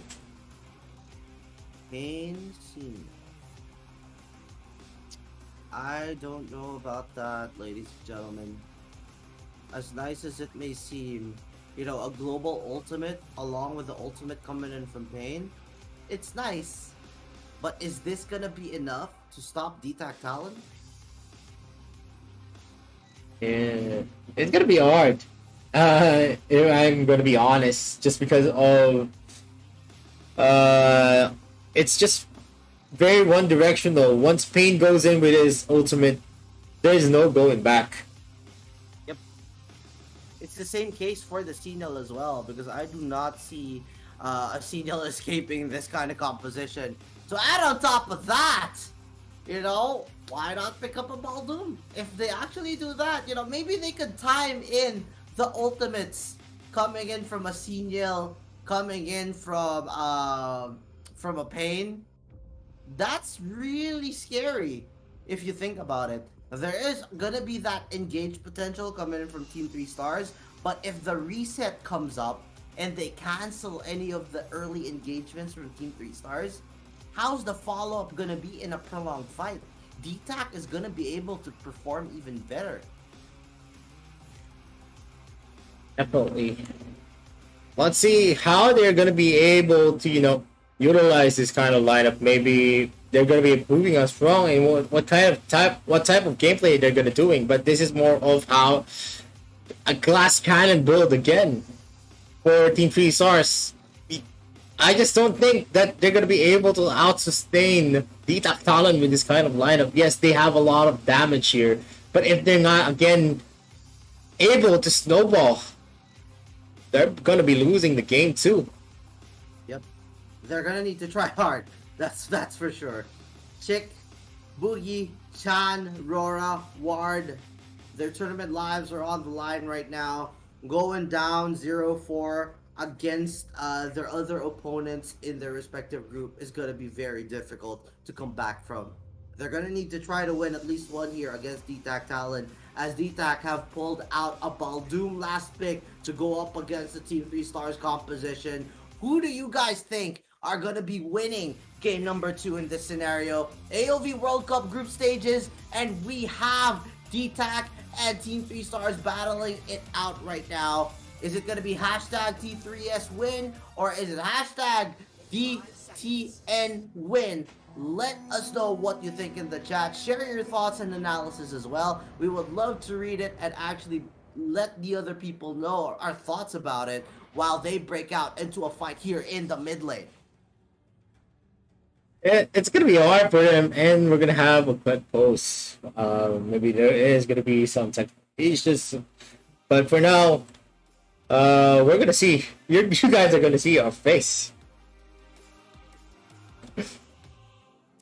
But anyway, going into the match, I'm really pessimistic about Team 3 Stars lineup. Like I said, I was looking forward that they would learn from their past mistakes, especially because they like those kinds of lineups wherein it just really doesn't make sense that they're going to be able to outlast in the later parts of the game. They're always gearing up for the early parts, and you know, sometimes that gamble just doesn't work well. Maybe going back to the basics is way better. It's tough to see right now, I'm not gonna lie. I'm really questioning the Pain and Senior pickup and the final two. Because I felt like their first three was actually pretty stable if you combine it with a completely different kind of composition. But you're relying on a Senior and a Pain that's rarely picked up by most of the teams right now, Vittorio. Yes, and there is a reason why Pain is, not being picked as much. It's a high risk, high reward hero.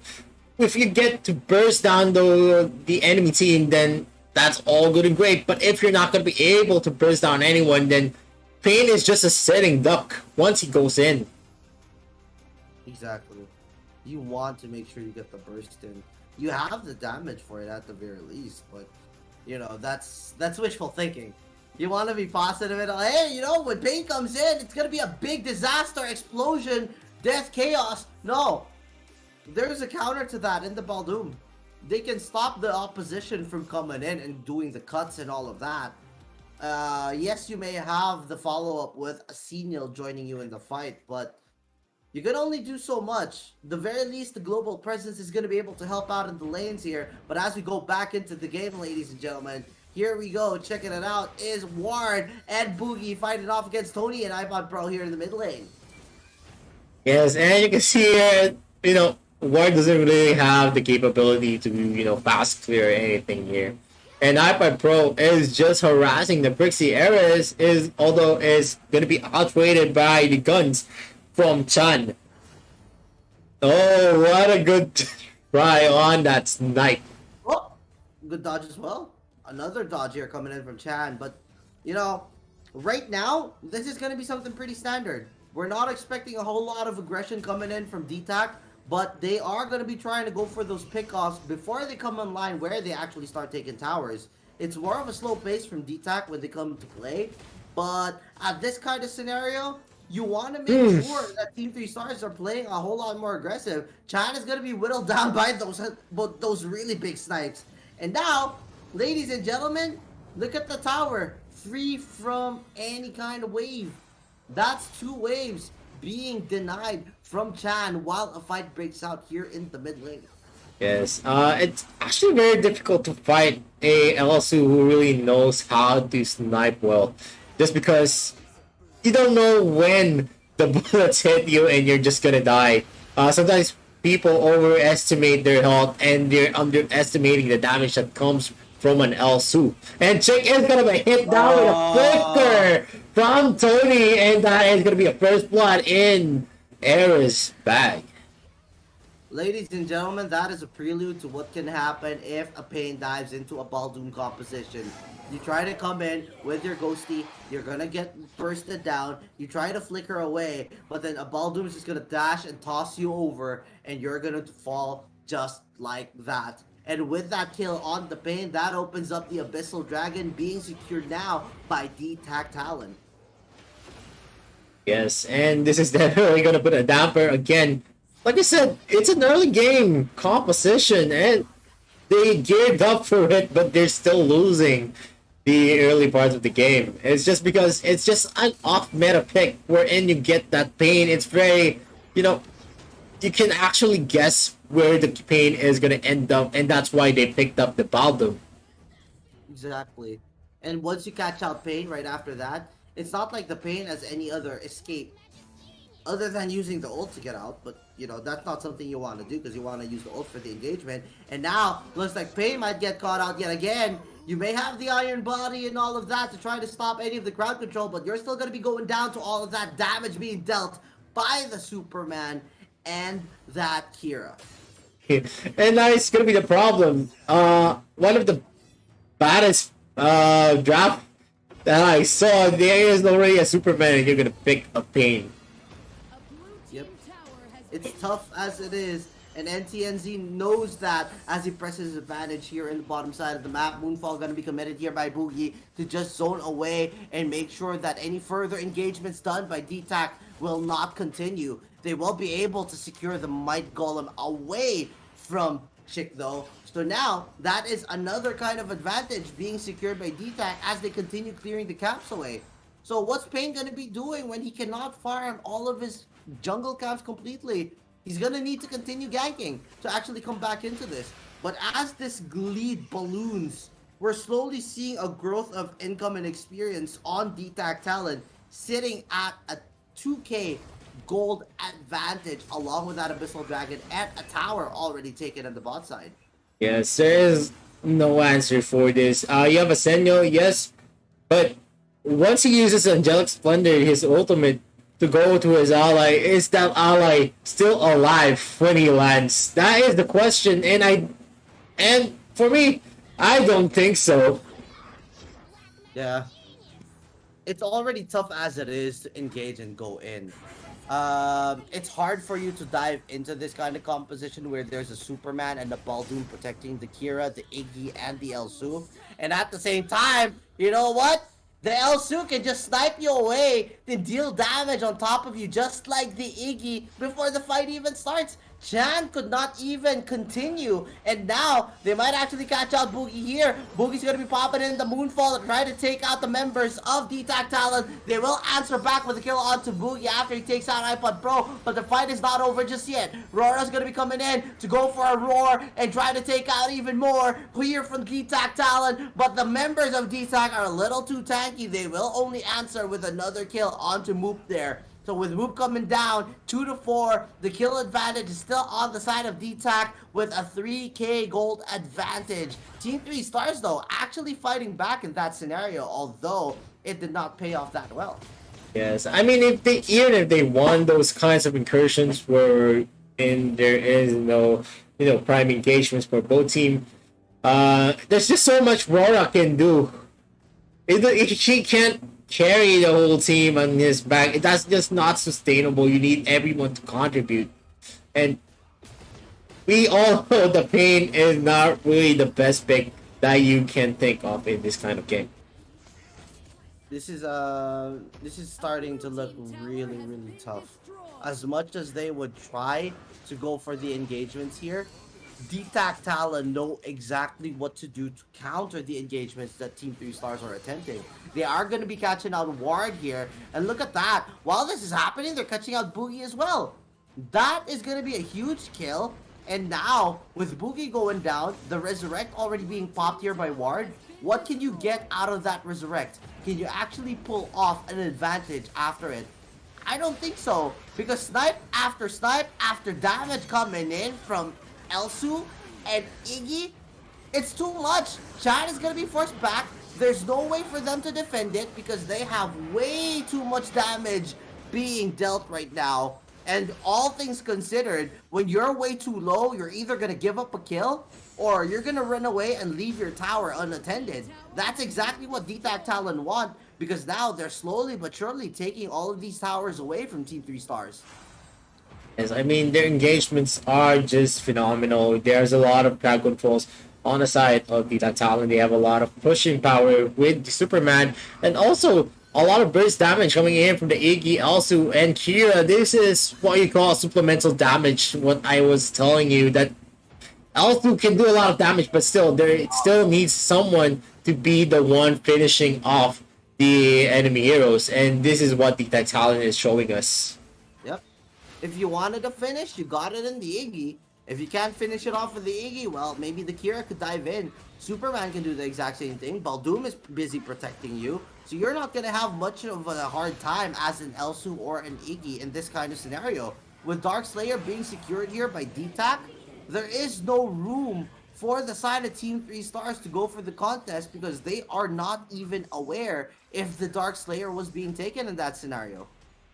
Yes, and look at the builds coming in from the Elsu. Flashy Boots, Muramasa, and possibly a Fenrir as early as the 90-minute or 10-minute mark.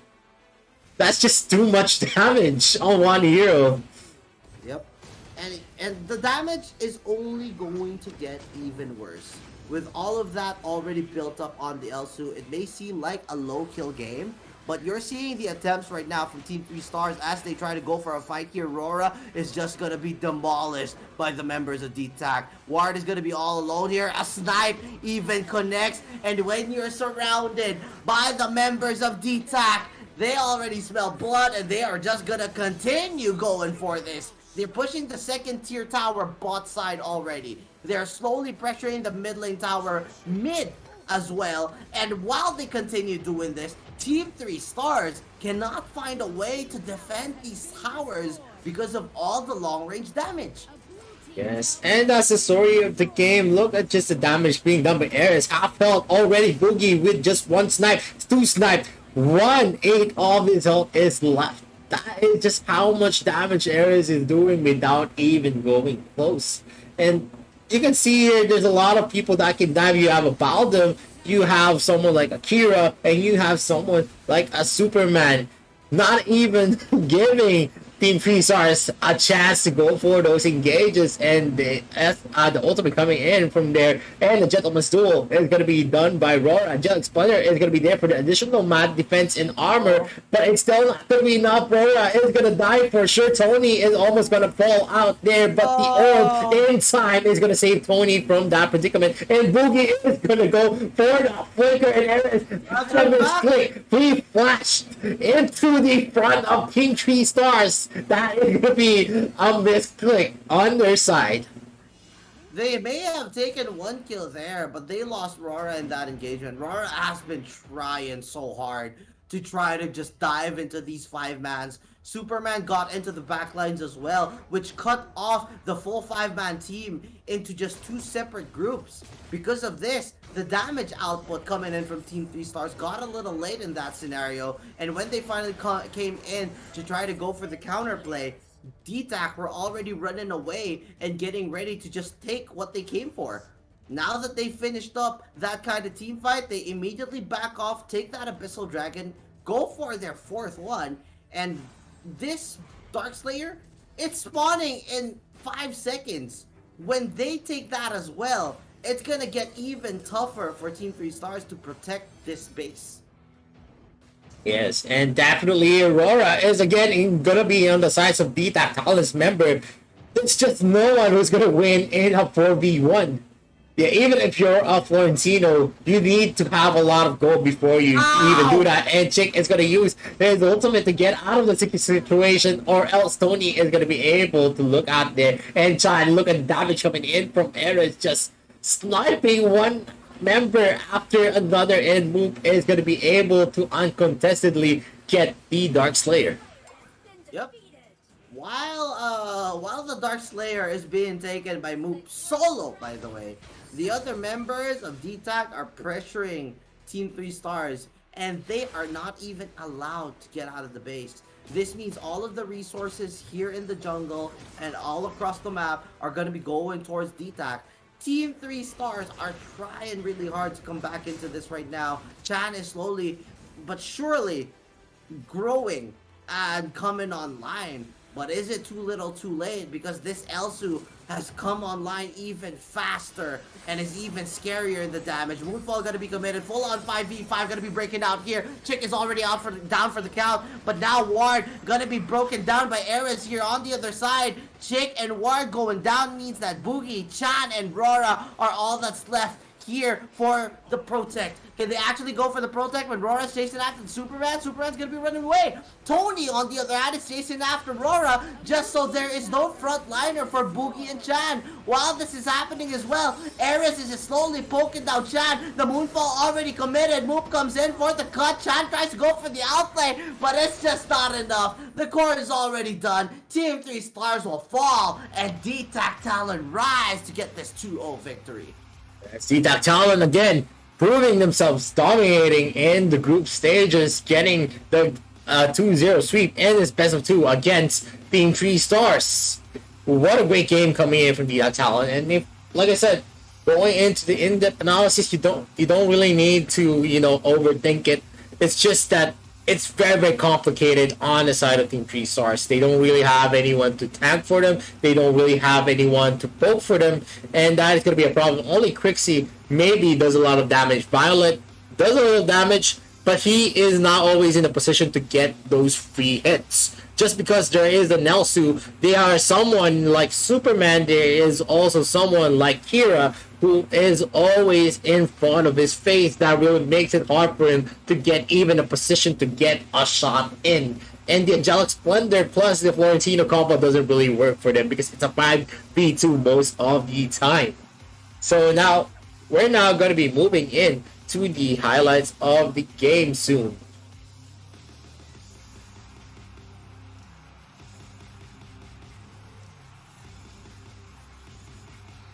Isaac. Yes.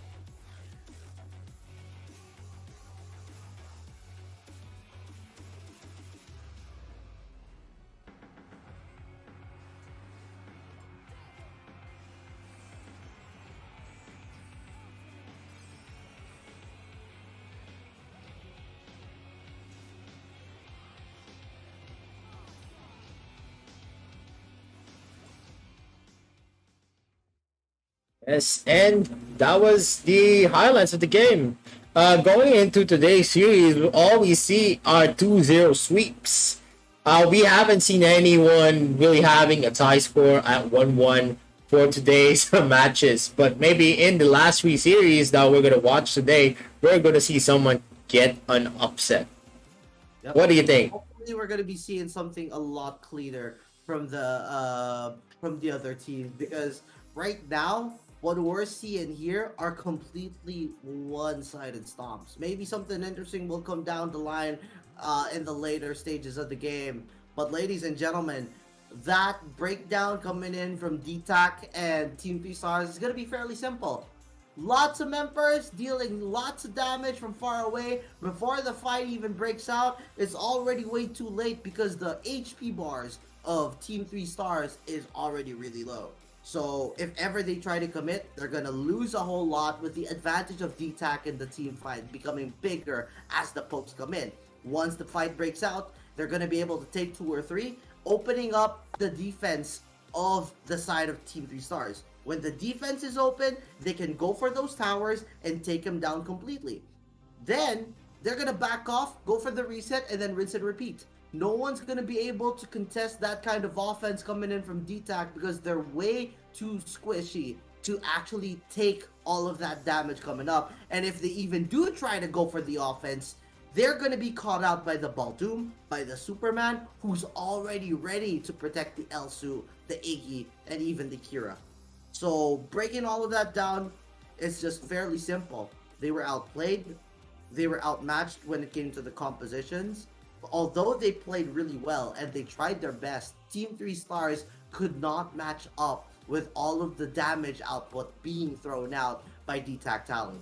So, all things considered, hopefully we get to see even more from Team 3 Stars backing out and just playing even better by looking at a different perspective. They need to step back a little, look at what's going on, change out their strategies, and just play even harder in the next few matches that they're going to be having. But at the end of it all, DTAC, congratulations, doing well for their series right now. We're going to be seeing another series in a moment, but we need to break it down even further by showing you guys the numbers. But other than that, we are going to be seeing a whole other matchup right after this one. So for now, let's actually take a break and we will be seeing you guys after this. So actually, we're now gonna show you the statistics of what the match is. Team 3 Stars and DTAC talent. Look at the damage coming in from the Iggy and the damage coming in from Ares. Once the stack goes in, the ultimate coming in from Iggy with the Ember's Gaze really does a number on most of the clashes coming in from DTAC talent. And Team 3 Stars, damage rating doesn't really compare well against the Talon. Look at the 44k from Chan. Like I said, he didn't really have any opportunity to get those free hits in just because his health is always whittled down to almost 1/8 of his health. And if an Ikira or a Superman dives in, he's gonna die. So most of the time, he needs to go back to the base and, regenerate and then go back into the clash and gets damaged again by Ares. And as we can see here, kill participation for the MVP of the talent is going to be 66.7%. And the goal per minute is 884 with a KDA of 614. Damage percentage is 46%.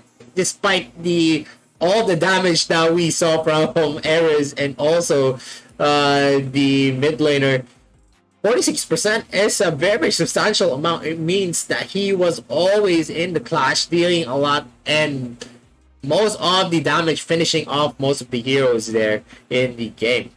And that is very, very understandable with the rotations that we can see coming in from the Talon. It's just very, very fluid motions. Every time they see that the harassment in the bottom lane is really, really effective, forcing the support of Team 3 Stars to go back to the bottom lane to defend, they are consistently eating Florentino in the Darkslayer lane.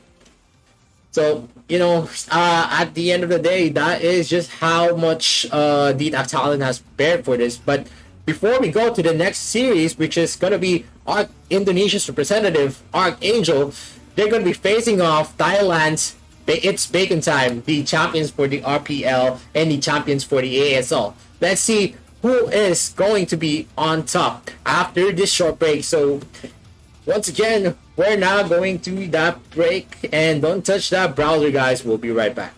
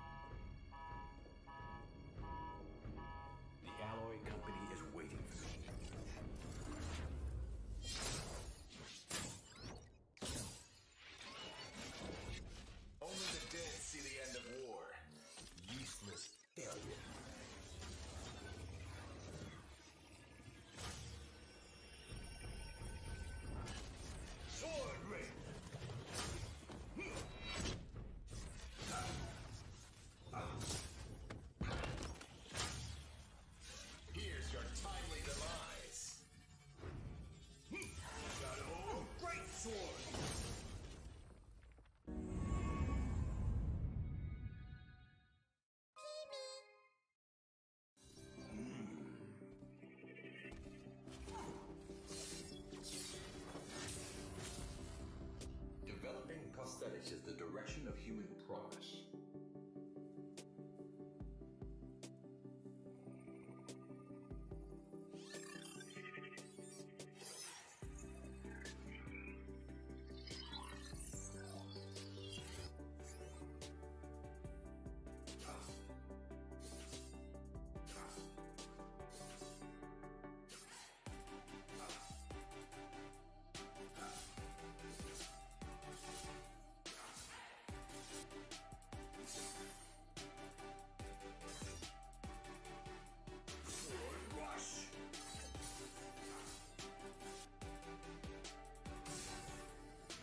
Technology, power, and money are the standards by which this world measures everything.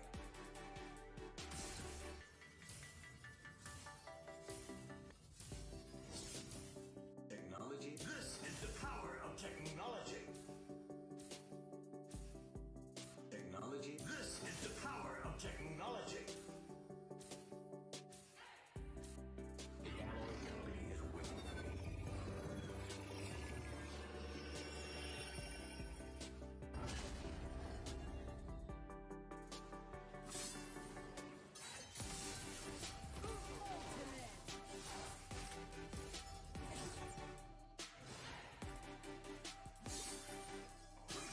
This is the power of technology.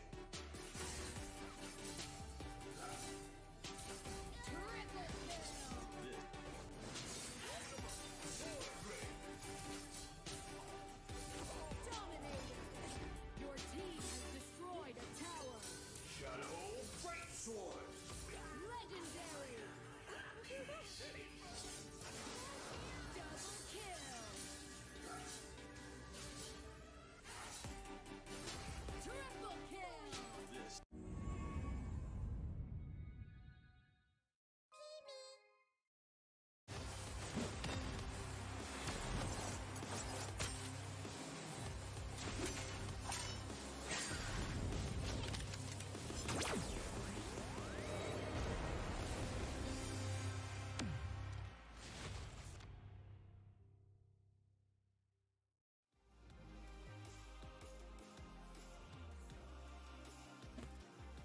Yes, and we're back again for the fourth series of the day.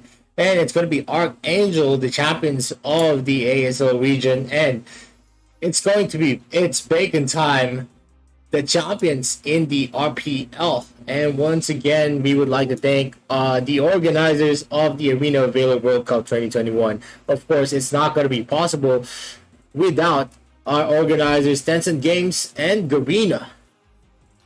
Yep. Ladies and gentlemen, this is going to be an interesting matchup. Champion versus champion. ASL versus RPL. What can we expect from this series, Vittorio? I mean, RPL, one of the premier leagues of the Arena of Valor in the ROV Thailand. Of course, we're going to see a lot of good plays and a lot of good drafting strategies for the champions of RPL. They've dominated the region, even beating out Freedom, United Esports, and and the Talent that to take the championship in RPL.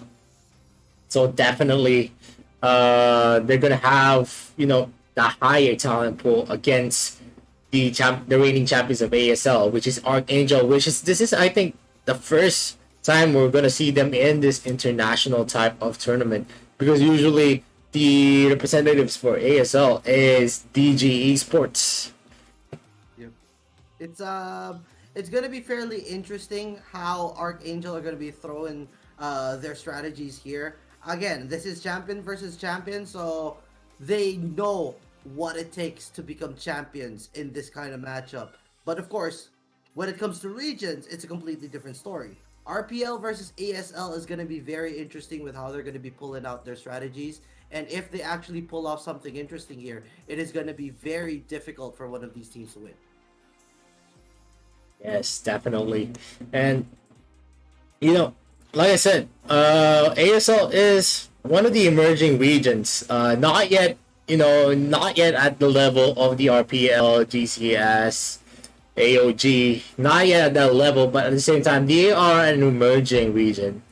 So there's still a lot that we can learn on what kind of method that Indonesia currently has.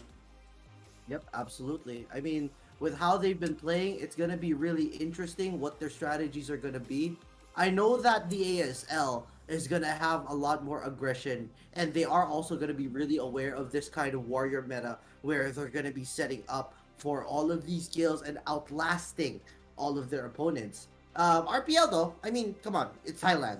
Thailand knows what they're doing when it comes to the current meta, and if they're going to be showing up similar to what we saw with Buriram United in day number 1, we can only expect that Bacon Time will be no joke of a matchup for Archangel. When it comes to picks and bans, are there going to be any crucial respect bans that we could expect? Well, I think the basic bans that we are seeing in the series is the most understandable bans. Varus, Florentino, Zip doesn't really matter much because you can just poke Zip out. That is the best counter for Zip pick. Of course, Irie having a lot of wins under her belt going in there. Maybe Superman also can be taken out. It's a very, very strong pick going into the series we see. And a lot of Thailand teams really, really love the Superman pick. We've seen the two Thailand teams, the Daktalan and also Buriram United Esports, using Superman to the best of its capability. And as we can see here in the screen, it is now going to be the Archangel and Bacon Time members being shown.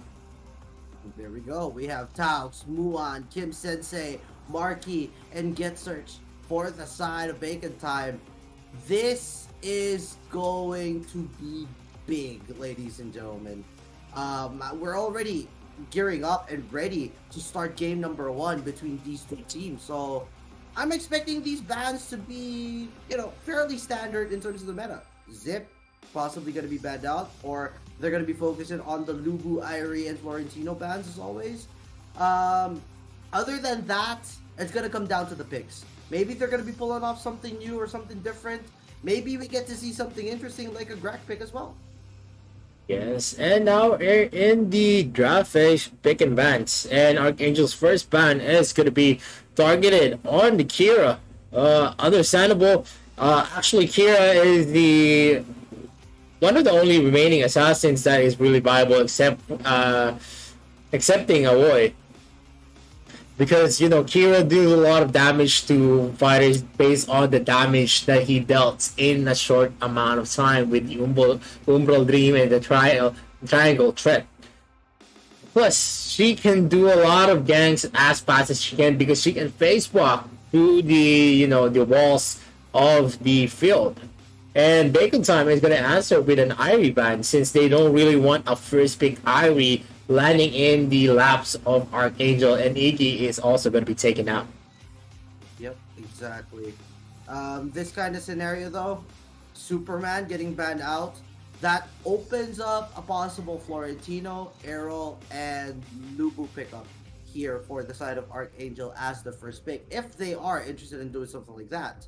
We have seen teams diverse from other kinds of strategies though, like first picking a Crixie, first picking a support.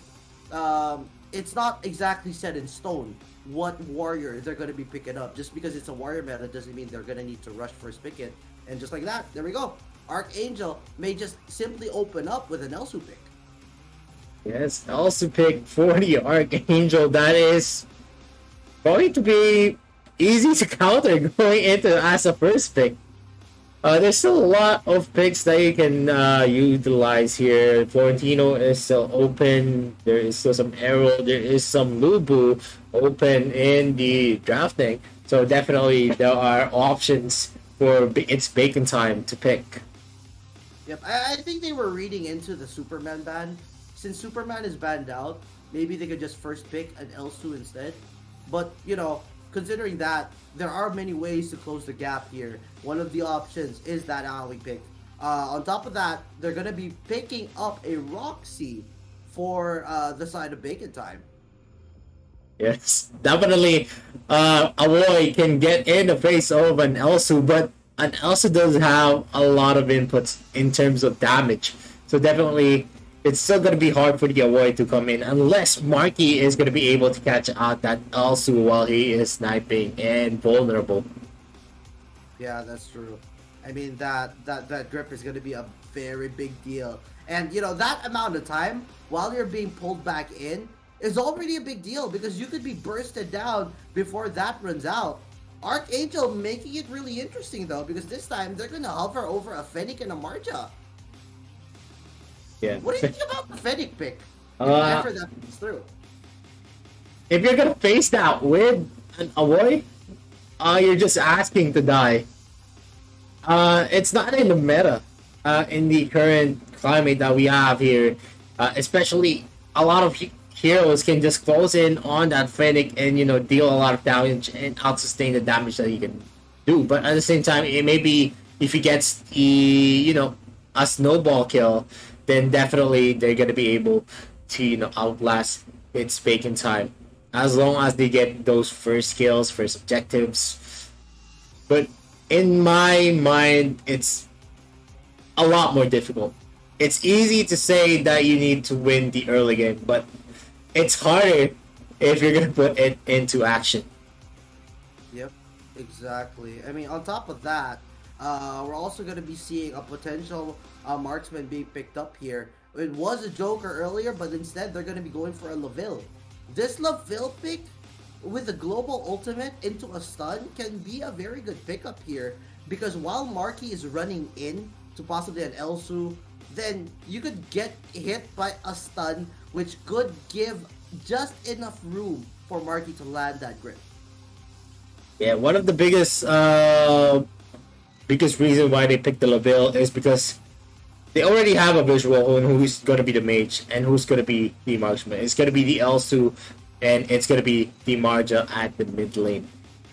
So definitely the Laville really makes sense. He can deal a lot of damage. He can out-sustain. He cannot be bursted down by a Marja. But at the same time, he has a lot of protection already on the first pick of its bacon time. They have a Roxy already there. So he's going to be able to do a lot of free hits for sure. Yep, exactly. And speaking of free hits, that Zata pick already taken out. We saw a lot of free hits from the Zata being picked up by Ipad Pro earlier. This time we're not going to be seeing the light of day for that Zata. Lubu and Florentino picked up here for the side of bacon time. They're going to add in the ban on the zip as well. So I'm thinking that maybe Archangel are not expecting a support Roxy, and they may actually see a support a DS lane Roxy. So they're going to be banning out the zip. And that's for sure. Let's see what is going to be the fourth pick for its bacon time. They're still missing a lot. They don't have a support. They already have a jungle, and they don't have a mid lane. It's a support and mid lane, or possibly a DS or mid lane. Yeah, there is a lot of options here right now, but that flex ability coming in from bacon time can be a very big deal. Now, this is a big flex as well, because yes, we have seen a Roxy as a support, but at the same time, Mina can play support. So we don't know who the actual DS laner is going to be here for the side of bacon time. Yes, and both of Roxy and Mina can, really fulfill those roles, DS and support. But still, I think Mina is still going to be in the support role. That's why they banned actually the Lubu and the Florentino, because maybe the Roxy is going to be going in to the DS lane. But it's all about who's going to finish up the lineup of Archangel, and Wonder Woman is going to be hovered in Archangel, and maybe a Yena against a Roxy. I don't know about that. I mean, if it's a Roxy, Varus might actually be a pretty good pick. What do you think? I mean, it's a Varus. I think it's a Wonder Woman support. Wonder Woman is way better in the support role instead of the Varus. Although the Varus can really do wonders, but the matchup for Varus and Roxy Um, we're not gonna expect a lot in the 1v1 factor just because I don't think Varus has the capability to kill a Roxy if a Roxy doesn't play aggressively. Yeah, and right now, the hover here for Bacon Time is going to be a Liliana.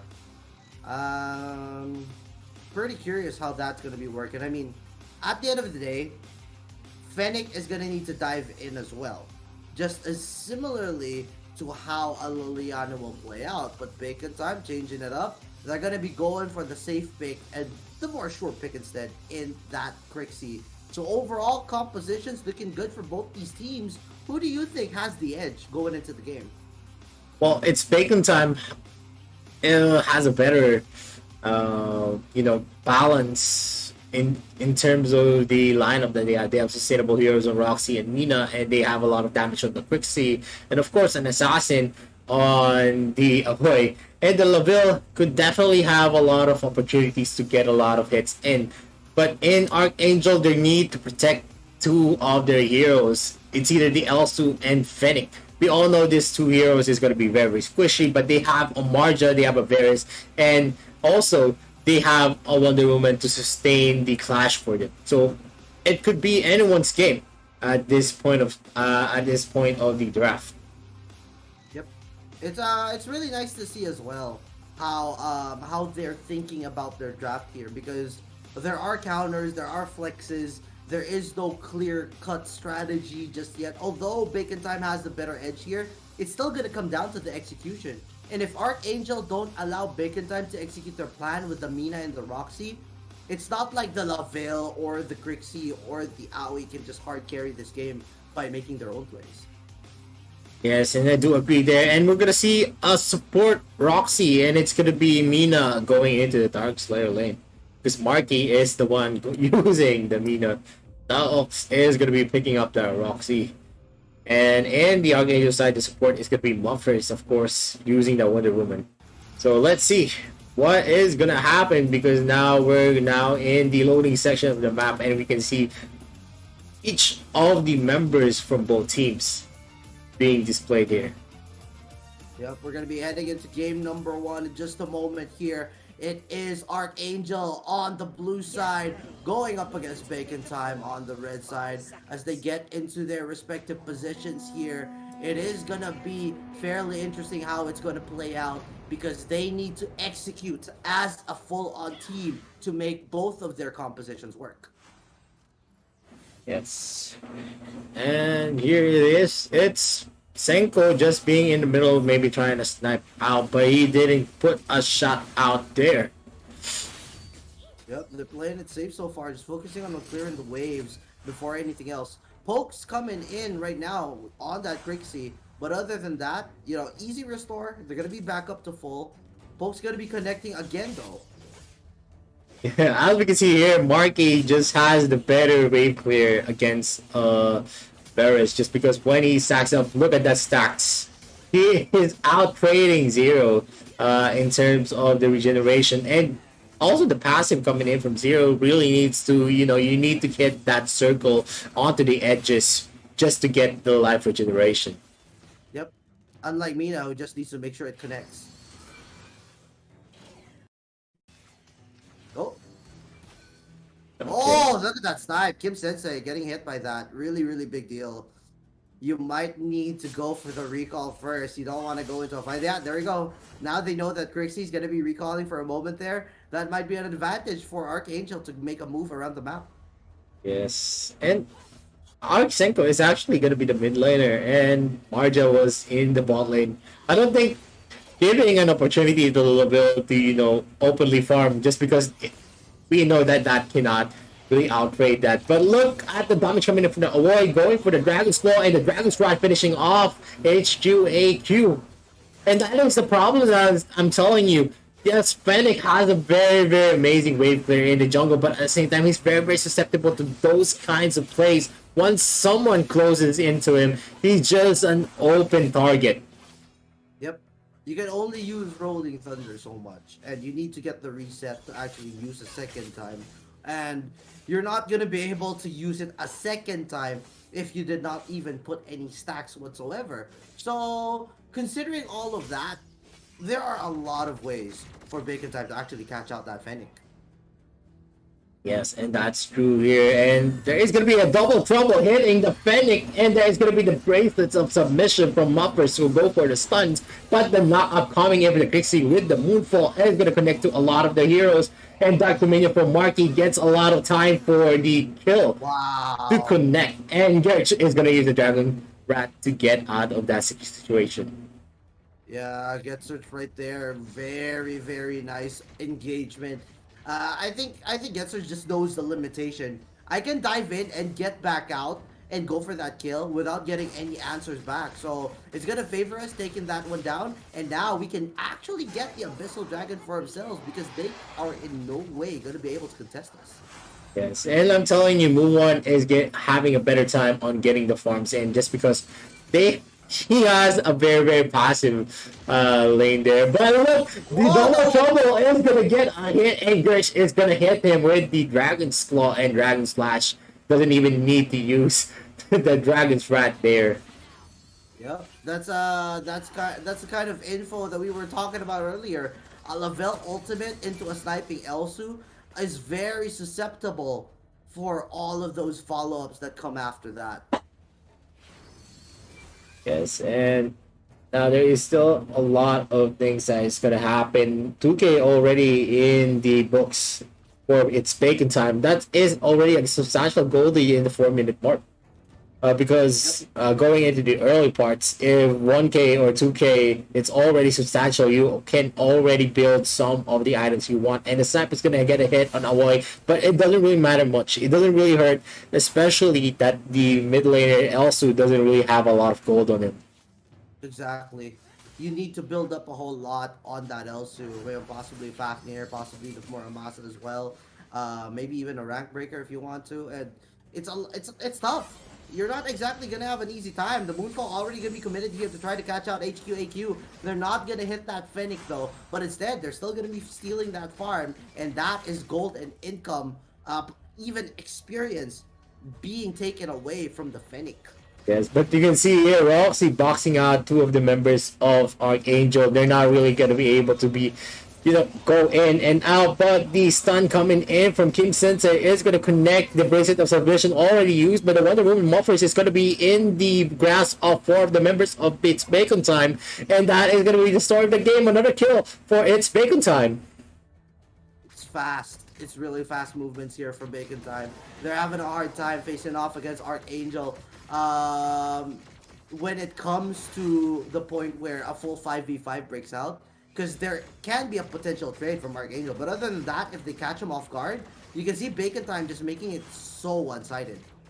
Yes, Seki not really getting a good trade against Muon, and that is the story of the game. And Agnes Grip is possibly going to be used by Taox, but no, he is just going to use it for the protection. 0-0 is going to use the orb and going to use his ultimate to get and safely get away from the members of its Bacon Time. Look at the damage coming in from Muon. Yeah, Muon's just doing so much. Juseki's not even able to just fight back in this case. So much being thrown out from the Lavelle. It's one of the reasons why this hero is just so good. Yes, and I do agree there. I look at damage coming in, Macon and the pokes coming in from Kim Sensei. It's just, if you're gonna pair up Kim Sensei 2 against Senko, Elsu's snipe is way slow, and the double trouble again is gonna get a hit there, and he's gonna be forced out to get away. But the bracelets of submission is gonna be used by Wonder Woman for the 2-man stun. No follow-up though right after that. They could have caught someone out there, but again, it's the positioning coming in from Bacon Time. They know that they can get out right after any kind of engagement being followed here by Archangel, because it's very situational. You need to make sure the bracelets of submission land. You need to make sure that Fennec gets away to actually stun. You're relying on a slow from either the Marja or the Elsu, but other than that, it's a hook from the Varus, who's not exactly joining the fights right now, while another fight actually breaks out here while they try to chase after Muffers. Yes. There's still no answers on the engagements made by its Bacon Time. It's just a very one-sided massacre 0-4, but Kim Sensei is going to be hit by the snipe from the Elsu, and he needs to get back because he is too low. But there might be an engagement here.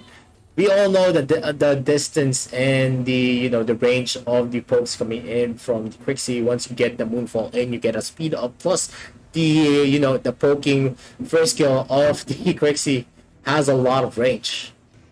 Yep. That kind of range means that Muffers, Kuseki, 0-0, HQAQ, they need to fully commit. And when they do fully commit, they're gonna be whittled down by the damage coming in from Kim Sensei.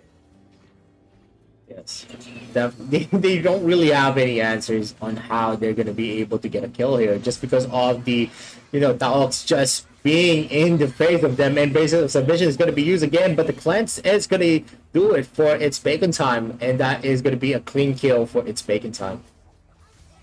Yep. This is looking like a very, very tough game to come back from. They don't have the range, aside from the Elsu here, to continue going for the fights. And at the same time, Bacon Time have means to disengage before re-engaging. And before the fights even start, again, something to point out, they're doing so much damage that Archangel are entering a fight with their HP bars not at full. They can't counteract this by going for the split push instead though, but most of the waves right now are in favor of Bacon Time. Yes, and there's not much that they can do here. Even if they try to sustain, it's just there's not enough damage coming in from Archangel. Senko is doing his best to clear out the waves with his snipe instead of doing damages to the heroes of his Bacon Time. But the Dark Dominion is going to catch HQAQ, and he's going to be taunted by Marky, but he's still not going to be able to escape the Dragon's Claw coming in from that Avoy. My god. You can see how much gap close Bacon Time have as well as the disengage. Just how fast as they enter is the same kind of speed that you're going to see if they want to disengage. So now, Archangel are going to need to just clump up, clear waves, make sure they stop the bleeding and try to just burn it out. Wait for the late, ultra late stages and try to come back from it there. There is going to be a snipe for Senko, but let's see if it's going to take effect, because at this point of the game, look at the damage coming in from that Crixie with the Moonfall, plus the, Bracelet of Submission coming in from the Wonder Woman, going for the stun, but it's not really working for the Muffers. He's dangerously low. Rock Shield is not going to make it do for him. He is still going to fall against the damage coming in from its Bacon Time. Yep, 7-0 right now. It is a 6,000 gold lead in favor of Bacon Time, and they're just going and going. 10 minutes and 30 seconds into this game, 3 towers. Make that 4 as they secure the 4th one just a couple of seconds ago here for Bacon Time. While this is happening, another fight's gonna be breaking out. HQAQ already picked up. 0-0 using that ult to get away. But is it gonna be enough? What's it gonna take right now for Archangel? Because Bacon Time are just running all around the map, taking objectives. They even take the 3rd tower bot while an Elsu is defending. That's what I tell you. If you're gonna give that Laville some time to, really clear and get a lot of gold, then definitely Laville is gonna overpower you going into the late game. It's all about getting him those free hits, and we all know that it's very, very hard to catch Laville once he uses some of his skill sets. He's immune to some of the crowd controls for a certain amount of time, plus with the speed up, and it's getting harder. And like I said, the path of victory for Archangel is now close. Going into here, they don't really have any capability with the double marksman. Yes, they can get a lot of free hits, they can get a lot of damage coming in from Senko, but there is no one to finish the damage for him. Yeah, and this can only get even tougher at this point. They need to find a way to actually engage. They will be able to try to catch Tao here. Tao's is dropping pretty low, but you're already seeing the Fennec run away, and while that's happening, there is going to be a cut from Bacon Time at the side. 3 members down, make that 4, and now it's going to be Kiseki all alone against 5. Can you sustain and outplay 5 members of Bacon Time? Absolutely not. They're going to wipe the floor with them. They're going to clear all of them out. There is no death in the perfect game from Bacon Time as they take game number 1. As Bacon Time is going to take the game 1 of the best of 2 series. There is still going to be game 2, but still, another convincing match for the Thailand champions. It's just, you know, they just totally outclassed Archangel in every aspect, from the rotations, from the drafting, and you know, from the decision making. Definitely, they are a step above Archangel. It's crazy to think about it, but you know, champion versus champion, we're seeing a very, very solid strategy here coming in from Bacon Time.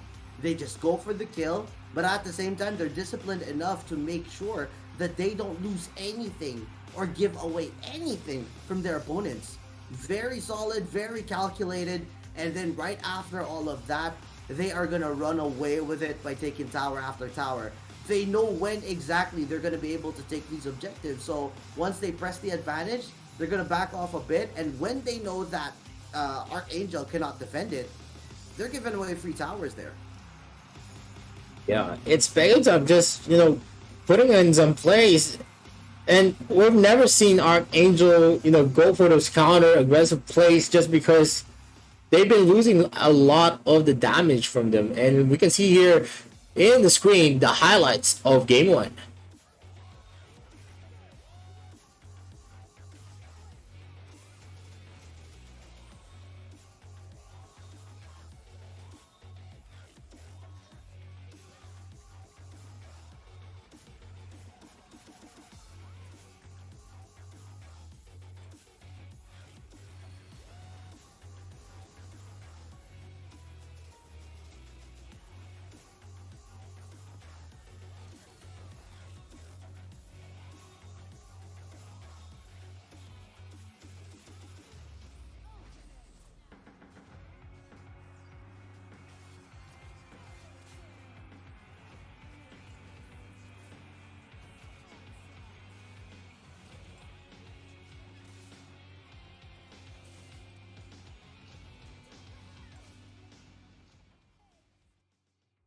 Yes, and that was it.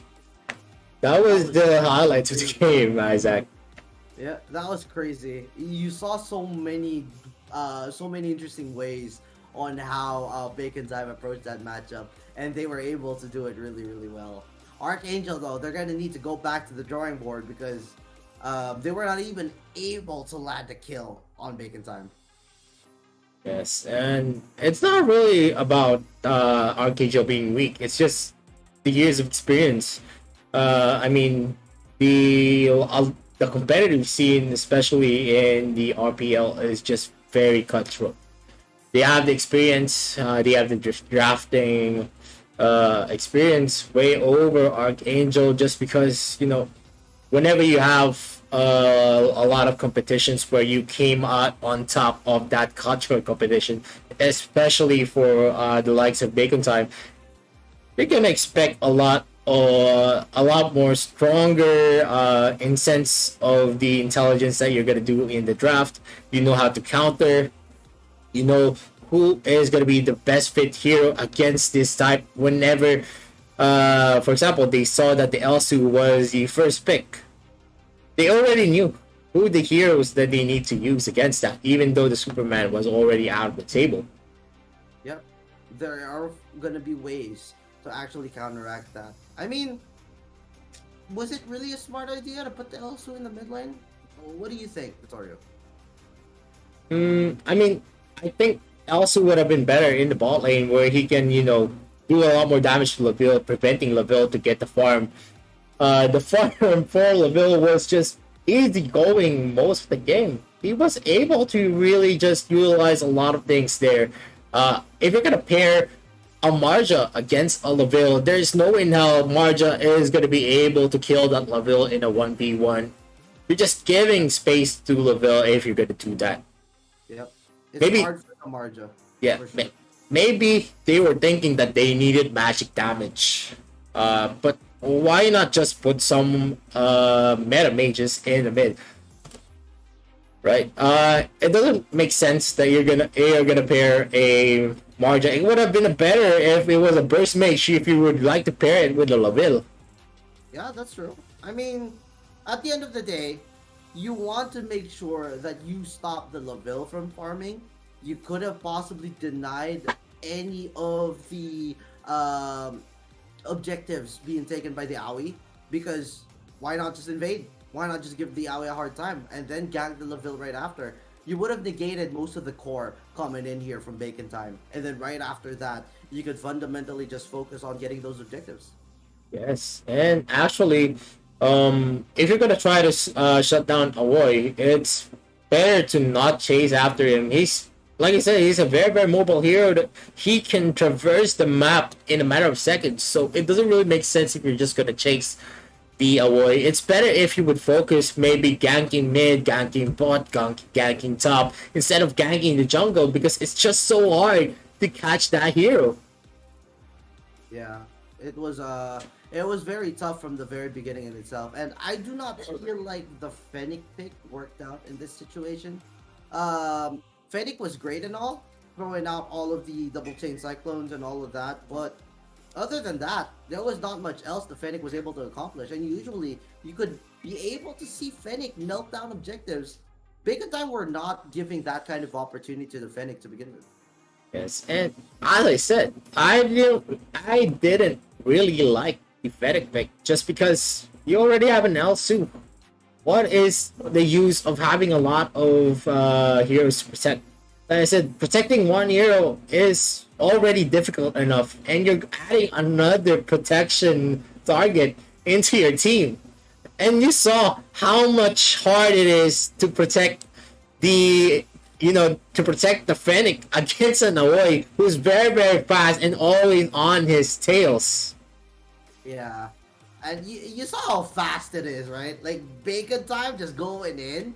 They knew their timing, and they knew very well how to chase after these kinds of opponents. They would split up the members of Archangel, cut in from the back line, because they knew which targets they wanted to take out. It's either they take out the Elsu, or they take out the Fennec. Once both of those heroes are gone, then they can just continue pressing on by taking objectives. And look at the situation.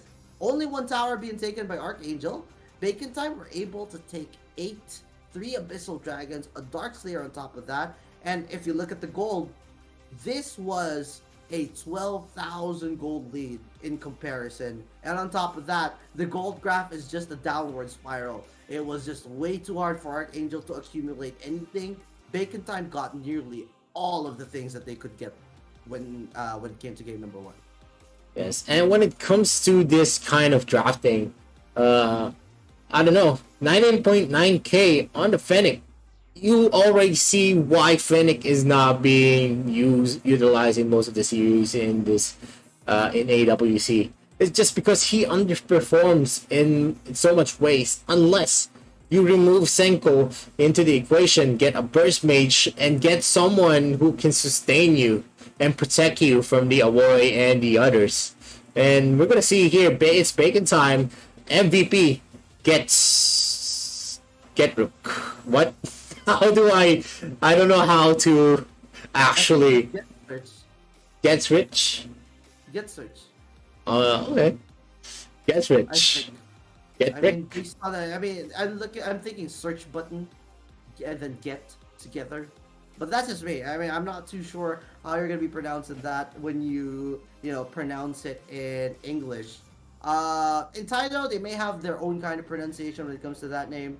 But one thing's for sure, the Aoi pick was great.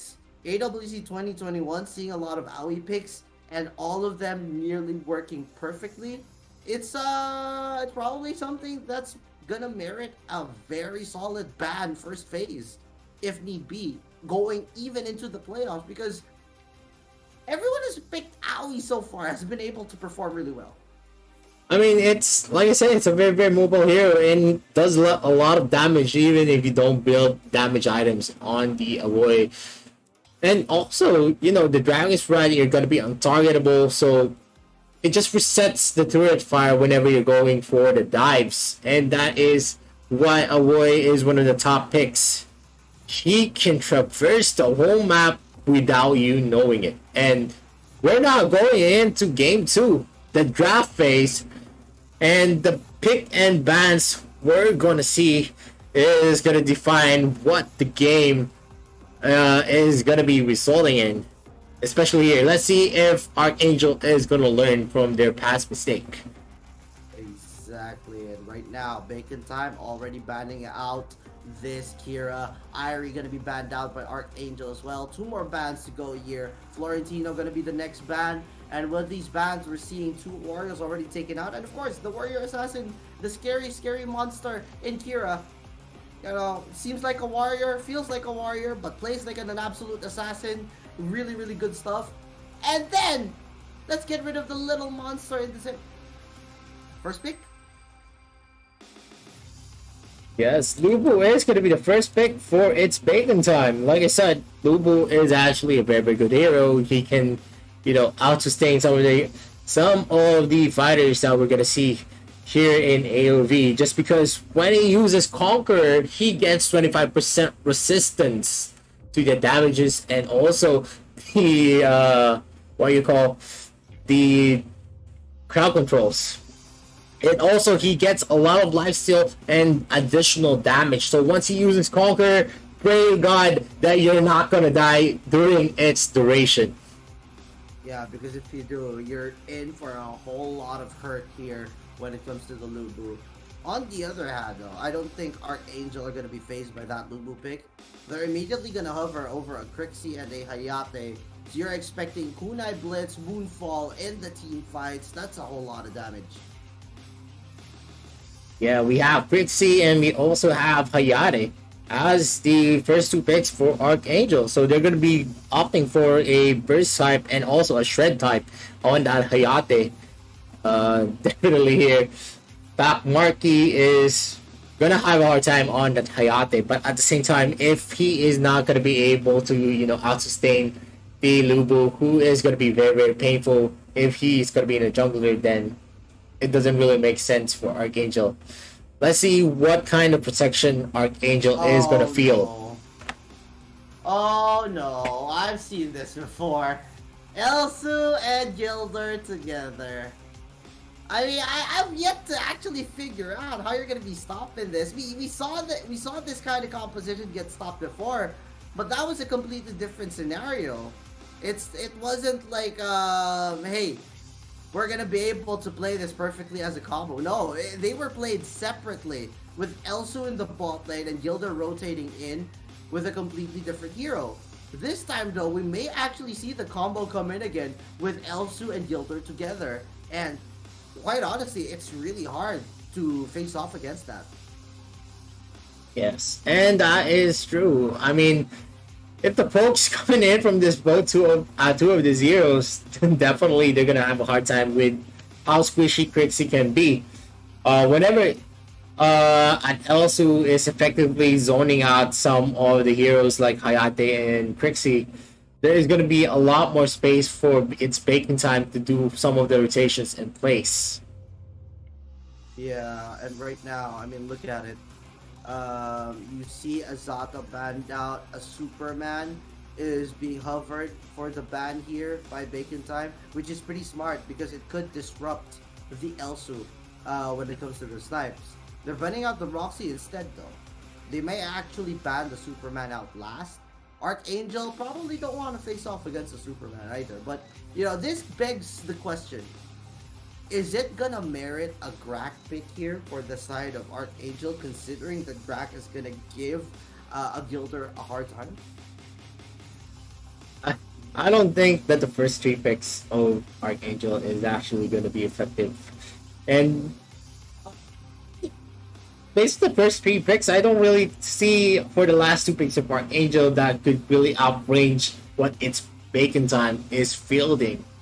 They already have 2 sustainable heroes on them. Gilder, even if you build the mage build on Gilder, he is definitely gonna be tanky just because of the passives that he has. And also, you know, it's really hard to go and face up a Gilder who has a lot of mini stuns, can throw gold at you in a range, and also can do a lot of knockbacks. So it's a hero that is really good for them. And Grak is gonna be used. Maybe they watch the earlier series where Grak was a very, very phenomenal pick against the Elsu and Gilder, but It's still gonna depend on how good the Grab will be able to, utilize his skill sets. Yeah, I mean, one big difference there is that the Elsu, for example, again, I keep pointing it out, Elsu was separated from the Gilder. You saw the Elsu trying to counteract the Superman's rotations by just pressuring that lane. And although it looks good this time, I'm pretty worried about this Grag pick because who's gonna follow up after a Grag hook? I don't think Arayoma and Crixie are gonna be enough in the tank. We're gonna Maybe a Hayate, Kunai Blitz after a flicker ult from Grag. maybe the Gilder boy might be in the middle lane, or I don't know. This is gonna be a Wonder Woman and Omen pick. It is definitely gonna be a hard time for Hayate with all of the crowd controls on this team. Once he uses the Kunai Blitz, yes, he can use the cleanse, but at the same time, there's still a lot of deterrent in the side of its bacon time. Yeah, they're gonna be separated as well. This is similar to what we saw previously. We're not gonna be seeing that combo at least until the later stages of the game. But hey, still gonna be pretty potent if Bacon Time pulled this off. Question is, what's the final pick gonna be? Oh, Zephys? What do you think about the Zephys last pick? I don't really have any reservations for Zephys. I mean, he's a very classic jungle hero where you want stability. He can do some sustains, but he cannot out-sustain a Lubu for sure if he's not going to hit his combos. Even if he hits his combos, it's not going to be enough to burst down Marky. He needs someone to help him most of the time. It's this kind of hero is more of like, I'm not gonna get an advantage, but I'm not gonna get a disadvantage either. It's a really safe pick from Archangel. Yes, definitely there. I think Gilder is going to be the mage of choice for its bacon time. It's not going to be a support. Maybe Daox is going to be the one being used in the support position. I don't feel like it's too bad either because, I mean, Wonder Woman has the shield to throw out. So it's an extra poke, although it's not a stun like the Gilder. But this opens up the opportunity for a Gilder to rotate around with a Wonder Woman. And if they rotate towards the Elsu's lane, then you still essentially get the combo. So it's a best of both worlds. No. Actually, the support for its bacon time is going to be the Gilder still. And Wonder Woman is going to take the middle lane because Kim Sensei is going to be the one using it. Let's see how it translates to the game. So Bacon Time is going to be in the blue side while Archangel is going to be in the red side. Yeah, support item right now is going to be on the Gilder as well as the Grag. Okay, the Grag at least is expected. But whoa, nearly got a pick there. But hey, you know what? It's time to party because we are seeing Summer Bash Grag. Let's go. Yeah, I mean, it doesn't really matter well. He can't really hook anyone who's really killable on its bacon time in the mid lane. We have Gilder and we have Wonder Woman. We all know that these heroes are just very, very tanky. Yeah, and at the same time, you may be able to hook, for example, the Wonder Woman, but Wonder Woman has a way to get out of those. Lots of snipes connecting onto Senko though, and then a flicker coming in from Muwan. Senko thought that he was safe behind tower, but my god, was that a big mistake. And now First Blood go into Muwan there on that Elsu. Yeah, Muwan is actually a very aggressive Elsu player. You wouldn't really think that an Elsu would use his flicker to go in spite of Grag being there. Yeah, this is big aggression coming in from Muwan, and I think Muwan knows how much of an advantage he could actually pressure here by just continuously sniping the Ryoma. That gives the Ryoma a hard time in the lane. You could actually play for aggression as well because if you go for it, you know that a Wonder Woman and this Gilder can back you up. Yes, and there is going to be an engagement on the bottom lane, and and the Archangel members is going to be able to get that Muan out of the picture, and now they're going to be taking the Abyssal Dragon Kratos to see if Kim Sensei is going to say something about it. Yep, this rate is pretty low. It's gonna be HQAQ securing that, but a fight is gonna be breaking out. Muffer's gonna be left all alone there. And, you know, while the Grak is great and all, there's no way for you to escape if you're Grak, and that's gonna be a free kill now. At least as a consolation for Bacon Time, because they were not able to get that Abyssal Dragon. Yeah, but still, it was a mistake for the Flicker there. I think he misclicked. He actually didn't traverse the wall. He went near the Dragon Pit, and that costed them his life in that Abyssal Dragon counterplay coming in from its Bacon Time. It's really going to be harder for them. Muan is safely in the backside of those creep waves. Muffers tries to hook Kim Sensei, but it is not going to hit. Something interesting to point out, Ryoma is now in the mid lane. I don't think Ryoma wants to have anything to do with Elsu. They're putting Kiseki here on the bottom side to face off against Elsu instead. Oh, steal though! Oh man, Taf stole that away. Yes. Got hooked though. Now Ryoma's gonna be following up with a kill on top of Taos. Taos is gonna be using that ultimate to cancel any of the engagement coming in for Archangel. The Arctic Orb already used up. Here come the rest of Bacon Time to join in on the fight. Buffer's already down for the count. Arctic Orb, another one committed here by HQAQ. But the Moonfall gonna be used up here. They want to try to catch anyone out, but I don't think the Moonfall hit anyone there. It's just gonna be used to clear that wave while the rest of Bacon Time back off, knowing that they don't have much health.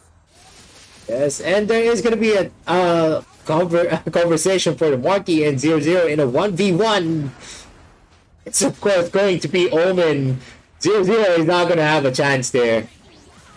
Yep, Kiseki gets caught out here. Arctic Orb into a stun from the Gilder. That is going to be Kiseki going down for another 10 seconds.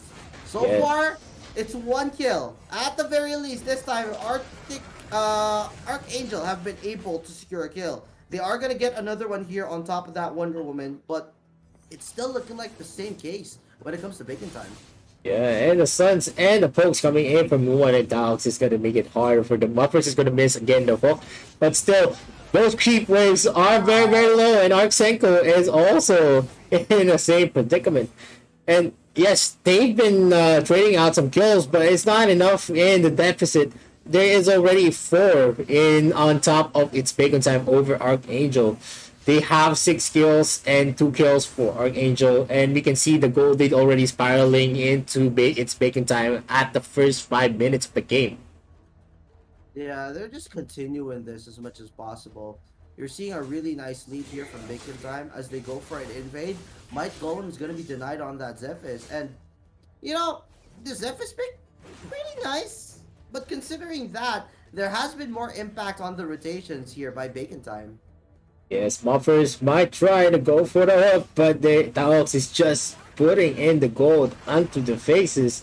And Muffers is going to hook nothing but air. And, you know, Lupo is already spotting out Muffers, and the snipe finishes him off. And let's see if there is going to be another engagement here. But Hayate is again caught out by the Desert Base for Marky, and the Zep is going to go into the top. Now they have the information that no one is going to be here. Senko is going to be hit out by the Indulgence Ultimate coming in from the Gilder, and it's another kill coming in. It's Bacon Time. 3 kills already in the last 2 minutes. This is tough. This Hayate is not having a hard time not having an easy time topside. Marky's just continuously farming. Muan is dominating the lane in the bot side. The mid lane is just a place for everyone to clear waves, while all of the action goes in the river side. So right now, if you look at the gold, it's at 4,000. Bacon Time is looking pretty good. And on top of that, you have a scaling Elsu that will have the vision and making sure that Archangel are not going to be able to easily execute or initiate by surprise. Yes, they actually thought that it would have been a good combo for a Hayate versus an Omen, but they didn't know once that Embrace is going to be utilized by a very, very skilled Omen, then you don't really have any escape. You just need to proc out 2 second skill for the damage reduction while the combos coming in from Mayare is being done. But looking out here, Yoma is going to be in the jaws of death because Lubu is already having an engagement here in the bot lane and he gets Senko. Yeah, Senko's already down for the count here. We have Kim Sensei and Marky here in the middle.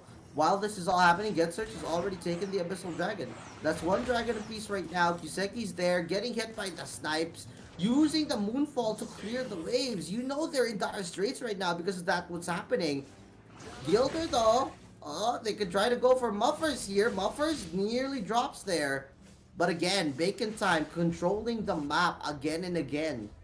Yeah, I mean, it's really hard. It's just the range coming in from the Elsu, the stuns coming in from that Gilder. It just doesn't make sense that, you know, Archangel can really counter them. And going in here, it's just snowballing into them. 5k already in the gold lead at the 8-minute mark. And it's just a lot of invades already being done, but it's Bacon Time. They're getting a lot more confident. They know that they have the sustainability to outlast most of the members of Archangel. And look at the combo coming in for the Gilder and also Snipe. It's so much pain right now. Even Muffer's hooking is not going to do anything for the side of Archangel. He might actually end up killing his own team if he hooks the wrong target here on Bacon Time. I mean, it's very, very hard to choose, but yeah, Kim Sensei is going to be in a dangerous position, but still, she has the his ultimate, the bracelets of submission. If ever she is going to be caught out, that is like a rock shield in itself. And Kiseki, again, is going to be hit, but the protection coming in from Senko is going to save that Quixie from death. Yep, and look at it right now. You see the vision coming in from the Elsu. Both sides of the river already covered up. Where can Archangel go? They're gonna need to try to go for their camps, but Bacon Time are also camping and invading all of those camps that are supposedly for the Zephyrs as they break out into a fight here. Muffer's already picked up. A stun is gonna come in from the Gilder. A snipe can... The ultimate from this Crixie is already being used to deal damage, but it's only a 1-for-1 right now as they take down Lubu. While this all happened, hey, guess what? This Elsu, not pressured at all. Just continue sniping, take down HQAQ, and now while the members of Archangel are running back to go for their resets, Bacon Time are continuing their momentum by controlling the map. Yes, Muffer's face check Kim Sensei into the bush. And I think it's going to be a correct snipe here. Kiseki might be hit. No, Muffer's almost dying from the snipe there. But Kim Sensei, who had an iron body while using the bracelets of submission, and he's not going to be pulled down by Muffers into that third tier turret. And they're just, you know, dealing more damage in the distance. It's just too much damage right now. I mean, as much as the members of Archangel want to go for the fights, the hooks are not landing, and even if they do, they don't have enough damage or gold or even experience to burst anyone down from the side of Bacon Time. That's it. Like I said, it's just spiraling out of control. None of the gold lead, and it's a World Devourer used by the Grab, but it doesn't really make effect because there is going to be a cleanse from the support and the basis of submission with Kim Sensei getting a triple kill inside the base of Archangel. That little bomb is not going to get hit, and there is going to be indulgence used by Gilder to have a lot of mini stuns. Senko is the only one here left, and he does his best with the Spectre Eye, getting a lot of damage on the creep wave. But is it going to be enough? No, I think it's going to be a next slot, but it's Bacon Time dominatingly finishing this game 2 with a win. My god, Bacon Time. There is a reason why they are the champions of the RPL, and they are showcasing it with that Gilder Elsu combo. They really want that with that Wonder Woman pick, and my god, did that Wonder Woman pop off. A triple kill behind enemy lines like it was absolutely nothing. And then, when Zephys tried to go for a kill, he just got deleted off the map by the Elsu. So, you know, what can you do when you're Archangel, especially when Bacon Time run all over you? It's just way too much damage. Yeah, I mean, it's just a one-sided massacre coming in from it's Bacon Time. It's just no like I said, going into the first game, that every type of situation, it's bacon time is always on top of Archangel in every aspect, from the draft, from the rotations, from the skill level. And it's bacon time's highlight is now going to be showcased into your screen.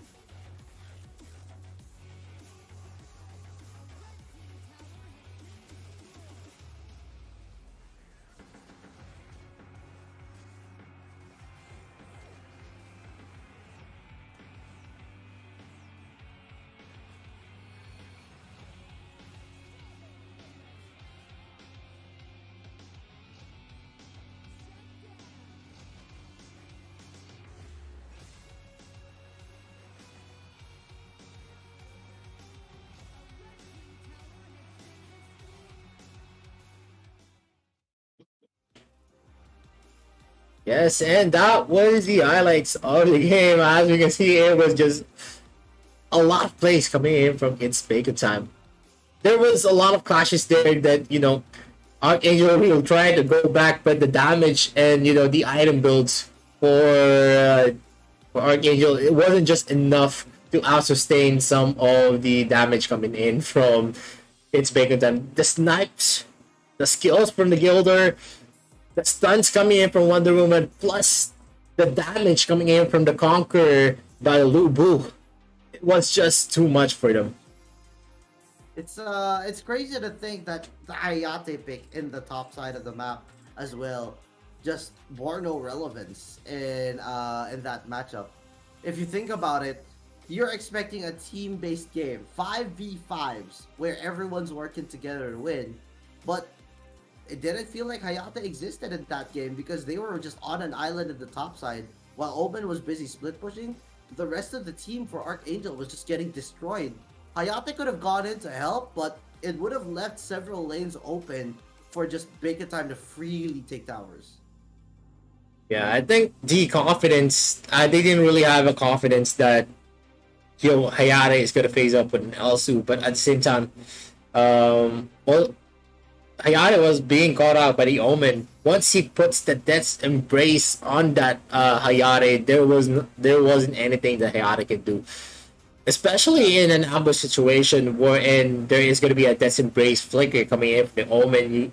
Once you don't have a stack on that Omen, once he uses Death's Embrace, you're sure as hell that Hayate is going to fall down. Yeah, it's really tough considering what happened there. They tried everything they could, but even the Grak hook was just not working. It wasn't connecting, and the side of Bacon Time, they were just playing way too fast. Once they got their objective running, and Archangel made their attempt to actually take someone out, they would already have a counterplay in mind, playing in another lane, or possibly even just going after the ones making the play in that lane. Even if they rotated from behind, it would have benefited them in the end. And also, like you said, Grak really has to be in the hands of someone that is very, very capable to hook. If you're not going to be able to hook but anything but the air, then, it's not really a good pick. It could be said that it is a troll pick, but, it just rolls down to maybe the practice of using Grak.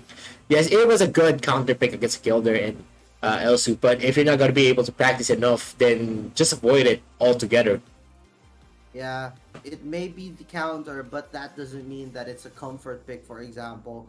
Sometimes it's just way better to pick something you're really accustomed to than instead of trying to go with the meta counters and just focusing on that. If you're not going to be able to use it perfectly at 100% or even successfully at the very least, then you're just giving your own team a hard time as well. Yes, and now we're gonna look into the statistics of the game. Look at that gold lead, almost at 10k for its bacon time, and look at the damage coming in from 194.3k, only sniping in the back. We haven't seen Muwan getting a lot of free hits here, but still, she did 94.3k and 53.4k on the support. Is very, very substantial. You don't really see a lot of damage coming in Kim Sensei and also in the Lubu, just because they don't really need to go and engage for those 1v1 dogfights. And Marky, 30.4k, that is understandable tanking. This tree is the main tanks for its bacon time, while Archangel only has 43.7k on that Ryoma, and most of the members are shut down here. So let's see here. The MVP is, of course, going to be Muwan with a kill participation of 58.8% and gold per minute at 725%, and the damage percentage at 38%, only with the sniping power. This guy barely missed as well. I mean, there were some shots that missed, but nothing very crucial. Everything else connected so hard, and it even applied a lot of support to those who needed just a slight bit of damage boost for that finish. Muwan came in again and again for this game, and it just enabled the whole team altogether. Even if the Omen was not around for most of the game because he was just busy farming his lane, they didn't need the help. They just wanted to make sure that they won the 4v4s. Yeah, and you know, that is a testament on how good Muwan is. I didn't see a lot of misses on Muwan as much as the other LSU players, and you know, that really gives testament on what Muwan's capabilities is. But the next match is going to be Brazil's representative Overclock, and they're going to be facing Thailand's Dita Talon, and we'll be right back, and we're going to be able to watch the 5th series of the game once we get back from a short break. And once again, my name is Visorio, and with me is Isaac Cass. We'll be right back.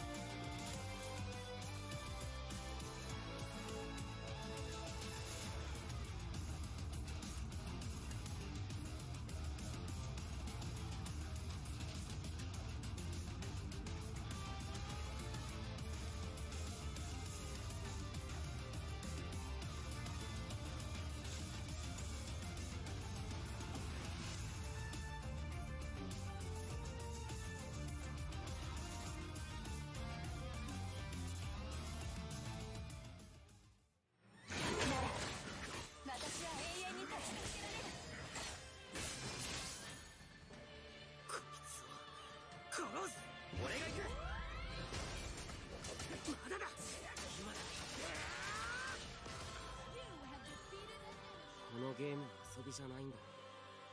君たちは俺が絶対に守るから。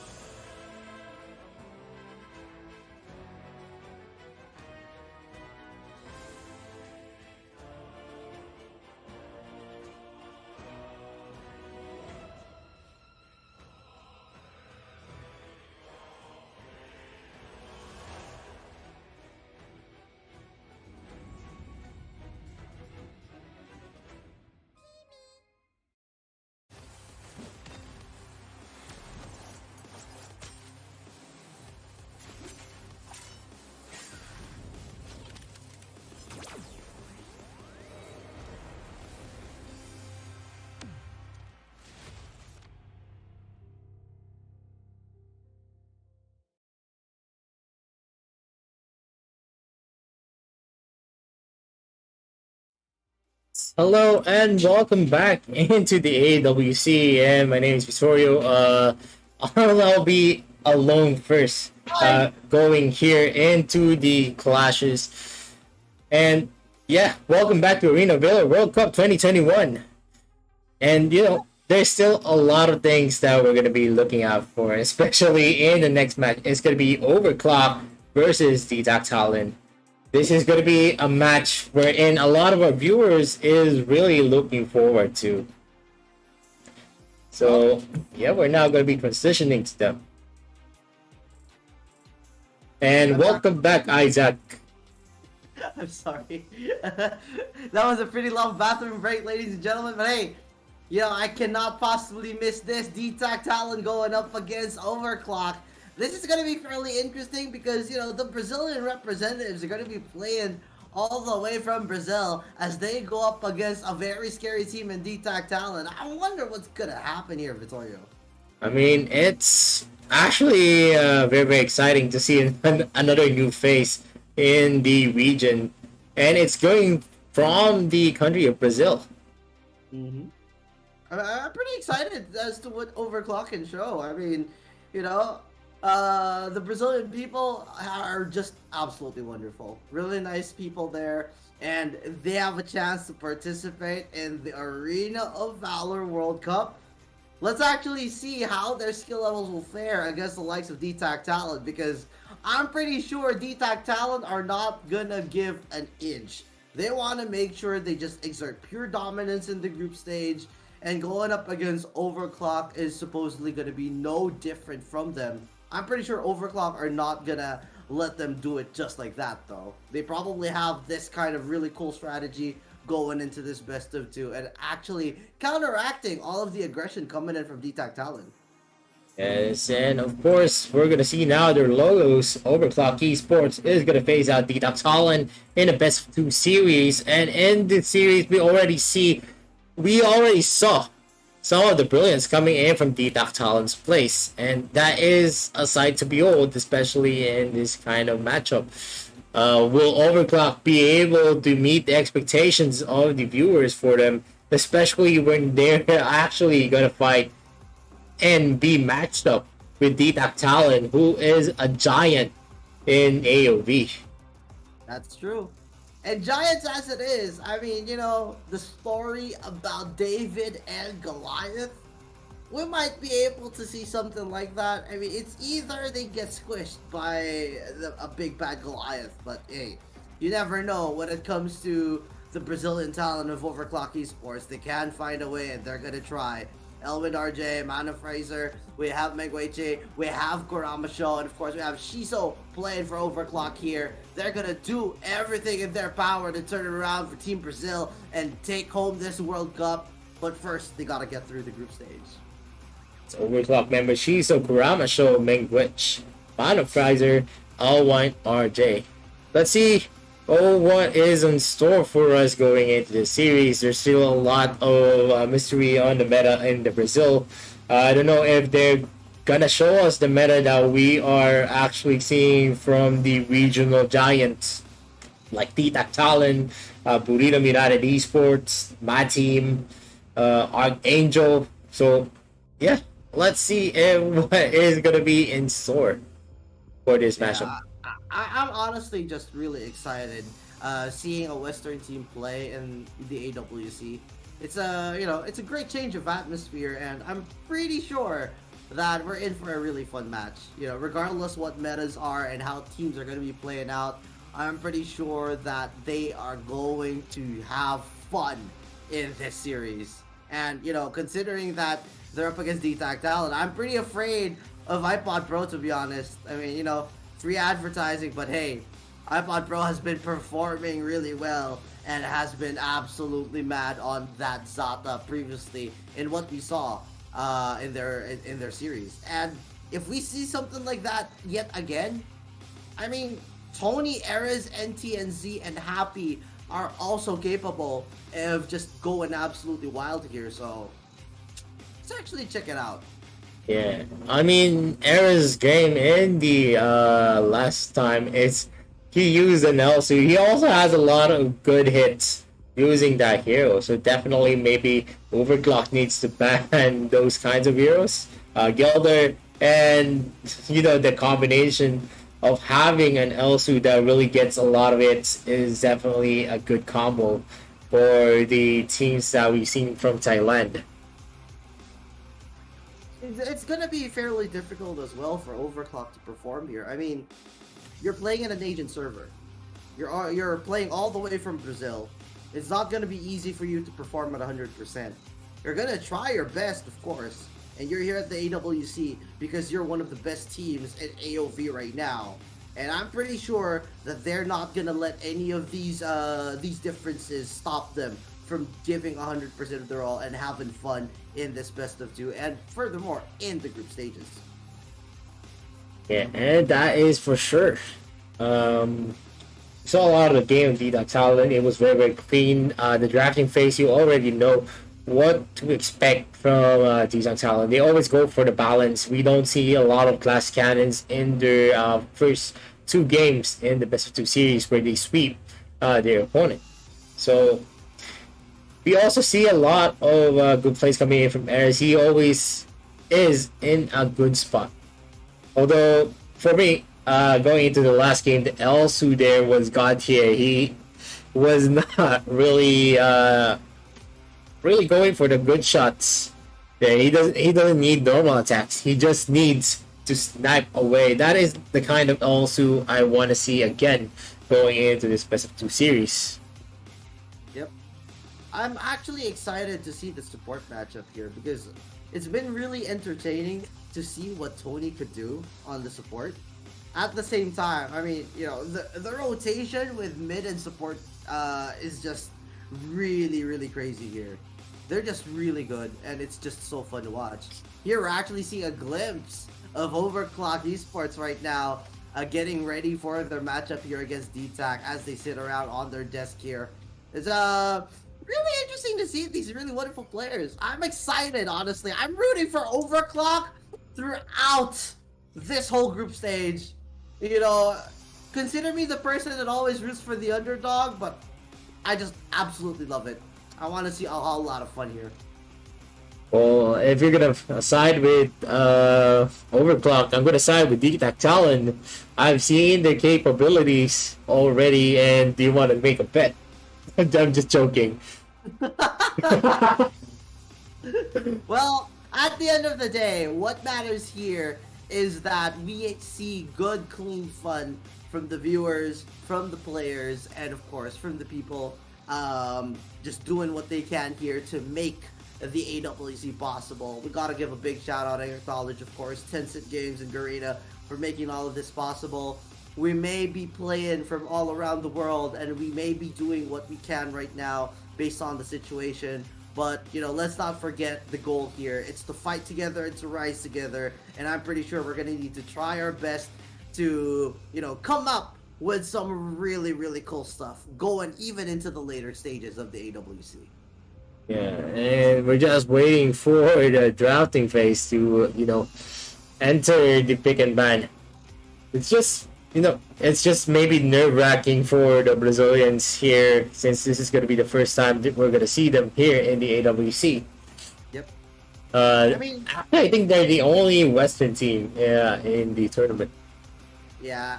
I mean, at the same time, you got to think about it. Like, okay, there is a Brazilian meta, and the way they're going to be playing is going to be completely different from the Asian teams. So, we're also going to be fairly interested in how they're going to be approaching all of their matches, because we know for a fact that when it comes to the likes of DTAC Talon, they are going to be very aggressive. There's going to be a whole lot of rotations. The laning phase usually doesn't exist for the Asian teams because we're focused more on the invades and going around the map. Are Overclock going to be doing the same thing? We're going to have to wait and find out as we head into the draft here for game number 1. Overclock on the blue side going up against DTAC Talon on the red side. Florentino and Aoi already banned out. Yeah, Florentino and Iggy is also going to be over down here. I think Iggy might be the ban of choice for Overclock, but Aoi is going to be taken out by DTAC Talon, not really letting anyone have the chance to have the versatility of an Aoi pick. And also Florentino, it might be a good pick because we all know that there is a lot of capabilities on the Florentino to go and do some 1v2s, especially in the hands of a master. But Omen is going to be the first pick of Overclock. With Omen being secured here, Roxy's open though, so they could get counterpicked immediately if need be. But I don't think that's going to be the big priority here for DTAC Talon because there's a lot of options that they could utilize here. And they got information that it's an Omen pick. It's not a flex in any way, shape, or form. They already know that that is going to be the DS laner of Overclock, so they're going to focus on that and play around it in this draft. Ivy is also out of the option, so, you know, having another fighter that is going to be sustainable and also tanky is going to be the best option for Overclock. Although there is still a lot of choices that we can see matching up with Omen, but Omen is one of the top DS laners in terms of 1v1s. But we're seeing here Amina and maybe a Herald being used by DTAC Talon. This is gonna be interesting. I know there was this quirky feature where Errol could be caught by an Omen even while he was in the air. Does that still exist? No. Wow. Good thing too, because my god, you know, you're in the air and you get caught by the Omen, that is gonna be really terrifying. But hey, you know, that's another thing to add up. It's gonna be a Zell pick.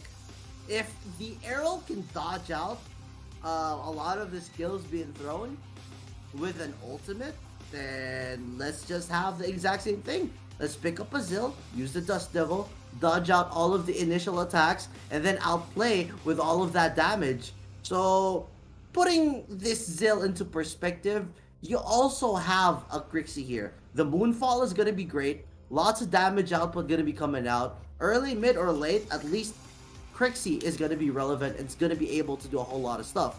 On the other hand, the answer from D-Tac Talon is going to be a Liliana. What do you think about the Lily pick? I mean, Liliana, it is kind of good in terms of getting a lot of damage, but in terms of going in, it's going to be hard because there is going to be an Omen. Once he times the Death's Embrace, there's no escaping for that Liliana. But still, if he's going to be able to time it well, they have someone that sustains. They have a Mina and they have an Arrow who can go in first into the clash. So definitely there is also already an option for Liliana to just stay back and go for the damage in the last minute.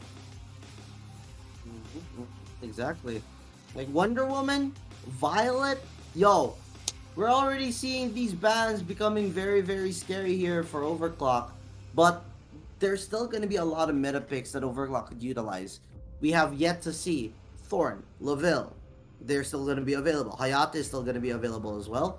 But, you know, Overclock, they just want to ban out the Thorn as well. That's leaving a lot of marksman picks going down here for both of these teams. They're going to be going with Bright. It's Bright this is the first pick for the AWC where Bright is going to be shown to the audience. Ladies and gentlemen, a Bright pick here by D-Tac Talent. Overclock are gonna be picking up a first ever Slims and Vera as well. Ladies and gentlemen, we're in for a really nice treat because this is gonna be the first time seeing these heroes in action at the AWC 2021, and Overclock are gonna be coming in style. Of course, D-Tac Talon, they have Brights in their lineup. They can potentially add in a Toro. Yeah, boy! What do you think about the drafts now, Vittorio? I don't think it's a mean pick, though. I mean, it counters a lot of the crowd controls there. Once the Toro goes in and he gets the damage coming in from those heroes, from the Crixie, from the Zill, and the Vera, he's going to be able to out-sustain them. This is a very interesting Vera support as well. Stun, ultimate, wave. Who else has the wave? Of course, it's going to be the Crixie. And then you also have a follow-up stun here coming in from the Slims. You want to make sure you use the Toro to catch out all of these stuns, all of these lockdowns, to make sure that the rest of the team from D-Tac Talent can actually execute their plan. But that's going to be a tall ask. If Tony can pull this off, then it's going to be a really nice game for D-Tac Talent. Yes, definitely there. It's now going to be starting. Let's see what is on store for us for the game one, because once we see this, definitely we're going to have an idea of what kind of craziness the draft phase for the Overclock is going to do for the D-Tac Talent's draft. Yep. As crazy as it is, I'm excited to finally see some of my favorite heroes show up in that Slims and in that Toro. Let's actually see what happens here as we head into the battlefield. Overclock Esports on the blue side going up against D-Tac Talent on the red side. May the best team win. And of course, for the viewers watching right now, let us know who you think is going to be winning this game number one. Is it going to be hashtag OC win or hashtag DTN win? Share your thoughts, share your analysis, and let us all enjoy this game. Let's see if what is going to be there. Bottom Fraser, Elwin RJ, there is already vision that there is going to be a 3-man in the mid, but Kurama Show is going to be harassed by the members of D-Tac Talent. Happy just doing some damage, and NTNZ already gets the level 2 as early as this. They were able to do some damage. Mengueche is going to be in the face of NTNZ, but NTNZ is just generating a lot. Bottom Fraser falling slowly there, but Mengueche and Kuramacho is going to be taken by D-Tac Talent in that 4v5 contest. Yeah, that was a delayed team fight there. If Overclock were able to just continue that fight, they would have been able to get kills if they were focused on one target. DTAC Talon bought enough time for the rest of the cavalry to join in. That resulted in 2 immediate kills coming in from Team Thailand. Yes, and Kuramasho is gonna have a hard time here. The red buff is also taken, and the blue buff is also not available to him. He's definitely gonna have a harder time to go to level 4. And Elvin RJ is trying to get that small minion count, but it's a 3-man team by DTAC Talon. Yep, 1 minute and 40 seconds in. They're going to be diving on top of Happy right now. They tried to go for it, but the Bone Shaver is going to be stopping them in their tracks. Not going to be able to pursue this arrow any further. While Elwin RJ just a little busy farming here in the bottom side of the map. Lots of damage coming in though as they continue to go for a push. Ares and Tony now going to be backing off, but I don't think they're too afraid for this right now. They're just going to continue as they catch out Kurama Show. Elwin RJ are going to be going down as well. Malphraise are going to be going down as well. 3 members and a double kill for the Liliana in that matchup. 5-0 right now with 2 minutes 20 seconds on the clock. It's a 2k gold lead, and DTAC Talon are just bringing the fight to Overclock, Vittorio.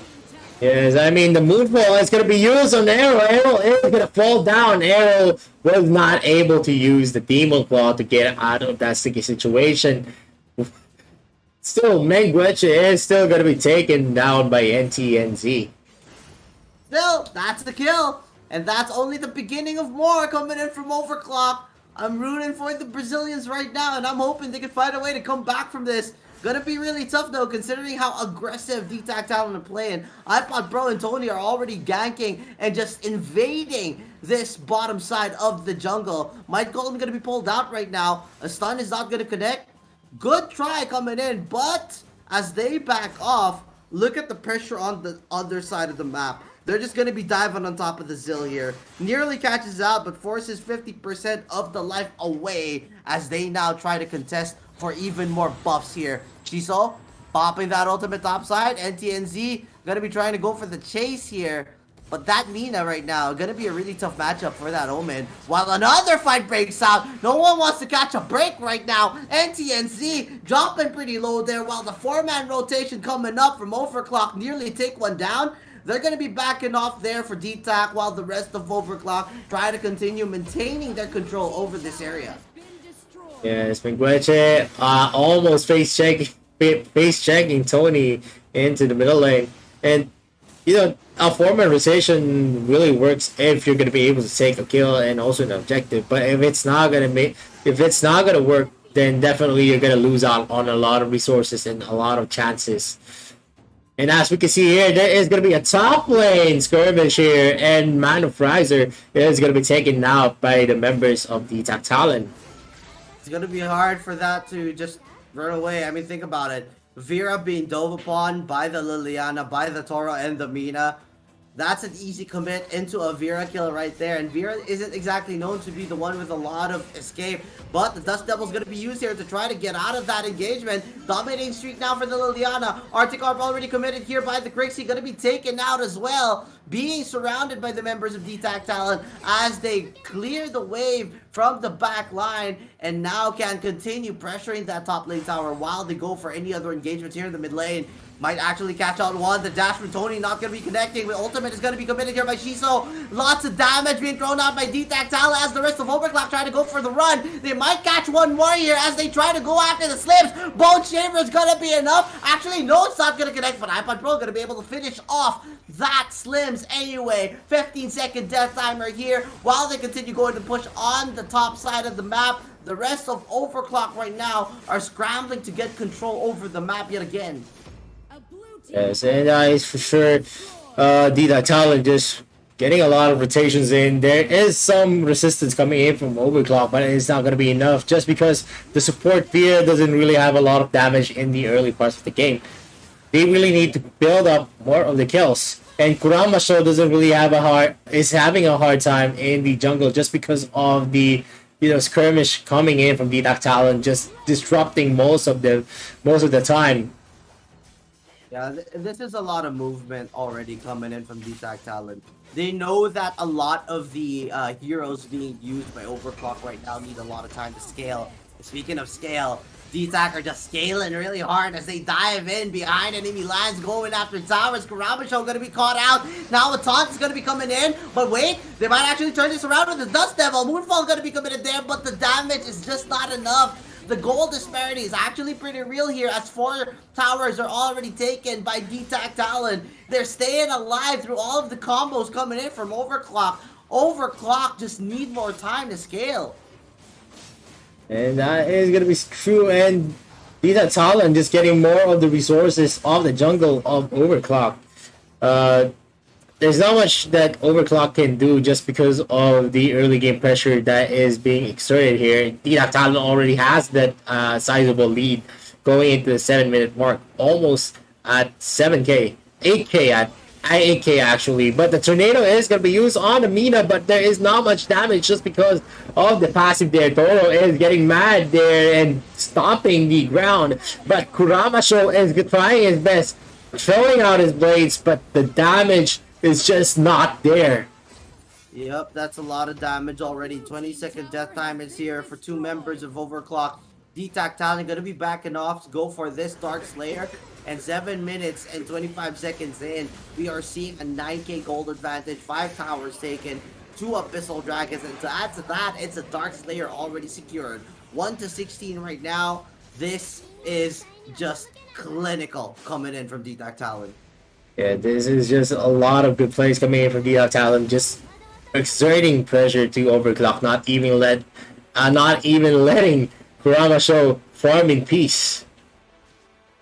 This is crazy. This is crazy hard right now. Overclock fighting everything, doing what they can. They're gonna be diving on top of the Mina, but oh my god, Toad! What is that? Surviving throughout all of that NTNC! He is not gonna go down. All members of Overclock dive on top of him, but he gets a double kill. I mean, at this point of the game, he's just too, he's just a lot of stacks coming in from the defensive items that he currently has. And with the buff on the roots, definitely he's going to regenerate a lot of those. And Tony is just tanking the Nexus with his passive skill. Shiso in a dangerous position. And look at that burst coming in from DTAC Talon. There is no answer coming in from Overclock. And it is just a very, very one-sided. The Nexus block is secured. DTAC Talon takes the game 1. My god, ladies and gentlemen. If you thought DTAC Talon could not get any scarier, they just showed why with a Toro and a Bright. I'm at a loss for words. I'm not gonna give up on Overclock though. I believe in them. I know they're gonna try their best. I know they're gonna continue this. I mean, I like their idea. Vera support, Slims. I just feel like they had way too little early game to actually begin in that fight though. But if they were able to scale up in at least the later stages of the game, maybe they could have pulled something off there. At least, going into the game, they already have a gauge on what to do maybe in the game 2 for Overclock. They've seen a glimpse of what Talon can do in a match. Even picking some off-meta picks like Toro and Bright, where you don't really see it in any series game. Exactly. And you know what? DTAC Talon, they did not let off the gas. They just kept going and going and going, making sure that they give Zill a hard time, making sure that the scaling potential coming in from the lineup of Overclock just doesn't come to that point. Let's actually check out the highlights here and see what happened in game number 1.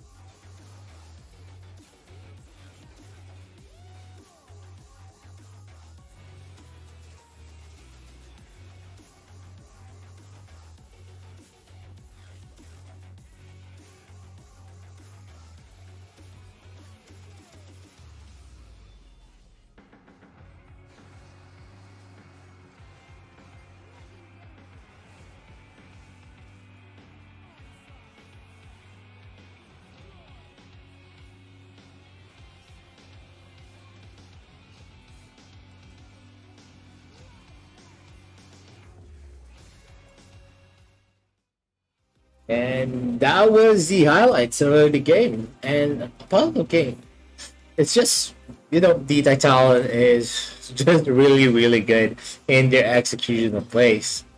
And yeah, maybe we're gonna get another glimpse of what is gonna happen to game two just based on the drafting phase. We're seeing a lot of off meta picks to overclock, but at the same time, DDAC Talent faced it with their off meta picks of their own. For sure, for sure. I mean, it's only game one. I'm hoping Overclock could actually find a way back into this. It's not impossible, ladies and gentlemen. We've seen some really, really interesting strategies coming up. We saw the aggressive plays and the aggressive rotations. They were able to time their skills pretty well as well, just to be able to go for that lockdown. But it's the scaling that was the problem in game one.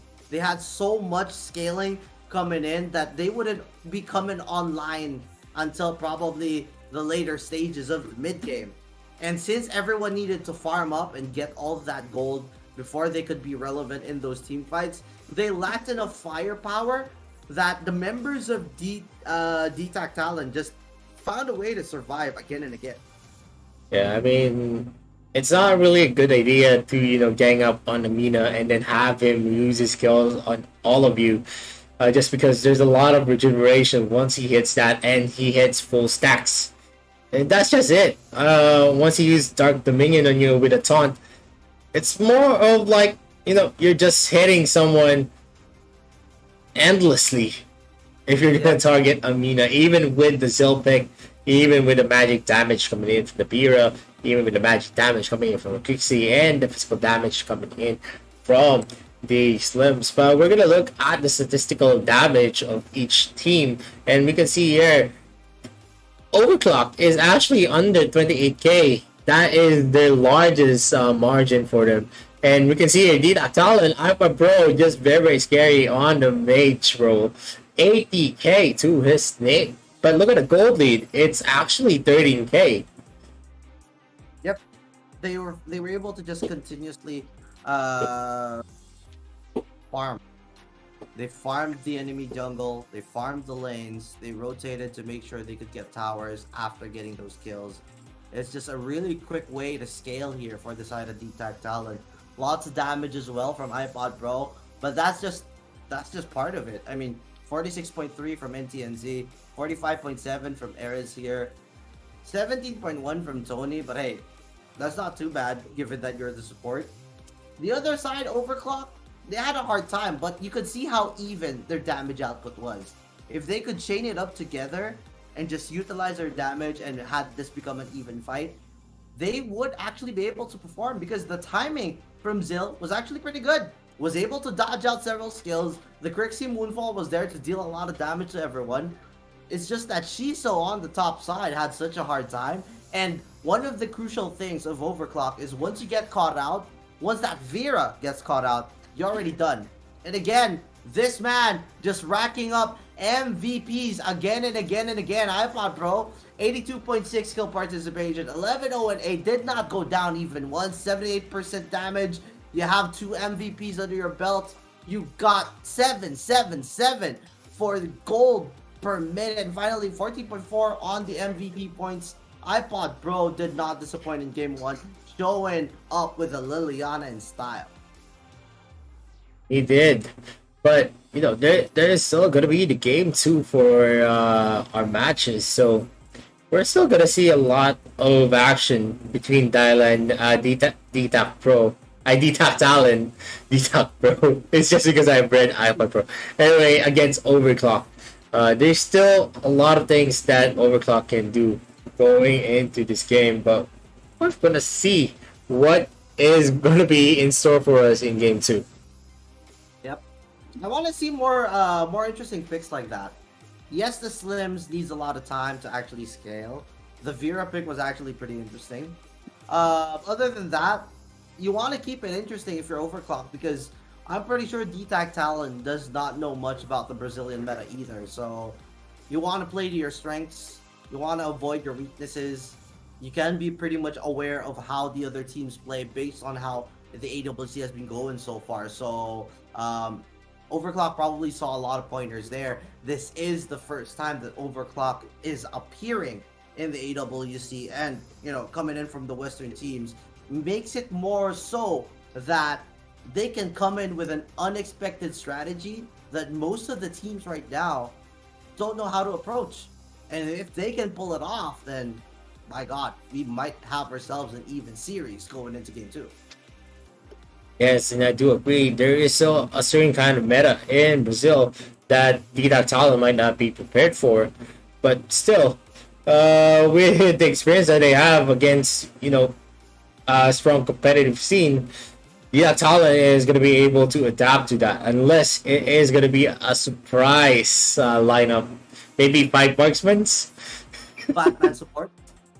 No, 5 marksmen. Batman support, please. 5 marksmen. AWC, I'm calling out all of the teams participating. Please, someone pull off Batman support. I just want to see it.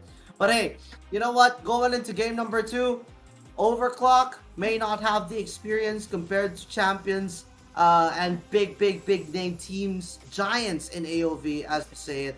But we gotta root for the underdogs. And if it's something really commendable about this Brazilian team, is that even if they're playing all the way from Brazil, even if, they're not gonna have the best of signals, they're not gonna have the best kind of performance, they did not give up. They're still gonna show up for the fans, for the viewers, and of course, for the experience here in the World Cup, so that they can perform and just show up here to try their best.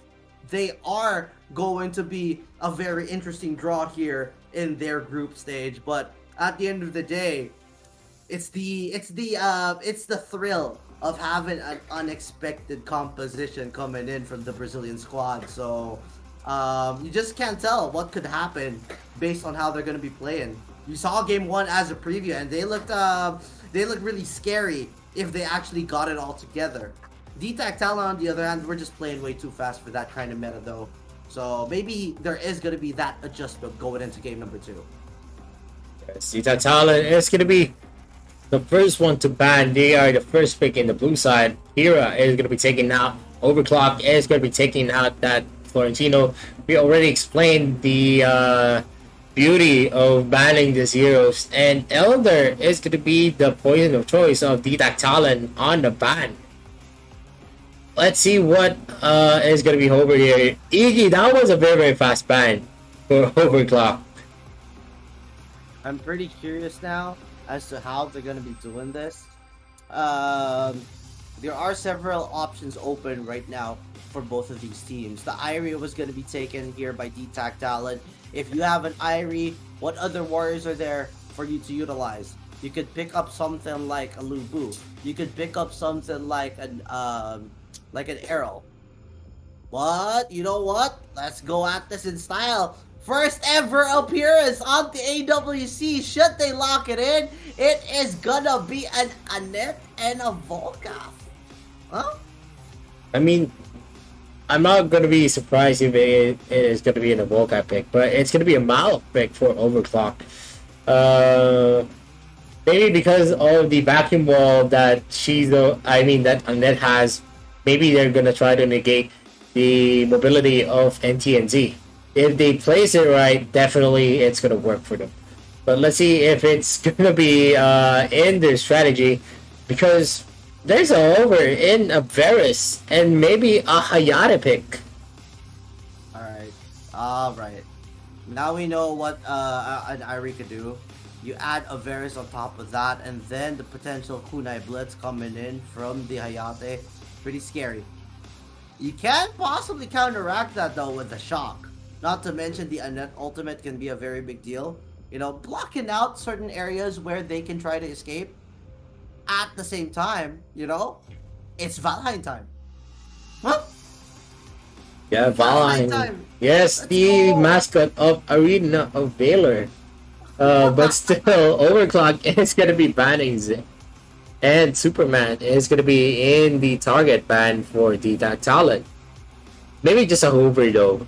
They did hover it at the last game, which is the game 1. This is a lot of true damage coming in from the side of DTAC Talent. It's gonna be hard for you to just sustain that. You may be the Malok, you may have a lot of shield, but true damage is still gonna cut you in. And to add on top of that, they're not even done with the banning phase yet, so we're not really sure what the final two picks for both these teams are gonna be. Lots of options on the table though, considering that the Tolan and the Zip are gonna be the bans here for Overclock. Final ban for the side of DTAC Talon could be absolutely anything. It's gonna be an arrow ban. Potentially. Potential arrow ban.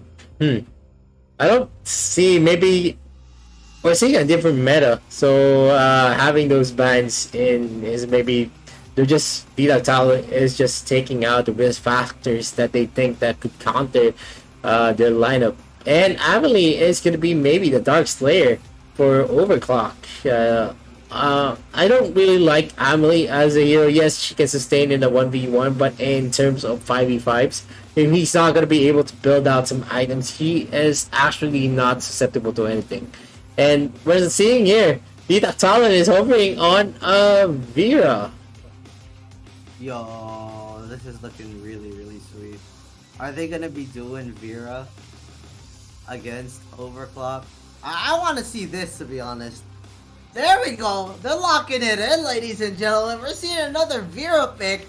Vera, Lubu, Irie, Verez, and then they have Hayate. That's a lot of damage from DTAC Talon. The final pick, though, is going to be what determines it here for Overclock. They have Malok, they have Annette, they have Valheim, they have Amelie. I feel like they're still lacking in the damage department, especially if this Malok cannot continuously go at it. But if you want something for the early game, why not pull out the Rourke here? And that seems to be what the idea is for the side of Overclock. Or they could pull out a Fennec. Now that I don't know. I don't know about that Fennec pick. I think that's you have Fennec and Valheim together. That's gonna be really tough. I've seen this before. A Valheim and a Fennec from the earlier series. I think this is gonna be a disaster for Overclock just because of having two marksmen, but we never know. I've gone with the Rourke, to be honest. I mean, early game would be fun. You can just simply dive on top of the Vera, allow the Malok, the Annette, the Valheim to follow up. But I guess, you know, a Fennec pick could be a good save from the risk. They know for a fact that DTAC Talon are gonna be diving in their faces, so maybe if they play their cards right, no pun intended, and of course how they play around all of those skirmishes using the mobility of the Fennec can actually go into an outplay. Maybe, just maybe.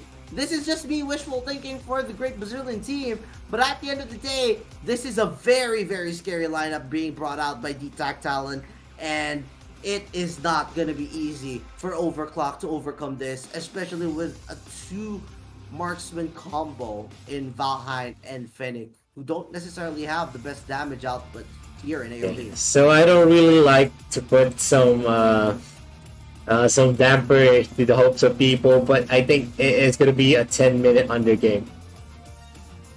I'm gonna root for Overclock because I want to see the impossible. I want to see them prove me wrong and see them just dominate with a Fennec Valheim pick. They have the stuns at the very least. They can go for these aggressive fights, and if they continue going for that, we're already seeing 3 members here from Overclock. Red side, DTAC Talon on the blue side, controlling the mid lane wave. Could be a Malak mid. Elwin RJ dealing a lot of damage, trying to do as much damage to the Hayate as well. But they're just going to be backing off for now. The Kunais, though, dealing so much. Yeah, and Pfizer might be taken out by DTAC, but at the end of the day, he was able to get out of that sticky situation, and Gwenche is going to be in front of the damage coming in from iPad Pro. You shouldn't teleport in front of me. That's so much disrespect. Yep, got caught out there by iPod Pro, and now that's going to be first blood. Going to the side of DTAC. They were able to just secure that Might Golem away as well. So now with the Might buff on the side of NTNZ, they're going to dive on top of Shizo. Shizo is going to be a net DS lane. DS laner for an Annette. And a support Amelie. That's so different, and Kuramajo is again in the target. D-Doc Talon getting another kill. And I'm very confused on what is happening. Mingweche is still going to be taken out by D-Doc Talon. And there's just no answer for Overclock. At the end of the day, Overclock, you're making it so hard for me to root for you guys. Why? I thought we were gonna be seeing something really. I mean, you know, I don't want to doubt them. Maybe they see something in a support Emily. Maybe the top lane, a DS lane, Annette is something of a beauty to see. But right now, D-Tac Talon are just going after the members of Overclock one after another. They're going to be able to take one down. They're going to take this tower down really, really quickly as well. And now a stun is going to be connecting onto Shiso here. Popping that ultimate. They're going to try to run away. Not going to be enough though. As the slows come in and the Annette goes down, they can continuously just keep pushing here. If they go for the second tower, it would be a potential outplay by taking it down and the other members. They're just going to wait inside the bush instead though. They're going to take down the Amelie just like that. Vera Vera's combo. It's a VV strat. Stay in the bush, get stunned, get hooked, get dealt damage upon. Only one member there, and of course, all that ultimate gonna be connecting onto one target. Big damage, big deal. And at the same time, on the other side of the map, they're diving on top of the Fennec as well. They're gonna catch her out. They're gonna catch Shiso out possibly. NTNZ has no signs of stopping at the moment. Spotting out the other two members though, but you're seeing towers going down left and right. It's already 3 minutes in the game, and we're already at the tier 3 tower of Overclock. It's just a lot of aggression coming in from D-Tac Talon, getting a lot of damage in with the Vera combo and the Venom coming in from iPad Pro. Look at that damage, almost bursting them down, but the disrupt is going to be there. That Fine thought he was safe under the turret, but he didn't know Tony had that disrupt. Yep. That was crazy stuff coming in there. 11-0 now for D-Tac Talon. 3 minutes and 57 seconds into the game, and this tower is already down for the count on the bottom side of the map. It's a bloodbath streak already here for this Varus. It's just MVP City right now for iPod Pro, showing up again and again and again. Constant invades, constant pressure on the map, no tower bot side. I don't think they have the ability to defend against super minions just at this moment as well. And as NTNZ, they continue to go here in the middle lane. They might just go for the end here bottom side. There's already a lot of members here from D-Tac Talon. The rest of Overclock, because they're going to try to join the fight, but they're just going to be rolled all over here. So much damage from D-Tac. That's a whole lot of them going down. Another one bites the dust in the Fennec, using the Resurrect to try to come out and go for the defense. They can try to go for it, but just like that, ladies and gentlemen, 4 minutes and 56 seconds. D-Tac Talon, they're on a roll, and they're in a rush to just finish it fast. My God. That was the fastest win record here before the 5-minute mark. I was saying it was an under 10-minute mark. Prove me wrong. It was 5 minutes. D-Tac Talon is going to be sweeping Overclock in this best of 2 series. Ladies and gentlemen, we have just witnessed D-Tac Talon trying to show up DGM. If you guys can win a game in 8 minutes, we're gonna win it in 4. And now we have seen possibly history in the making as D-Tac Talon win the fastest game in AWC history at 4 minutes and 56 seconds. My God, that was a clinic. With a Vera pick on top of that Varus, iPod Pro just wants to make it rain MVPs.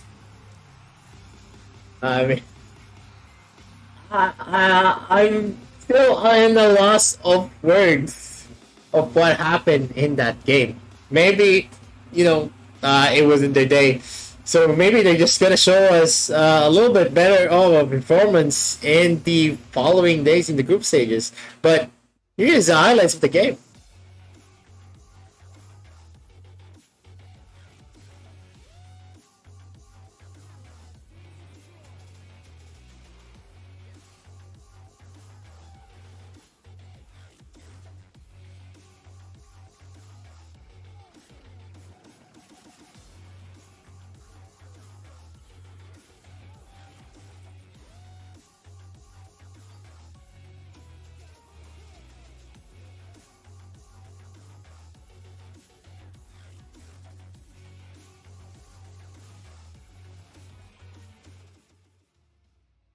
Yes, and as you can see, that was the fastest highlight of my life. Uh,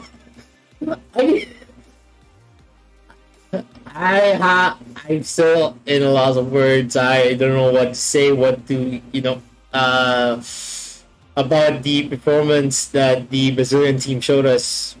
Well, like I said, maybe we're gonna expect better going into the next parts of the group stages. What are your thoughts, Isaac? What? I'm just lost right now. Overclock, my boys. Why? What happened there? That was some crazy game. Ladies and gentlemen, you know what that's called? That's called a speed run by Detox Talon. They just want to speed run through this series and just ended it in 4 minutes and 56 seconds. I want to see the breakdown and stats right now. If we break it up onto the table, we're going to be showing you guys in just a moment, but I want to see the damage. I want to see how they did it. I'm just really curious what went on there in terms of strategy. It's actually not surprising just because of the picks that we saw in the drafting phase. But yeah, it is what it is. There's not much that we can say about Detox Talon. It was just classic Detox Talon from the first series that they did for this day. They already had the momentum, and we already had an idea on what their performance is. So, yeah, props to Detox Talon just, sweeping the run. So we're just gonna, I don't know, we're just maybe gonna wait for the next game of Overclock to see if is it gonna be a repeat on the performance that they showed us. Yeah, I mean, I don't want to see speedruns, but my god, I'm actually really curious at this point. Is a net top actually viable? Is Amelie support actually something we could look at? Is it viable to see? The Vera Zill along with the Grixie was pretty interesting to look at, not gonna lie. This time though, I'm really questioning the Valheim Fennec. And on top of that, they wanted to pull a net on the top side, so now I really want to know. I mean, no disrespect at all. I want to know why and how that went on, because I know Overclock, this organization has talented players. We've seen them in other games as well, and they're going to be trying hard to really perform. This kind of situation though is a completely different story. Yes, they're playing all the way from Brazil, and it's not going to be easy playing against Asian teams and an Asian server all the way from there, but they could have just tried at the very least. So I don't know what went on. I'm not even sure anymore what to say. Yeah, maybe they didn't have the preparation time in store for them. They didn't have time to, secure everything, secure resources, secure their internet connection. Maybe because a lot of people are saying that they are not having a good internet connection. I'm not sure. We cannot make and guess the reason for them. It's all on them. I don't know. It is what it is. Yeah, see the game. It is what it is. We can't do anything. It was a 5-minute run. Yep. At the end of the day, I don't want to see Overclock give up. Regardless what happens, regardless what the reason is, you're at the World Cup for a reason. I wouldn't let these kinds of reasons just stop us from performing at our, at what we're capable of. You accept what you could get. You get what you get, and that's all there is to it. It is what it is at the end of the day, and even though Overclock tried their best to overcome DTAC Talon, well, DTAC Talon are just a completely different kind of beast, as they went on to just go for an absolute stomp. 4 minute 56 seconds, ladies and gentlemen. That Varus was scary. The Vera pick was awesome. Seeing new heroes in the AWC was great. But, well, I don't know, man. I think we just have to wait for the scoreboard, because I want to figure out what the stats really went on. Is it gonna be Varus with all of the damage? Is it the Vera? Did we see something interesting in terms of how they went into the team fights? I want to see what the Fennec and Valheim did in terms of damage. So many things that need to be answered right now. Yeah, I mean, we can always speculate on what happened there. Maybe they were just feeling good. At least always have the winner mentality, never give up. Exactly. Yeah, never surrender. Always do your best, and that's what curtails to a winning mindset. Yep.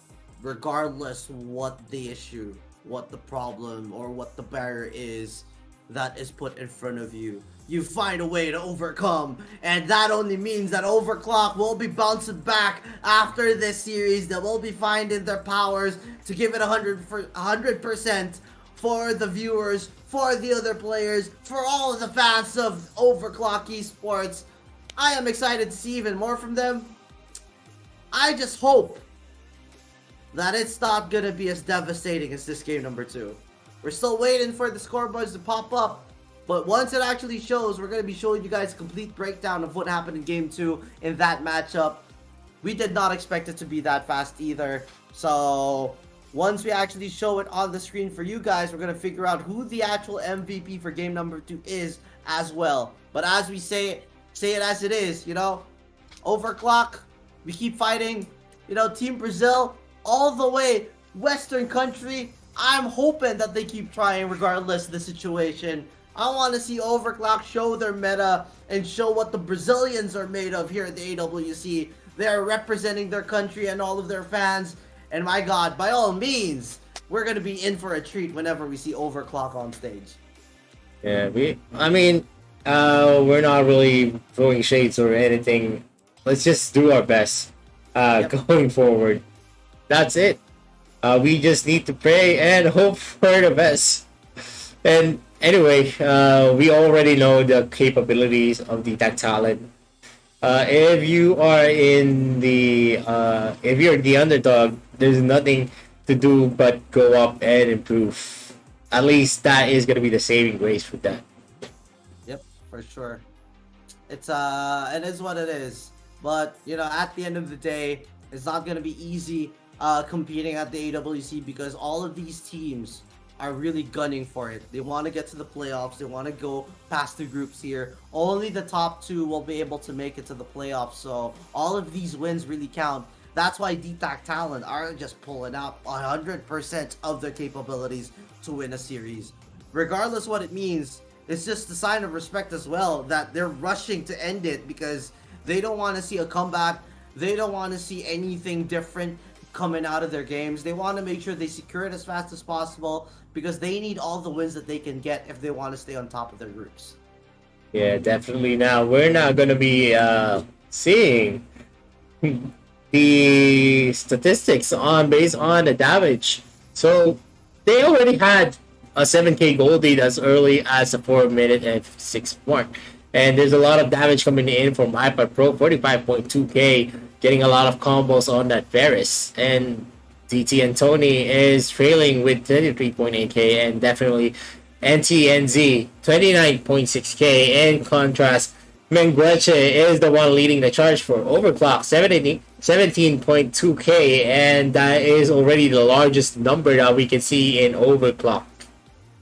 Yep, absolutely. Overclock right now, you're seeing a potential of what they could do here. Yes, they were not able to get any kills or any objectives whatsoever, but there's a potential in their strategy and what they could see. I hope that this Brazilian team keeps fighting regardless the barriers that they need to overcome, and they just continue to bounce back into the next series. D-Tactile on the other hand, yo, what's up? You got it! 456 seconds, that is a record, ladies and gentlemen. D-Tactile, my god. It's still gonna be iPod Pro though. This guy is an absolute monster, Vittorio. Yeah, with a kill participation of 88.2%, with a KDA of 609, not even having 1 death, and of course, a goal per minute at 729, damage percentage 34%. What a beast on iPad Pro. He already has 2 MVPs on his record, so yeah, maybe he's gonna be if he reaches the finals, maybe he's gonna have he's gonna be a contender for the finals MVP if ever. Yep. I mean, he's just had so many so far. Out of the 4 games that we've seen D-Tactile perform, he's had 4 of the MVPs. And that's 4 games. But hey, congratulations, D-Tactile. We do hope Overclock Esports bounces back. But we're going to be heading into the final series of day number 2. And this is going to be an absolute brawl. Bacon time from Team Thailand going up against Saigon Phantom from Vietnam. Don't go anywhere, boys and girls. We will be right back.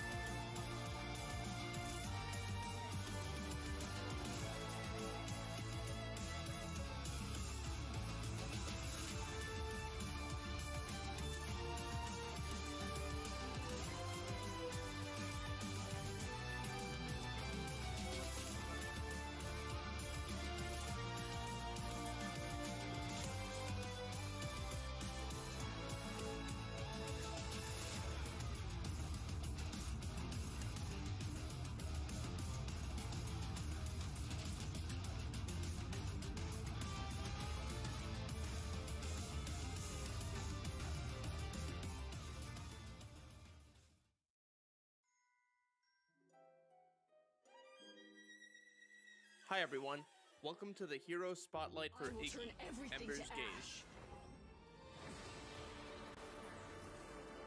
Iggy is a dark magic user with high damage and incredible range.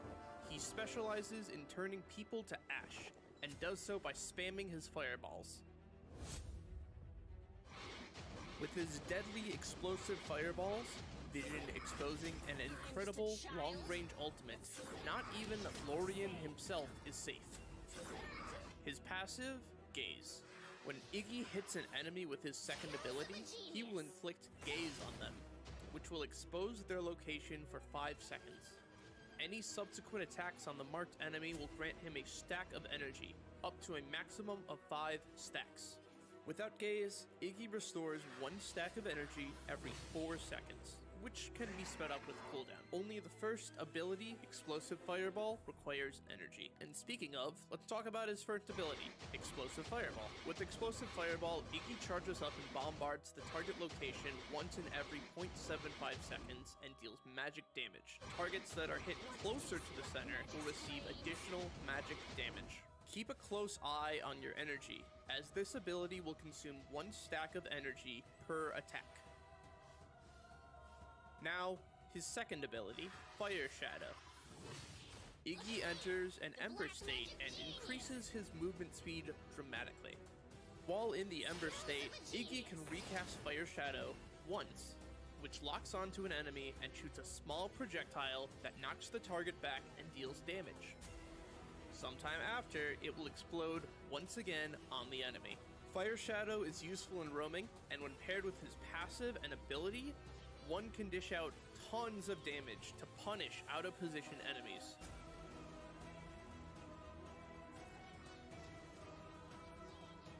Finally, let's talk about his ultimate, Ember's Gaze. Iggy charges and bombards a huge area from a long distance to deal area of effect damage to enemies within its range. 1 charge of the ultimate is stored every 45 seconds, and Iggy can store up to 2 total charges of his ultimate. Ember's Gaze has a 5-second cast interval.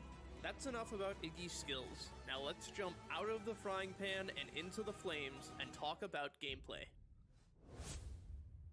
Iggy's main damage source comes from the bombardment of explosive fireballs. Paired with his passive Gaze, his bombardment becomes unending, and surely any foe will be turned to ash under such dark magic. The combo is Fire Shadow to engage, recast Fire Shadow to displace and mark your target, then hold down the explosive fireballs to let them rip. Even if your enemy manages to escape your combo, they won't be able to run from the incredible range of the ultimate, Ember's Gaze. When using Ember's Gaze, you can reach the Darkslayer pit from the safety of your own jungle. Or you can reach deep under enemy towers to halt enemy recalls in their tracks. Since Ember's Gaze can be stored up to 2 total charges, we recommend using 1 charge to deal massive damage in the midst of a team fight, and the other charge to finish off any lucky stragglers that might think to get away. That being said, we've only scratched the surface of Iggy's gameplay potential. We'll leave the little genius inside you to think up the rest. You'll just have to play him and figure it out. This concludes our hero spotlight for Iggy Ember's Gaze. Thanks for watching.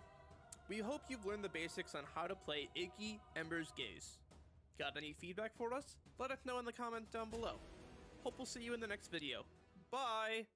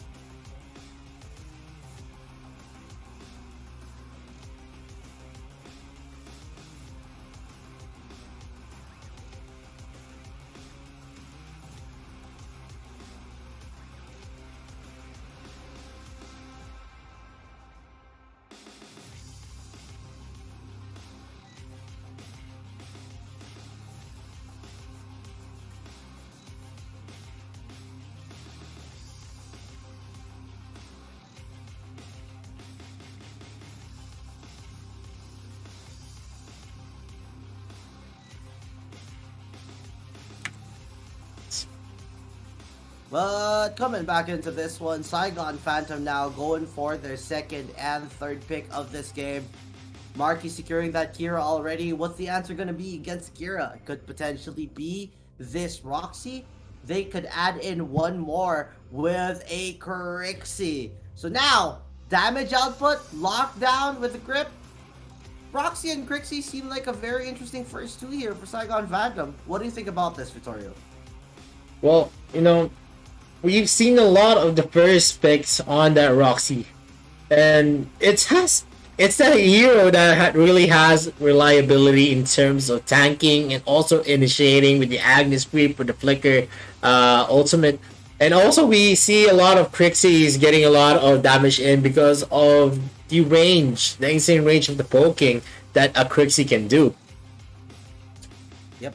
Considering what's happening right now, the answer now, knowing that there's the Crixie and the Roxy on the opposing side, they want to go for that combo with the Irie and the Hayate.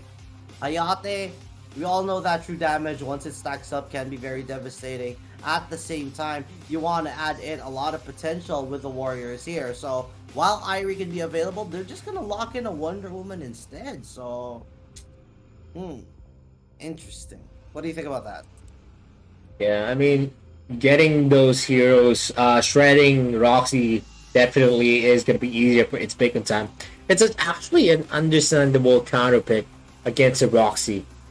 Once you put Frost Cape or Yoga's Edge on Hayate, it's very easy to kite these kinds of heroes. And Wonder Woman, we all know the protection that she can do, and also a lot of plays definitely for Kim Sensei. Yep, but for sure. Yeah, but we're seeing an Ellender, Isaac. Again, the Ellender today, 0% win rate. I don't know about the Ellender pick, man. I'll be honest. I have my doubts when it comes to it, because based on how we've been seeing it in the AWC, Ellender has not performed well at all. You actually find the Ellender falling off really quickly, and then, especially with the lineup coming in from Bacon Time, the Kira will find a way to take down that Ellender.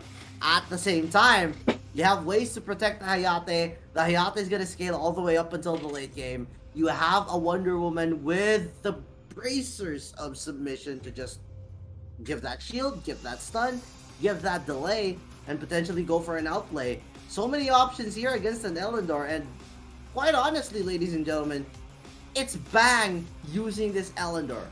Yes, Bang is an absolute god when it comes to the Ellender, but at the end of the day, in terms of the draft alone, this isn't exactly an Ellender game that's going to be easy to pull off.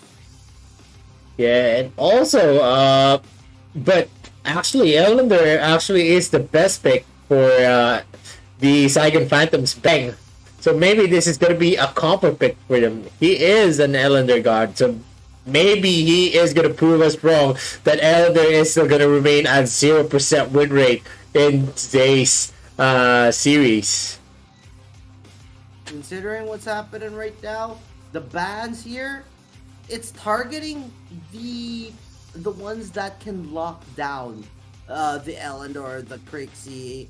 You don't want to see those if you're the ones playing that, so you're gonna just ban it out. A good example of that, of course, is gonna be the Mina and the Omen. On the other side, Bacon Time are taking out the Marksman to make sure that the matchup for Hayate is gonna be favorable. Joker is one of those that could actually outplay a Hayate. Let's take that out. Violet late game is gonna be scary. Let's take that out as well.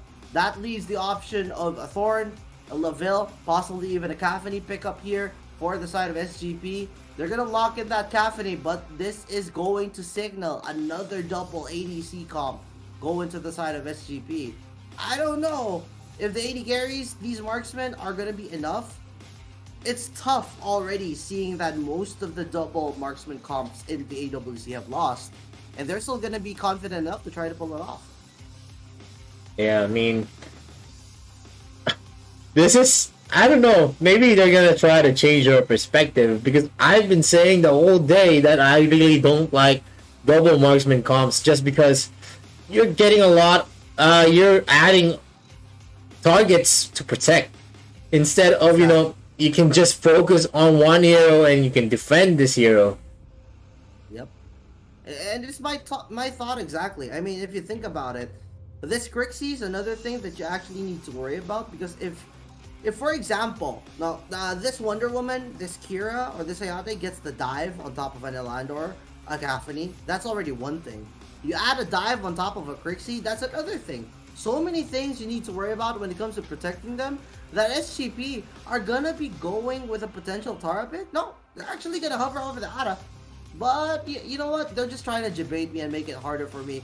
They are now hovering over an Arrow. If they do actually lock in the Arrow, though, I do think a front line of an Arrow and a Roxy are going to be enough to protect these three. Yes, I think Taux is going to be using Wonder Woman, and yeah, it's going to be the mid lane. So we're not yet sure. Maybe they're going to switch right here. But Saigon Phantom is going to finish that with an Arrow. They have two sustainable heroes on them. They have Roxy and they have an Arrow. So yeah, it's still gonna be very, very hard for them, although they got a lot of damage in them. They have a Caphany, they have an Elander, and of course the poking potential for that Crixie. And I think the support is gonna be that Roxy. Yep. This is I'm not gonna lie, this is looking really tough for SGP. Bacon time though, I'm really curious how they're gonna make that Vera actually work out as well, because at the end of the day, yes, you have a stun, but you don't really have a lot of escape either. I'm not a firm believer of an Amelie being a good pick either, because we know for a fact that the Amelie scales really well and performs well in 1v1 matchups, but that's the condition. You need to be able to hit just one person or one thing for you to incur that big bonus damage. If you don't get that kind of chance, and SGP just clump together and form this kind of death ball, then the relevance of the damage output coming in from the Amelie is not going to be that big or devastating. Yeah, definitely there. But we're now going to be starting enough for our theories and strategies. It's all about what they are going to show us here. Is SGP going to prove us wrong, or the tried and tested, it's Bacon time, is going to prove that they have the better meta? Exactly, ladies and gentlemen. And as Bacon time as well as SGP go into this middle lane, we're going to be seeing Taux here on that Vera. Just getting some information, using the mobility as much as possible to just do what you can here. Fast wave clears as well, potentially coming in from the Vera with the Wonder Woman helping her out. Ka is there to join in, using the flames to try to clear out the waves as fast as possible as well. Lock, not going to be connecting on the skills just yet, but there is some harass coming in from Kim Sensei. That was almost steal coming in from the Vera. That was a nice attempt, but still, it's still gonna be harder for them. It is good. It is a good thing that Elder is being able to farm freely in the jungle, protected by his allies. Yep, absolutely. Like right now, you're seeing the matchup here topside. It's an Arrow against a Hayate. Bot side is gonna be an Amelie and a Caphany. Hindsight, it looks okay. I mean, if they're going to be going for the lane swap anyway, you're not really putting this Amelie in a gimp situation against the Arrow, where the Arrow could potentially just destroy you. You want to put the Hayate in a favorable position as well. So Arrow's not exactly going to be the best kind of matchup for the Hayate to just get destroyed. So either way, seems like a win-win so far for Bacon time, while the rest of Saigon Phantom just try to control all of their waves. Yeah, look at the rotation. That was an almost pick-off for Ka. If he was caught out with the overall dreams coming in from the Kira, definitely he's gonna fall down with the damage potential of having that Kira. But you know, the flicker is already out of the bag for Roxy, so even if he goes to level 4, he's still gonna wait for a couple of seconds. Yep. Come to think of it, if this Elandor dives, say for example a Vera, he's gonna get destroyed. Yeah, definitely. That's one thing I'm looking at. But definitely, Red just, is harassing Marky in the tower with the Fusillade. There is still a lot of damage, but we all know Amelie is a very sustainable hero. Irregardless, he can do a lot of light steal just throwing in some blades. But Lack is just closely looking at into the member and protecting red. Good attempt by Marky though to try to secure the Vision Seagull. Not gonna be able to get it at the moment though. That's already a Caffany as well as a Crixie on top of that Vision Seagull. That steal is not. It's just gonna be way too hard. Meanwhile though, they might actually catch out Ka here. The hook is gonna be coming up. They don't have enough damage to burst down the Roxy. But now the rest of the cavalry is going to be coming in to join the fight. Lack and Red rotate towards this mid lane, going up against 2v3.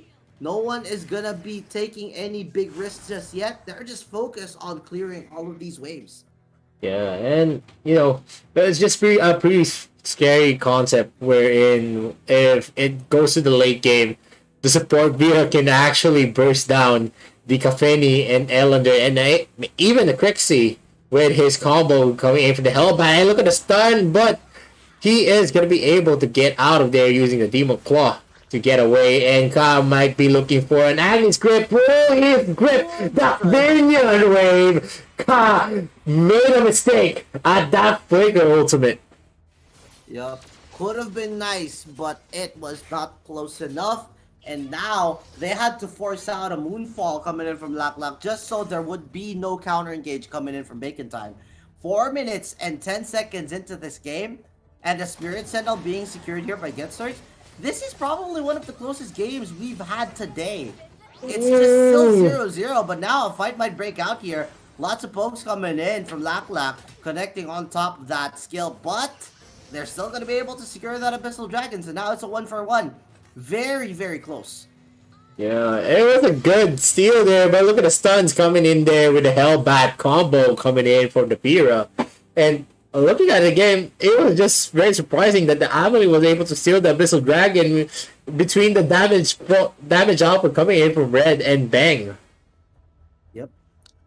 5 minutes now, and there is still no clear sign of who's going to be ahead. The Moonfall is going to be connecting onto Kim Sensei though, but it's barely even scratching Kim Sensei. Along with the hook though.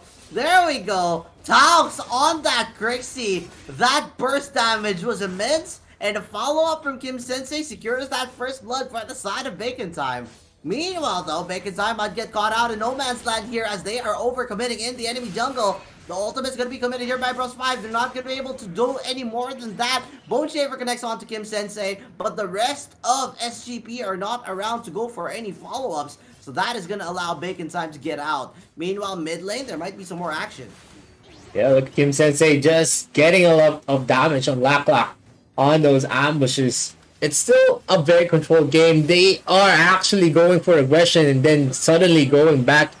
And, Kim Sensei is almost bursted out by Lack with a Moonfall, but it doesn't really matter. He is going to be able to safely get away.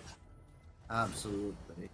With that kind of scenario where they survive, that only buys more time for Bacon Time to continue scaling, as now the Kira diving in on top of Ka. The stun, the ultimate, that's a lot of damage if it was someone else, but this is Ka. We're talking about a very big and beefy Roxy that cannot just be bursted out here. Surviving that only means that, okay, going for the reset here, Bacon Time may get more of their control over the map while the Abyssal Dragon is up and ready for the taking. Yes, and just going into the game, there's not much lead for its Bacon Time. Only 500 gold. It's still, anyone's game at this point. If you don't really build a lot of lead in the early, it doesn't really matter. You just need to wait and be patient in, getting the ace, getting a wipeout. Getting that one fight, just like what happened in the final series yesterday. They were just farming up, everything was really close, and then all of a sudden it just went sideways in one team fight. But wait, speaking of sideways, Ka might get caught out here. Follow up with a Bracer's submission.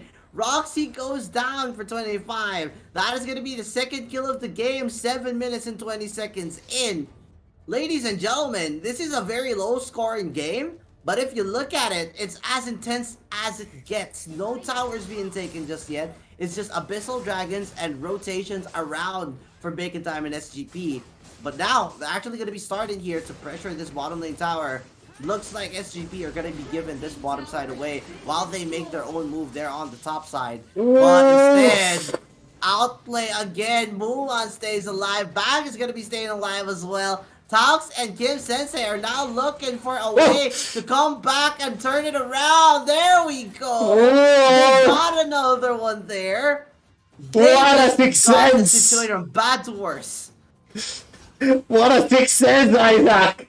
She was able, you know, or maybe Elder in this bush trying to teleport. Let me use the help back here. And lo and behold, Elder was there and is going to be in a different position there, trying to use anti-script on Taux. But Taux was able to avoid that. And we are seeing a Demon Claw. Bronze 5 not really doing a lot here. Marky is just too tanky, from even with the lasers and the pokes coming in from Crixie. Yep. Bacon Time right now are asserting their dominance. That really clutch guess coming in from Vera. This pick is turning out to be an absolute beast. Like, take a look. Vera's first item is a support item. You have the boomstick on top of that, as well as the enchanted boots, and now you're gonna be coming in here to go for a push. They need all 5 members to just come in for the defense, but if you think about it, anyone gets caught out by Taux here can just immediately die. Yeah, and this is really making it harder for Zygon Phantom to go back, just because the control of the map is already with its Bacon Time. They are really spending their resources to defend the middle lane because they all know after the middle lane, everything is going to go to hell. And SGP Bronze 5 is going to go for a 1v1 with Marky. Look at the Hellbats and Inferno Bats combo coming in from Tox, doing a lot of damage to Bronze 5. Moonfall is going to be used by Lock. And look at the Bone Shavers coming in from the damaging. Yep. And Force Lot is going to be used to add more damage to that. But no one's falling in its Bacon Time. It's just too sustainable. They're staying alive throughout all of that, and while this was happening, Hayate is just doing work on the top side of the map, able to get to that tier 2 tower, and now they're slowly pressuring here on the mid lane. Marky's getting some attention on the side while they're just busy going for these objectives. A catch is going to be connecting though. That is Taos going down, and now they're going to be popping their ultimates to try to go for the engage. 3 members are already out for SGP. Bronze 5 is going to be following up, and now it's Crixie all alone. Triple kill for Hayate. Lock goes down, and now all members get destroyed here by Bacon Time. Surviving that scenario, Muwan is going to die to that tower, but at the end of it all, big win left, right, and center here for Bacon Time as they march down this lane. They could potentially end it here. I don't think they have time to even defend at this point. They may have it, but with a shield coming in from the braces of submission, that ace was all it took for Bacon Time to end it out of nowhere. That's the goal. A lot of control aggression for both teams. But it's Bacon Time is going to be the ultimate victor for Game 1 of this Best of 2 series against Zygon Phantom. And going into the play, there was just a lot of highlights on the gameplay. In the early parts of the stage, it was just more of farming and getting a lot of resources. Yes, there was a lot of fast clears coming in from the Elder, but at the end of the day, if you're not going to be able to take the objective and win those clashes, it's not really going to matter. Exactly. And ladies and gentlemen, my god, Bacon Time just winning that out of nowhere. You know they got mad.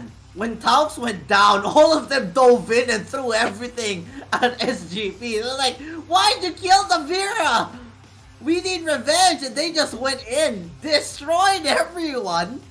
Muwan actually died the tower because he couldn't get out of the base. They actually took down the tower right after that and then just went for the finish before the respawn could even happen. Check out the highlights for game number 1 and see all of the best plays.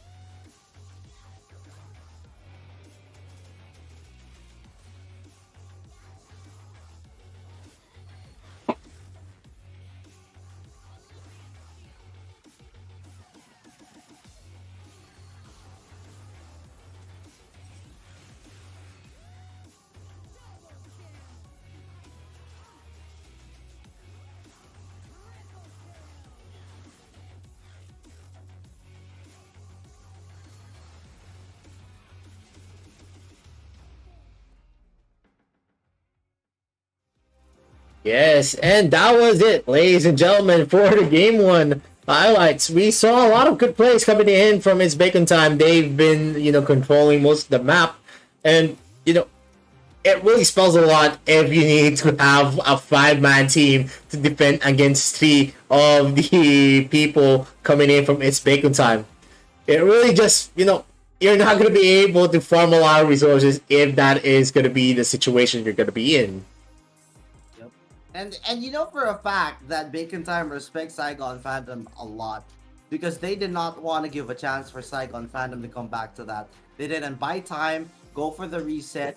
They ended it then and there because they knew they could, before Saigon Phantom could even scale into the later stages of the game. Funny thing about it is that, considering how short that highlight reel was, it goes to show how much action there was in that game. But it doesn't give any justification that the game was boring because there were no highlights. It's just that intense because both teams are playing very careful and know how to approach different kinds of situations. Yeah, definitely. Just looking at the results of the game, it's just, it was the last clash that defined everything. Once the Roxy was going for a flicker and caught the Vera, they thought that it was going to be a win, but they didn't know. Wonder Woman set it up with the bracelets of submission, and then it was just cool clearing for the Kunai Blitz coming in from the Ayare to clear out the members of the Saigon Phantom. Crazy stuff coming in here. If you think about it, that was only game number 1, ladies and gentlemen. Saigon Phantom surely are going to need to find a way back into this. They want to at least force a 1-1 because this is not a best of 3.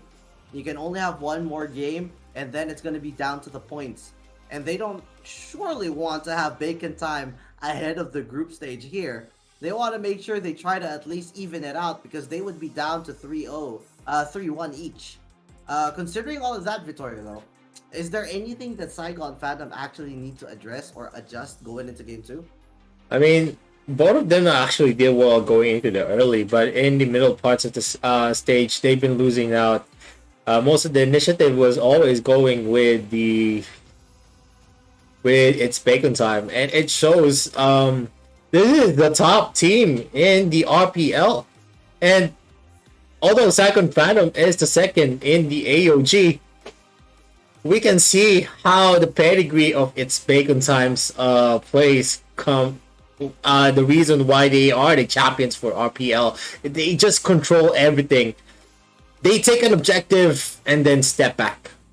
We damage you, we step back. If we're not sure that we're gonna kill you at 80%, at an 80% chance, we're gonna step back. But if we can kill you 90% chance, we're gonna go all in. That's how It's Bacon Time is doing their plays. Yeah, even if they have a chance to actually go for the finish, they're not. They're just buying time and looking for an even better opportunity. While this is all happening, it's not an actual loss if they do that because they're making it work all around the map. They may have not found the best opportunity for one scenario, but while this is happening, they're making sure they're scaling enough, growing their heroes and items, and then going for those objectives like the towers when they know that Saigon Phantom is not going to be around to defend it. Yeah, and once the lead, or once It's Bacon Time was getting 1 kill, 2 kill, the confidence for It's Bacon Time to go in, go for those tower dives, go for those risky plays just kept on piling up. And SGP didn't have any kind of answer or counterplay or any counter initiative to get on top of It's Bacon Time. Yep, absolutely. This is just a masterclass right now. Yes, it seemed like a one-sided stop, but this was all very, very calculated. It came down to just one mistake. The one mistake there was committing a lot of resources going on top of the Vera, but not considering the possible counterplay coming in from Bacon Time. After they committed onto Vera, they knew for a fact that they did not have enough left in the tank to fight back, so they tried to go for the retreat, but even Bacon Time knew that, so they went in for the kill, finished them all off, ended the game then and there. And now, Saigon Phantom have to fight the second game, going down 0-1. Yes, it's definitely going to be again in the momentum of its Bacon Time already having 3 wins to this day. So definitely getting another win, sweeping this would definitely boost them up to the first in their group. And it's pretty scary to see its Bacon Time getting that a lot of confidence, especially if they win this game too. Yeah, this is not exactly easy. This is like a battle between gods right now. Really, really talented teams, and they know how they're playing together. They know how to make it work. Very talented individuals on stage here for game number 2. I'm pretty sure that Saigon Phantom are not going to be going down without a fight. So if game 1 went that way, they're going to pull out a strategy and make some adjustments to go back into game number 2 swinging. At the same time though, I'm speculating that Bacon Time may even change their approach because they've only shown one style in that game. They could potentially change it up and go a completely different direction in game 2 and throw off SGP completely. Yeah, I mean, there's still a lot of things that we can see. For sure, they're not yet into that transition. This is still their first day in the AWC, so and there might be just customizing themselves to the tournament. But still, looking at the statistics right now, we're gonna see how Thailand's champions perform. Look at the damage coming in from Kim Sensei, 53.5k. And the next is going to be Muan getting a lot of plays. Actually, he had a lot of solo plays in that game, and he really knew where to position himself, where his allies are going to. And Venom's SGP, there was a lot of damage coming in from Crixie, but it didn't really matter much because there wasn't any objective. Only one Abyssal Dragon to their name, while, you know, it's Bacon Time has 7 towers, 3 Abyssal Dragons, and 1 Dark Slayer, with Kim Sensei being the MVP. Kill participation, 90%. Oh, we all know, and we all saw how he did with the Wonder Woman, going for those flicker ultimates. 90%, that's just too much. And 3 kills and no deaths to his name. 29% damage percentage and gold per minute 621 against a Crixie in the lane.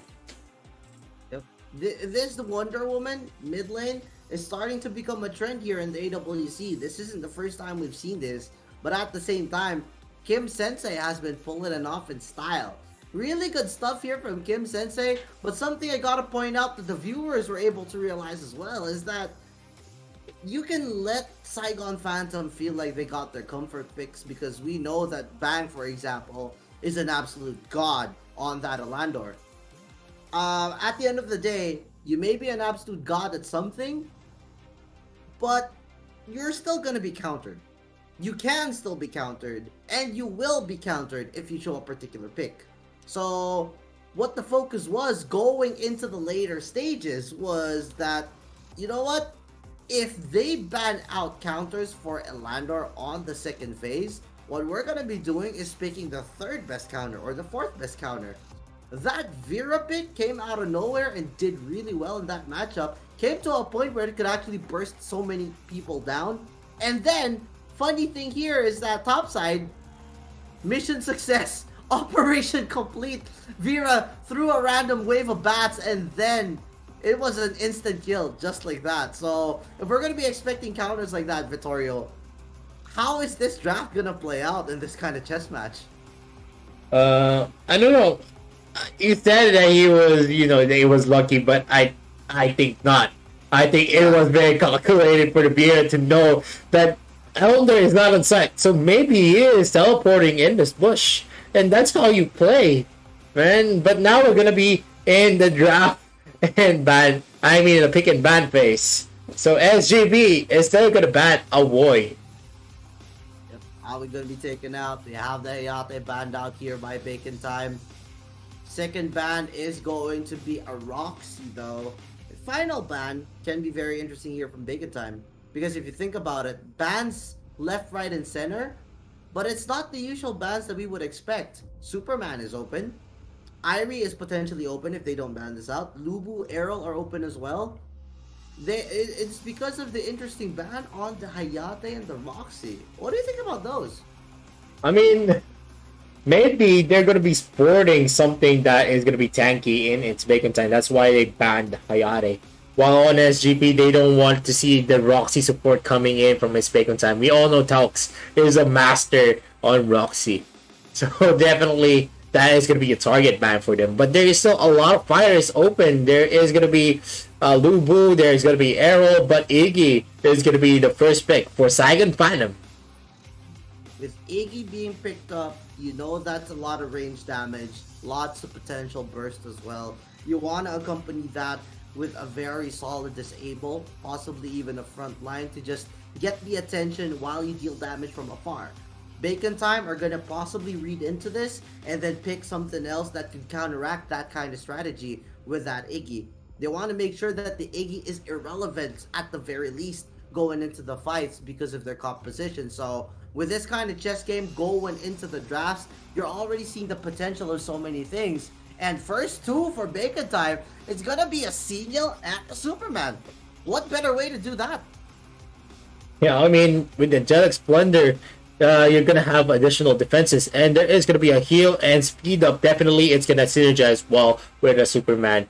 We all know once you speed up with the Superman pick, definitely you're going to be procting your passive in a better rate. But still, SGP is going to hover down to a Sinistrea. And also, Sinistrea is going to be probably making a debut on AWC. Yep. A debut for the Sinistrea is going to be a very big deal right now here for Saigon Phantom as they are down one game against Bacon Time. If they lock this in along with that Varys pick, what's the potential of this combo for SGP? Oh, never mind. They're just going to go with the standard. Let's pick the Varys and the Wonder Woman. Oh, no! Whoa! No, it's going to be a Telenus. Let's go. It's going to be hard for a Telenus, though. There is a Superman, and we all know one of the anti-theses of these kinds of picks is a Superman, unless you time your stunts and you time your slows. But still, it's going to be harder for Telenus. There's going to be a requirement. Once the flicker is out, he is going to be a viable target for its Bacon Time. I hope this was not a mispick because we don't usually see our Telanus pick anymore. Lubu, Xenial, Superman, those are not the kind of heroes you want to see. If you're going to be picking up a Telanus, you are going to be hella afraid to go into that. You can get knocked up, you can get pushed around. There's so much potential for them to dive you, and what have you got to protect you is the question, because you are going to need to protect this Telanus heavily if you want to make it work. Yes, it's definitely going to be a scary. It's a Bacon Time. These are a Lubu, and this is a Superman who can really sustain well. And Wonder Woman is going to be target banned by its Bacon Time, and there is going to be a reason there because we saw Wonder Woman getting a lot of protection here. But Florentino is also going to be out of the equation, and Marky is definitely going to have a better time unless this is going to be an Omen in the Dark Slayer. Yep, the bans are just really interesting here. I really like how both of these teams are thinking because they're trying to analyze what happens for both their compositions based on one pick alone. It's literally a masterclass right now, and they're really showing the best of the best in AOV at the moment. And it's very well deserved for the final series of today for the viewers to enjoy. And as we finalize all of these bans here, Wonder Woman, Florentino taken out, Araz and Azata being taken out of the picture as well. This time, the fourth pick going to the side of Bacon Time could potentially be anything at this point. They have not yet revealed a clear carry. They have not yet revealed a marksman for the composition as well. So it's one or the other right now for them. Yeah, definitely there. Muan is hovering on a Kafeni pick. I do have a lot of trust on Muan though. He's been exceptional in today's matches, not really making a lot of mistakes, and also going for those outplays in the Dragon Lane. Happening against the Tell. Is that a good matchup? I mean, Tellanis and Gaffney seems very 50-50, but Saigon Phantom are now hovering over different kinds of choices here. They can go with Kaz Grok yet again. I mean, this guy was an absolute madman on the Grok and made it work really well. I don't think they're going to be picking that though, because right now they're hovering over a KG and could possibly go for an Amelie. But again, this Amelie pick has been very underwhelming in the AWC so far. We haven't seen a lot of teams being able to pick it up and actually make it work in the composition just as well as we may hope. But, you know, maybe they have a plan here. I mean, they have KG and Varys at the same time and allow the Iggy and Tellanis to just free hit while the three of them dive. Could be a potential slobber knocker and an absolute brawl here for both these teams. Yes, there's a lot, but in terms of diving potential, definitely it's Bacon Time. Has a Superman, has a Lubu, and then a Sentinel on top of that. It's a very, very scary lineup for the backlines of Saigon Phantom. If they're not going to be able to hold these guys up, definitely Tellanis and Iggy has nowhere to run. It's gonna be a Crixie pick. We've seen this before. Crixie Caffney as a combo. You're gonna be throwing out the Fusillade followed up with a Moonfall, and that kind of damage hitting you from left, right, and center is gonna be a lot of crazy. And considering how all of these fights are gonna be going into congested brawls, because, like, look at it. 3 melee heroes that just want to get up and personal means that Iggy, Tellanis, Caffney, and Crixie are going to be trying to deal damage from afar.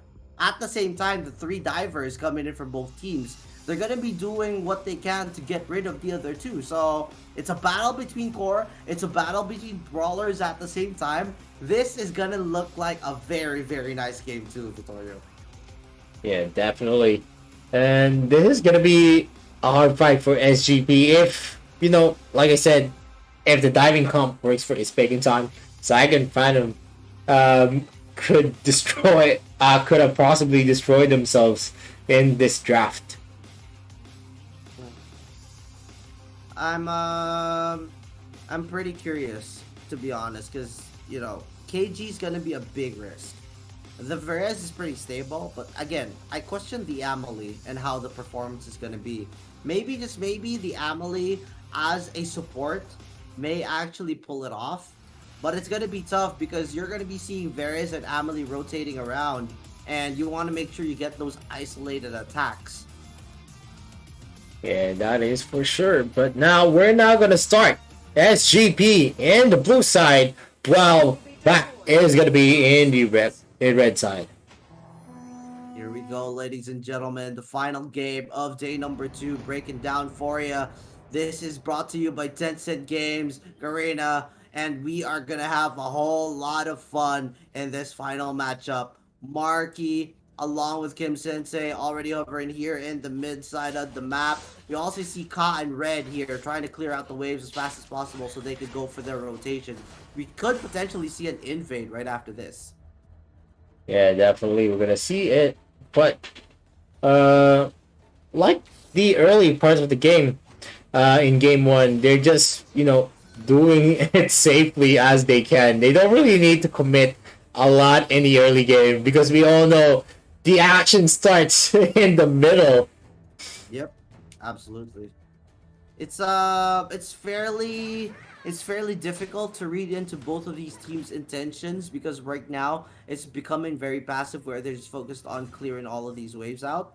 Saigon Phantoms, they're gonna be aware of the rotations coming in from Bacon Time though because of the movement going into the river. They enter that pit just so they could see who's been going around that area, and they spot out several members. So now that they're aware of where the location is, they could potentially make the move around the map to go somewhere else where they're not around. Yes, and I do agree there. But it is still going to be hard for SGP. They're going to be pressured to win this this round just because, you know, losing a lot of points as early as the second match is not really going to fare well. Although they did sweep their match from the last series that they played in, but look at that damage coming in from Kim Sensei, getting a knockup on Ka. But who was able to secure the Sentinel? I think it was a members from It's Big on Time, but Kim Sensei is going to be caught out, and he's not going to be able to use Flicker to safely disengage. First blood now. Saigon Phantom are starting to get their ball rolling. This is what you want to see if you are Saigon Phantom fans, because if you think about it, oh, that ultimate did not connect from Red though. They're starting to secure this Abyssal Dragon, but if you think about what's going on here, this is gonna benefit Saigon Phantom a lot because it's buying a lot of time for the KG, the Amelie, and the Veriz to scale up. Not to mention the Talanis and the Iggy.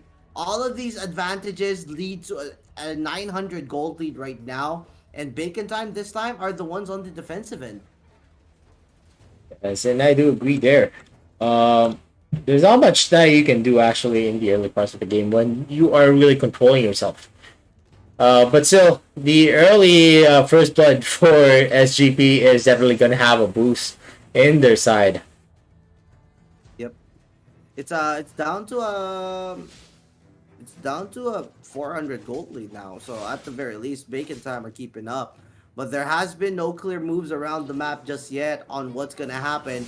Come to think about it, the KG is gonna be a good pick against Superman. But wait, hold that thought. Arctic Orb gonna be committed here. Tao's gonna be cutting in from the side with that ultimate, and now here comes Get Search joining the team fight. Ka is gonna be dropping there. Muwan gets the last hit using that Fusillade, and now this time the answer comes in along with the Vision Seagull. They're gonna get info from that and potentially attempting to push this bottom side tower. Yes, and I do agree there. And Lak is just helping and preventing a push there. Marky is getting a lot of damage coming in from Bronze 5. This is actually the meta for the runes for Kilograph, but Gets Rich is going to be taking that Sentinel again. In terms of gold lead, we don't see a lot. There's not much, only 100k. Venom is going to be used by Bang to get that small creep count, but the damage coming in from there is just phenomenal. Yep, 1-1 right now. The gold lead basically non-existent. It's one Abyssal Dragon to none. But other than that, even the towers are dead even as we head into the second Abyssal Dragon spawning here.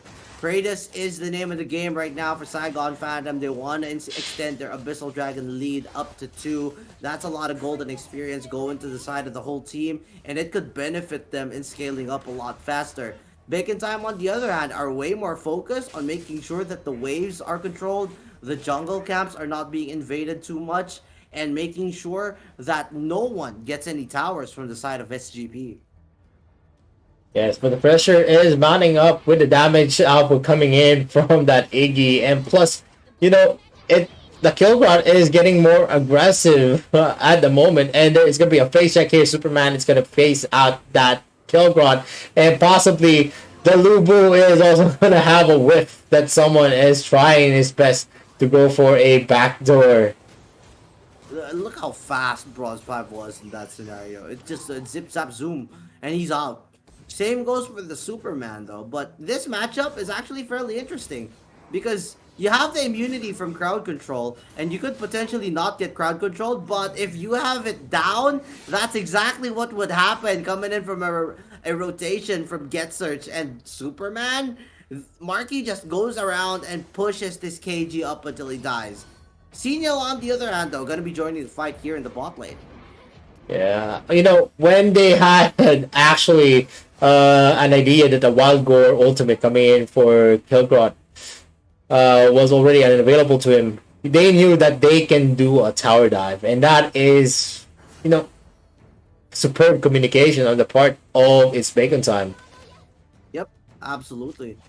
It's come to a point where this Talanis in the range may actually become a factor if this goes on passively like this. There's a lot being committed at the moment, and something interesting to point out is this Talanis items. Check it out. Yeah, looking at telling us items, he has a Frostcape, maybe to counter a Superman, but building this early is not really gonna have a lot of good chances, especially in dealing damage. They're not gonna have enough damage in the clash, Isaac. I mean, yeah, but if you think about it, if you're gearing up for the late game anyway, the Varus has a Reaver and a Muramasa. That's gonna be some damage there.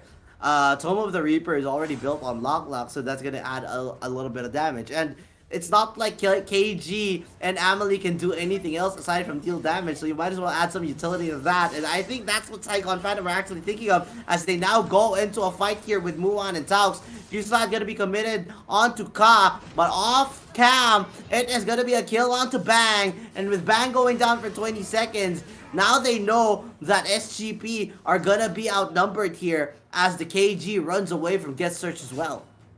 Yeah, and I'm telling you, that's why Lubu is one of the best picks in terms of the fighter meta. Going in for insane damage using just a Conqueror, you don't need to build early damage. Just having that ultimate ready is going to bring wonders to your potential to get a lot of kills. I'm really curious how they're going to make that work. But anyway, here's a dive coming in from Bacon Time. Lock is just gonna disappear completely. Ka is there to join in, but you know, you're under a tower. They don't want to overcommit. They got the one kill already, and that's the discipline coming in from Bacon Time. They get one, they get out, and they're not gonna be too greedy about it. Yeah, and that is true. And you know, having the Superman just rovering, scary red, then he is going to be pushed back in this tower. Mulan is going to go for a kill here. Angelic Splendor is going to be used on Kafeni, and that tower is already going to be taken. And this is a good trade for its Bacon Time, but a bad trade and a bad situation brewing for Saigon Phantoms. I'm starting to doubt that Frost game. I looked at the damage of that Telenasis, it's not there. I already told you, Isaac, that it is not going to work. In terms of, even if and you... you're not exactly going to be able to proc it often, right?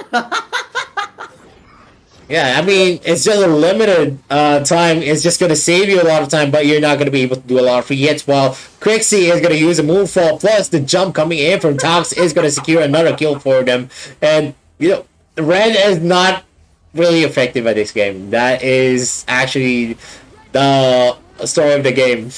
And Kilgore is doing his best to go for those split pushes, but the Darkslayer is going to be uncontested in the hands of its Bacon Time. My god, Telenasis.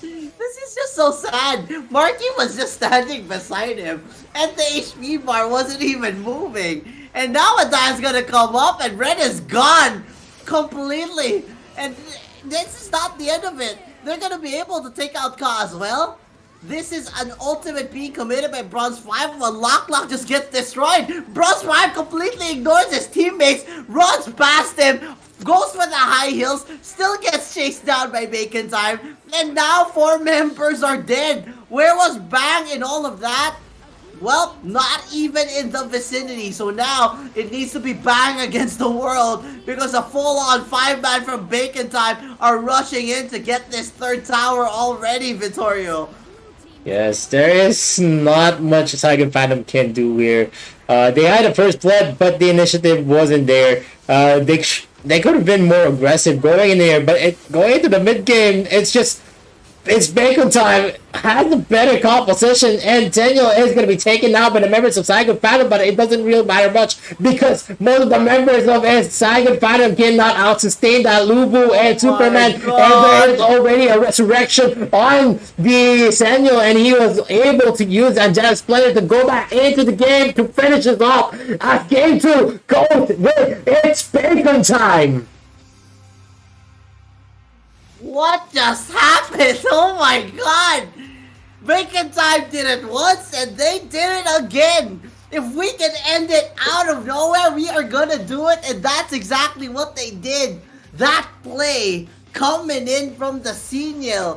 Taux is an absolute madman, ladies and gentlemen. We see a lot of praise for Kim Sensei, for Muon, for Marky and Get Search, but someone please give attention to Taux, who has been at it all day. And my god, that performance was immense, ladies and gentlemen. It's bacon time. I don't know. They really know how to close the game. And once they have and know that they can win, they're not letting go. They're just going all in. It's bacon time. It's bacon time. Oh my god. If we thought that this was gonna be a very, very calculated and very, very intense match that could go the distance, Bacon Time proves us wrong yet again, ending the game in 11 minutes just like it was absolutely nothing. Lots of commitment dealt onto Taux at the very end, who just turns it around, rejoins the fight, takes out 3 members along with his teammates, and then they immediately go for the end, knowing that Saigon Phantom have a Talatus that doesn't deal any damage whatsoever. Frostcape was an absolute fail in that experiment. Oh, I don't even know what to say, Vittorio. Bacon Time right now are just on an absolute warpath going into these later stages. We've seen Group of Deaths. We've seen crazy plays from Group B. Group C has had its fair share of crazy games as well. And now we're on the path to see Bacon Time steamrolling through the playoffs with these kinds of games. They had a Sino pick, they had a Vera pick, and they made it all work, ladies and gentlemen. Yeah, actually, you were the only one doubting what I said. Going into the game, I already told you that it's gonna be a hard time to protect the Telenas with a Superman already in tow and the first pick coming in from its Bacon Time. They basically just outdrafted themselves. Yeah. And also, it didn't help that the Frostcape was there. You were very optimistic about it, and I was pessimistic, because why would you build a Frostcape on an ADC as a first item? I don't know what kind of logic you're thinking. You're not even gonna see the Superman as often as you want. You're gonna see him in the middle parts of the game, and that's what happened. Yeah, you built a Frostcape, but once you go for an exchange against a Kafeni who was building a damage item, you're just toasting yourself.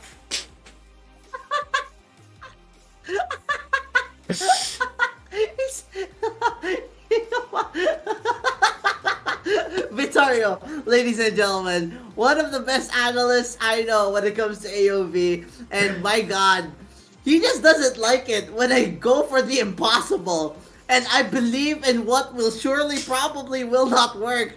But hey, wishful thinking, ladies and gentlemen, if we see something amazing like a Frostcape Talanas again, and it actually wins, I will be just laughing my head off and looking at Vittorio throughout all of this. Yeah, I don't know. It's just crazy. Now we're seeing these kinds of item builds here in the WC, where you prioritize a defensive item. That is never an option for a marksman.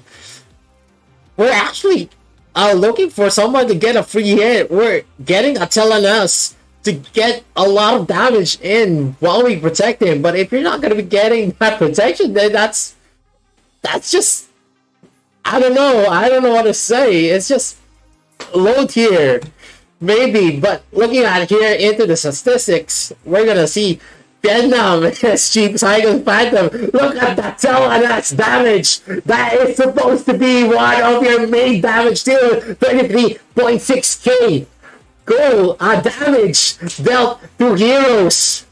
You know why? He's a Frostcape Telenas.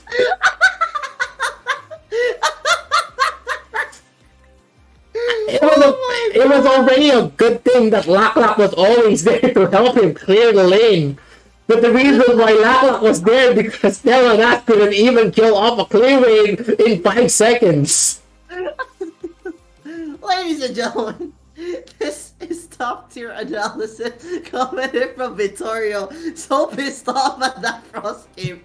You have the damage coming in from Lock, but you were expecting Red to at least carry some of the amounts and not just give it all to Lock.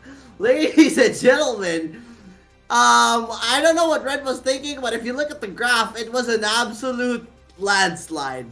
You were seeing SGP actually having the advantage at a certain point, and then out of nowhere it just drops all the way down. And you saw it, ladies and gentlemen. Marky just literally stood beside the Talanas, who was just going pew pew pew pew pew, couldn't do a thing, did not even go down a bar. But hey, at the very least, the Superman was slowed, Vittorio. Yeah, but my props to the MVP of it's Bacon Time. Of course, the jungler is gonna get a lot of the kill participation, 69.2%. And goal per minute, 837. It's actually very, very good statistics for the jungle. Most of the time, he was going toe-to-toe with some of the from the Dark Slayer, Kilgrot, who's always being hunted down and most of the time. Ladies and gentlemen, I think we have found our formula when it comes to shoutcasting the Arena of Valor World Cup for 2021.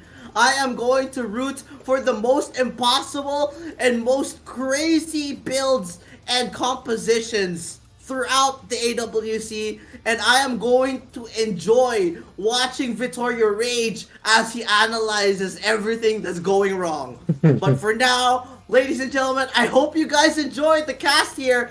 I am Isaac Cast. Joining me is Vittorio on the caster's desk. We had a very nice day number 2, seeing a lot of dominance and some really, really quirky stuff from all of the teams for today.